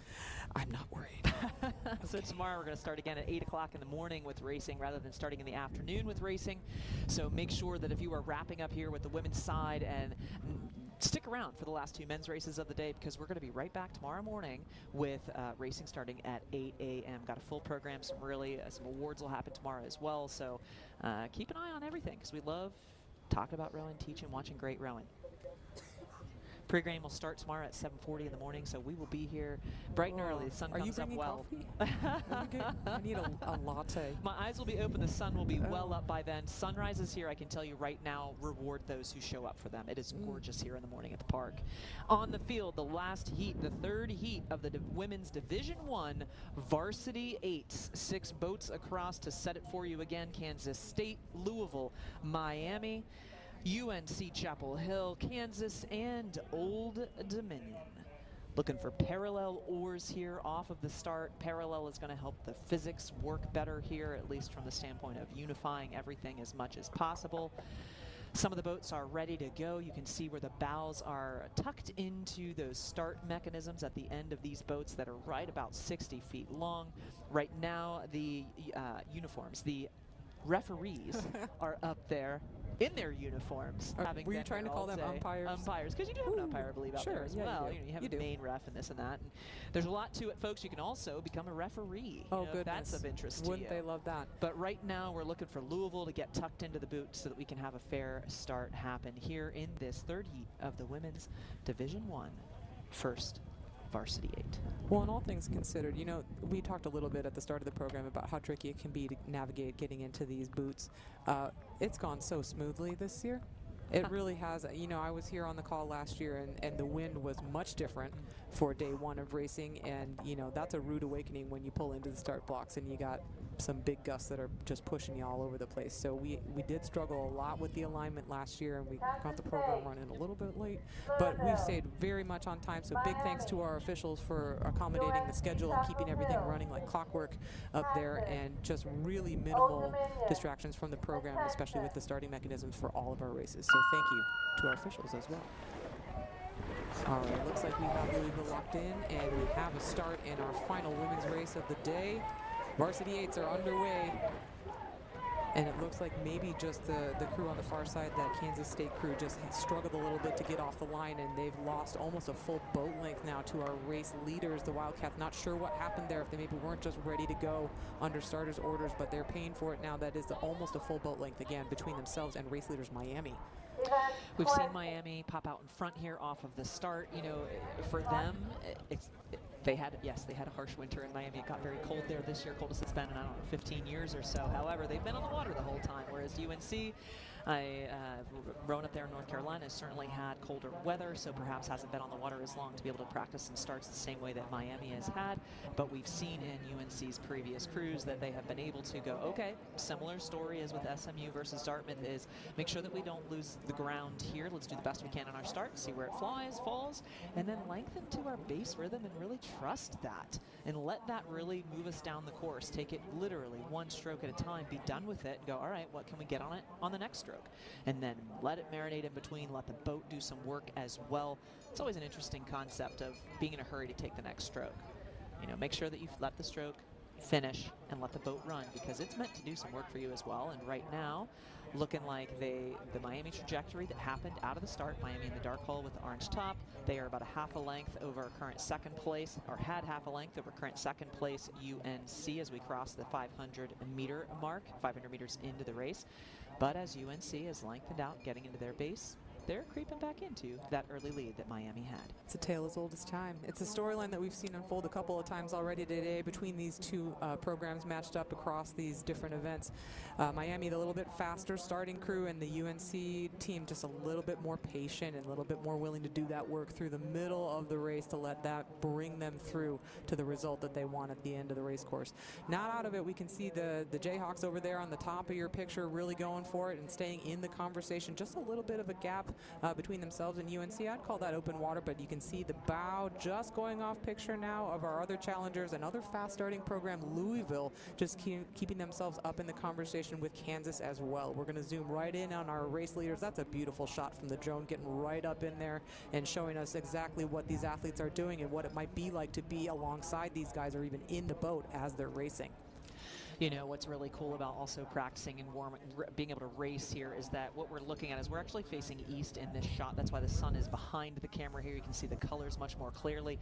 Miami was out and ahead by about a half of a length. UNC has started to eat into that as we're about to cross the 1,000-meter mark. But you'll see that wall behind them. That actually allows crews to warm up in an area. You can see a boat warming up out there. Warm up in an area that's completely separate from the race course, which means that people warming up will not influence the races. So that's another layer of what these crews get to experience here, is being able to have this dedicated space that's not miles away, but that is so close to racing. They can actually watch races happening while they are warming up and see what's going on down at the course. Yeah. This is our 1,000-meter cameras shooting back now west. You saw two crews come across well out ahead. That's still Miami in front, followed by UNC.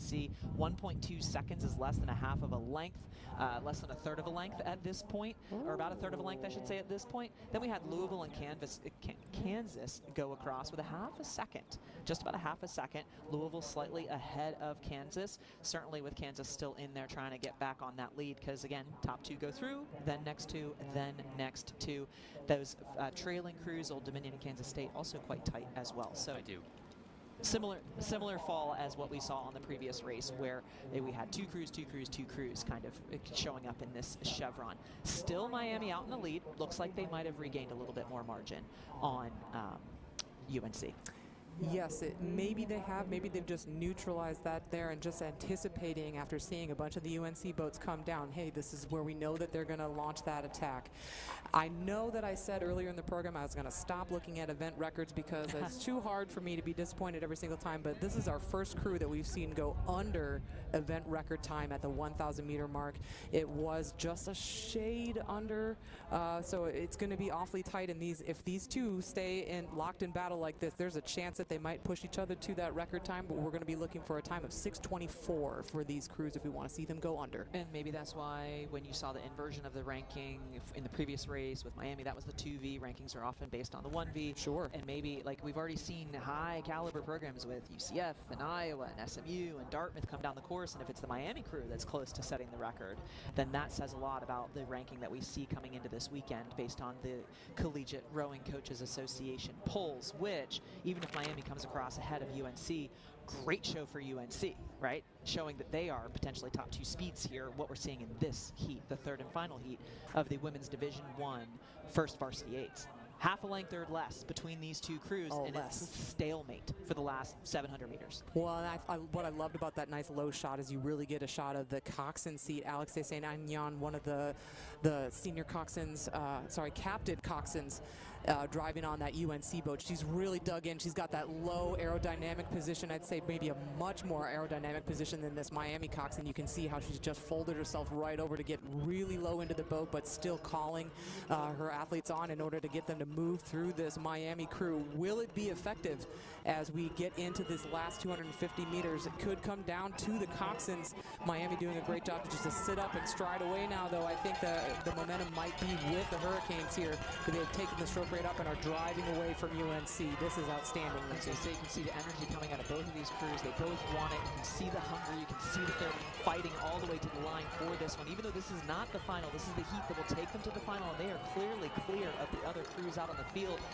But it is Miami still maintaining control here as they are just sending the blades straight to the water, being a little bit more aggressive, a little less body forward, which allows them to dial into their legs. But fantastic race that we just saw. The difference there was that start sequence that we saw, and that's kind of something that can be made up by the UNC crew.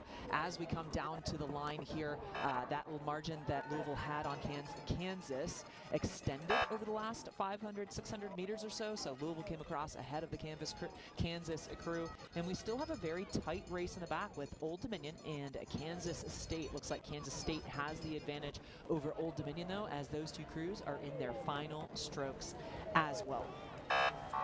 Woo! Awesome stuff. Well, that was maybe a little bit of a surprise turn up between our two race leaders. I think maybe we were anticipating that we'd just see the pattern repeat with UNC moving through Miami kind of in the second half of the race, but great effort from Miami in that second half to hold steady and just move themselves right into that top spot for qualification. Here's our confirmation of our results. Not quite at event record speed, but not too bad. Miami 6:28.98 over UNC, just about 2 seconds behind. Those two we'll see in the grand final tomorrow. Then Louisville and Kansas moving on to the petite level final, and then Kansas State and Old Dominion rounding it out for us, moving on to the third level final tomorrow. One thing I'd like to mention here is of this, what was 19 crews that we just saw come down the course, two of the fastest times happened in that heat right there between UNC and Miami. Megan and I are going to take a moment here and let Joe take it over for the last two races of the day that are with the men's programming here as we finish off with the men's varsity 8s 2 heats.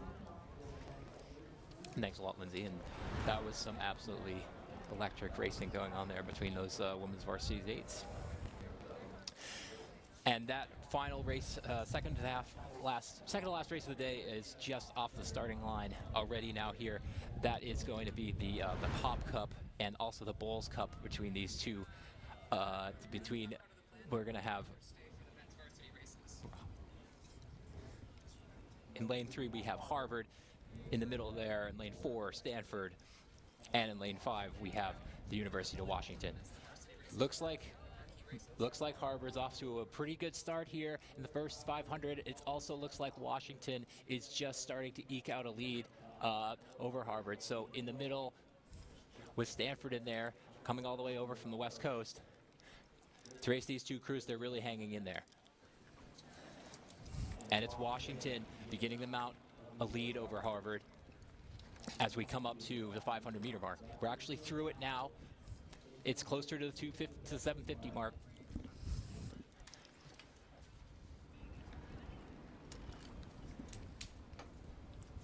And it's going to be Washington over Harvard right now,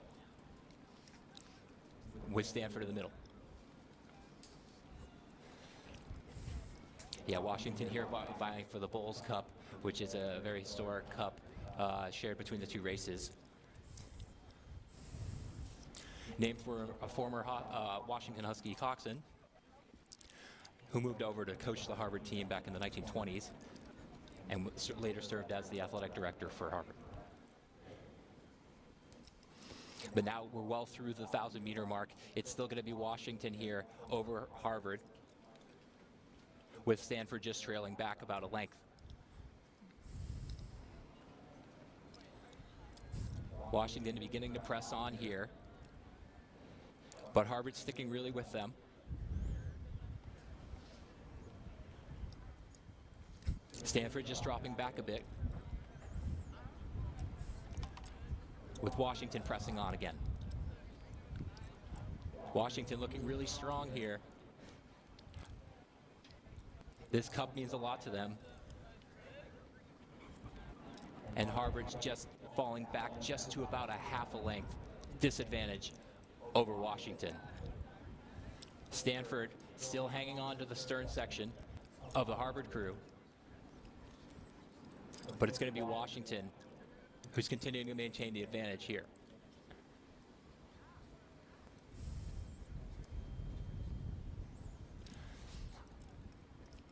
Washington just pushing the lead out just a bit more over Harvard, with Stanford dropping back. Now what I'm seeing here is Washington just beginning to start to ramp it up as we pass towards the beginning of the island and onwards down to the finish line, but don't count Harvard out here. They're definitely putting on a burst. They know that they have to go now. And as they come up to 250 to go, it's still going to be Washington maintaining the lead, but Harvard is really pressing now. Stanford maintaining maybe just some overlap over Harvard, but it's going to be the Washington Huskies who are still going to maintain this lead. Will Harvard have enough to overcome the deficit? I think that Washington has a really good chance of holding on to it here, but I see Harvard pressing, continuing to move as we come down into the red buoys. It's still going to be Washington over Harvard, with Stanford trailing.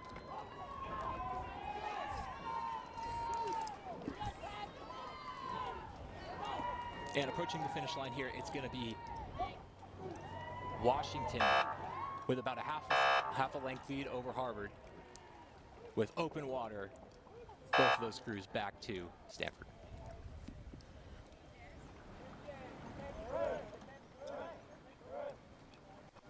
So just a final confirmation there, that was going to be Washington over Harvard for the Bulls Cup, with Washington over Stanford for the Pop Cup. Final time there, Washington 5:33, just a second and a half over Harvard, with an additional 6 seconds back off of Harvard from Stanford. So as those crews row away,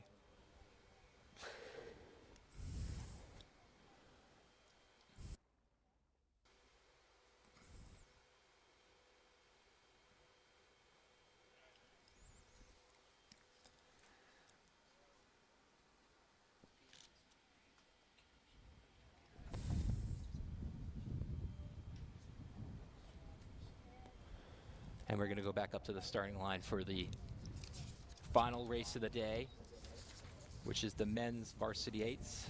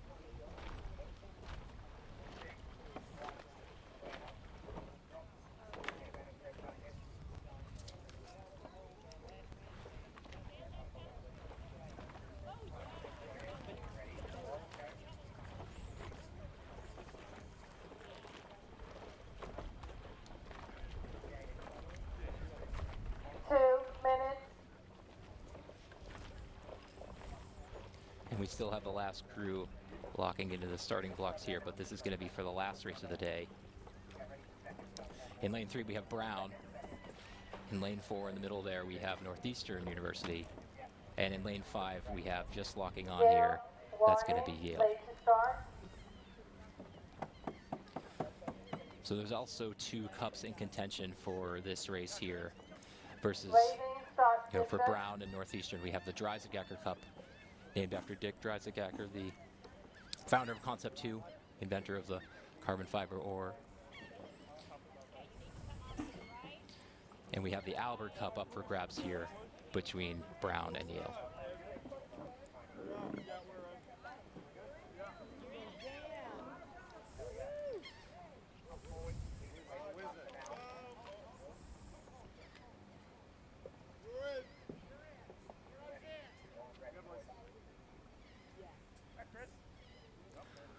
I'm looking forward to some really tight racing here, especially between Brown and Yale, but we've also seen very promising results today from Northeastern too as well.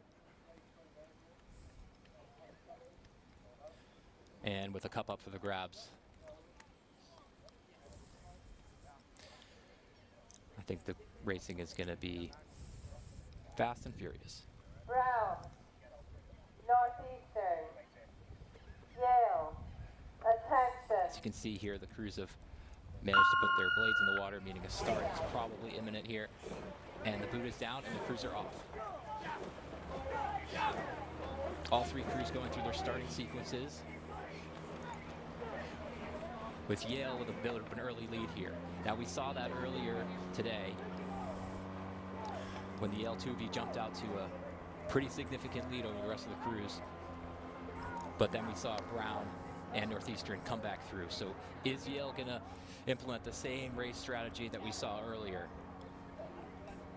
It looks like they're on track to do that right now. We're past 30 seconds into the race, and it's still Yale with a lead over Northeastern and Brown. Northeastern and Brown very, very closely matched here. I would say they are dead level. Sometimes it helps when you're watching from home if you can look at the buoys that are coming downwards on the screen. You can see both bows of both boats cross through at just about the same time. Looks like Northeastern is building a bit of a lead over Brown though, but it's still Yale who's out to about a 2 to 3 seat lead over those 2 crews. And with the Albert Cup on the line here for Yale, I'm sure they are very excited. And as our drone shot swings around here, we get a better look at the margins. And I think Northeastern is leading Brown. That's not to say that the race for first place isn't very important either, but we do have Yale, who is leading both crews. They're almost a length lead on Brown, but it's about 7 or 8 seats on Northeastern too as well. Yale's looking pretty smooth here. Some very long strokes coming down from that crew, you know. I think very historically, Steve Gladstone's crews rode very long, and I think that his legacy has been left on Yale's program. As you can see, all 8 rowers really getting deep compression and reaching their arms all the way out, usually clear of the sides of the boat, to pick the boat up as early as they can. Now Northeastern still maintains a bit of a lead over Brown. That's a very, very surprising result for the beginning of the year, given how both teams performed last year at the IRA, with Brown making the grand final. That being said, Northeastern raced Penn last weekend, beat them by about a second, so they've had a chance to get the cobwebs off. I just saw Northeastern take the rating up just a little bit to step on. Yale staying about the same with big, deep, powerful strokes as we come up to the second half of the race. It's still Yale maintaining that margin of about a length over Brown, but Northeastern is beginning to eat into Yale's lead. I'm watching that bow of Northeastern begin to creep into the 4 seat, maybe the 3 seat of Yale's crew. And as we cross through the 1,000-meter mark, Yale dropping a 2:49 with Northeastern just about a second and a half behind. But it's very tight here. We saw Yale come off the blocks very hot, building up a bit of a lead. Doesn't look like this race is going to go the same way as their 2V crew, though. Northeastern beginning to wind it up. They know with 7:50 to go, entering the last 2 minutes and 30 seconds of the race, that it's time to go. But it's still going to be Yale over Brown, but that lead and that margin is beginning to shrink. Brown looking very composed here. I wonder if they have another gear that they can deploy. But Northeastern is still moving on Yale. It hasn't changed too much in the last 10 strokes or so, but it has over the last 500.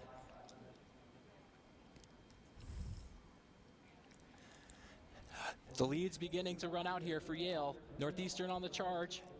Brown is too as well. Brown's made up about 2 seats in the last 500 meters. And Northeastern is really going for it. And they just stepped on again, heading into the last 500. Let's see what Yale has to do to respond. Brown stepping on now, too as well. Brown beginning to move. Brown really put on a burst there at the 1,500 meter mark. Gaining about a seat on Yale, but the Bulldogs still have a lead. And now we're past into the island. We're well onto the beach, you can see there in the background. Yale still with about a 4,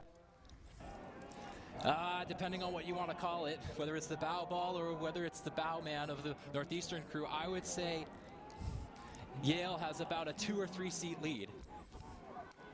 I can tell Yale is full tilt right now, sprinting. They're into the red buoys. Just putting on another bit of a burst there. They can really sense the finish line is coming. Northeastern bowman there taking a look over at Brown. He knows they could take them here, but Brown is beginning to step on too as well. Now we're into the closing 20, 25 strokes. It looks like it's still going to be Yale, but Brown is definitely surging on them. And it's difficult for us to see here with the parallax, but it looks like it's going to be Yale who's going to cross in front. Yale over the line, and just too close to call there between Northeastern and Brown. It really would depend on the surge that we saw, whether Brown's oars were in the water when they crossed the finish line or if it was Northeastern. I would say there's a good chance that it might have been Northeastern. But we're waiting confirmation there. It looks like it was Northeastern. Northeastern with a 2nd place finish there.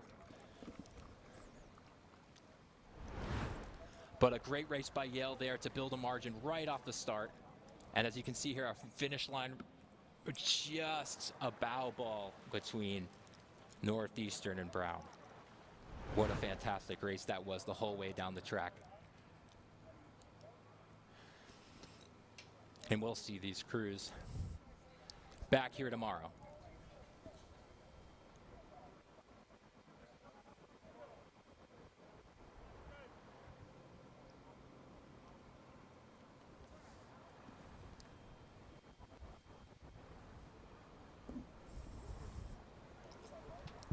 And we're going to join Megan and Lindsay downstairs at our studio here at the Nathan Benderson Park Finish Line Tower for some post-race coverage. And we can take a look back at some of the hottest races that we have today. It is right now. Look at that. And welcome back to the desk.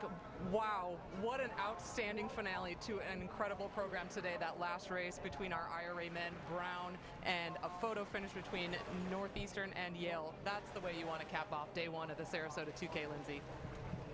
You know, sitting down here at the desk where you can actually watch it live. We're right hovering above the finish line here. We have the party happening as people are observing from this angle. I mean, there's no place in the country that you can observe a race like that from this vantage point, and you just get to watch it. There's no question about, like, what's the camera doing, what's the angle doing. I see it with my mind's eye. You can actually see the sweat on the athletes from this position. You really can. I mean, they're right there. No, you're not wrong. I mean, you're right. It's an incredible opportunity for fans, for spectators to come and be right in the action, both here on the deck with us in the live studio as well as the athletes out on the water. So, and what a great day of racing they were witness to today. I mean, this event just keeps building momentum year after year. The quality of the racing, the margins that we were seeing today, the number of ranked teams, the level of ranking that they're at, it's all coming up all the time. So it's great to be here in 2026. Great first day. Let's look back at what we got to experience today here at the Sarasota 2K, top to bottom, D1 women, D1 men. We saw some really interesting racing unfold today from some of we started with the fours we got from the Division I women's fours, the varsity fours, then we went into the second varsity eights and then the first varsity eights. So the racing between what we saw with UNC and Miami was interesting to see unfold. Miami a little faster off of the start, UNC kind of throwing up the trump card mid-race and showing their base speed that they're able to develop, but Miami got the best of them in that varsity 8 category, which is the flagship event. So it'll be interesting to see those two crews go into tomorrow's finals and really see what they can develop against one another and maybe course correct a little bit between what happened today and tomorrow as they continue each of these crews to gain speed over the course of the weekend and certainly over the next couple of months of their spring season. Super impressive from both of these programs. We just saw poise after poise after poise between these two as they were just locked in battle. So you're right, it was just that one event that we saw Miami hold on to that early margin that they were able to establish off the start, but UNC very dominant through those middle meters. I think that varsity 8 from UNC is going to be very motivated to find that extra turn of speed when it comes to finals day tomorrow. Yeah, very patient through the middle of the race, certainly as they came across the line. You can see that tight race right there with Miami and UNC there as we had zoomed in just a few moments ago, and then Miami was able to open it back up to a slightly greater margin as they crossed the finish line, speaking to the consistent pattern of the ranking that they entered the weekend with.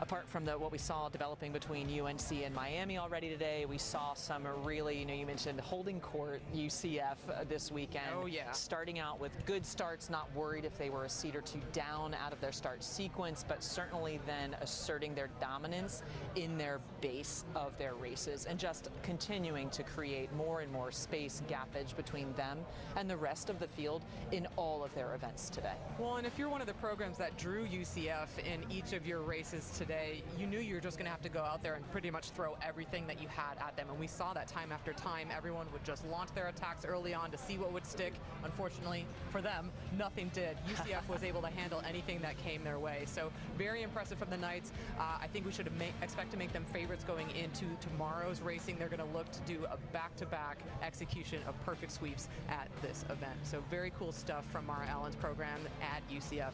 You know, I think it's interesting because it's hard to cross-compare between heats, of course, because there's plenty of time, conditions can change, but some of the speed that the UNC and Miami boats showed was on par with what we saw out of the UCF crews. So tomorrow's finals will be interesting. Well, and on the men's side, Washington did come to play again, once again in 2026, doing really well kind of across the board with just the one weak spot being that men's 3v8. That was their weak spot last year. They weren't able to execute that perfect sweep of all the events in the Washington program due to Harvard being the spoiler in that 3v. Of course, Harvard going on to win the IRA in that event later on in the season. Washington is going to have to come up with something very special in that 3v8 if they're going to expect to turn it around tomorrow, because the margin that Harvard was able to turn around in that 3v8 was absolutely incredible. It was like afterburners in the second half of the race. For lack of a better word, it was nuts, yes.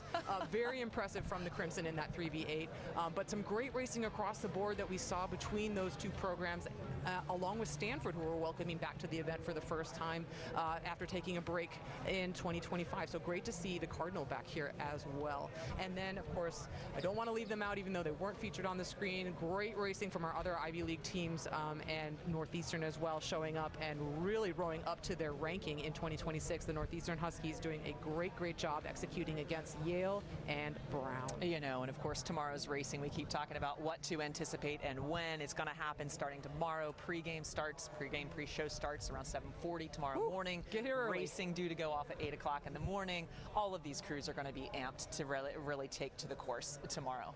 Yep, it's going to be no holds barred tomorrow. I think everyone has seen a little bit of what they can expect. We're going to see all of these crews sorted sort of in speed order into their 3 levels of finals. So anything that was maybe kind of spread out in some of these preliminary races, we're going to see those margins just start to close up in those petite finals, that 3rd level final, and of course our top level finals for our varsity 8s for the men and women. I think it's going to be awesome. So we're going to see championships, we're going to see medals, we're going to see Benderson Cup points tomorrow, we're going to see collegiate racing in the afternoon. Full program.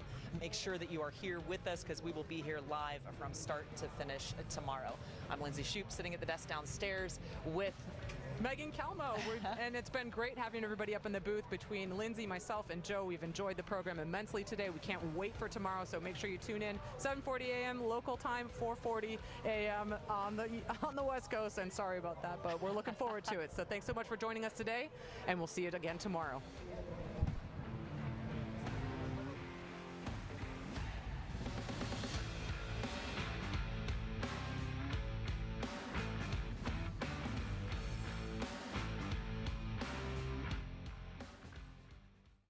This broadcast will be available on demand on all RHStv streaming apps.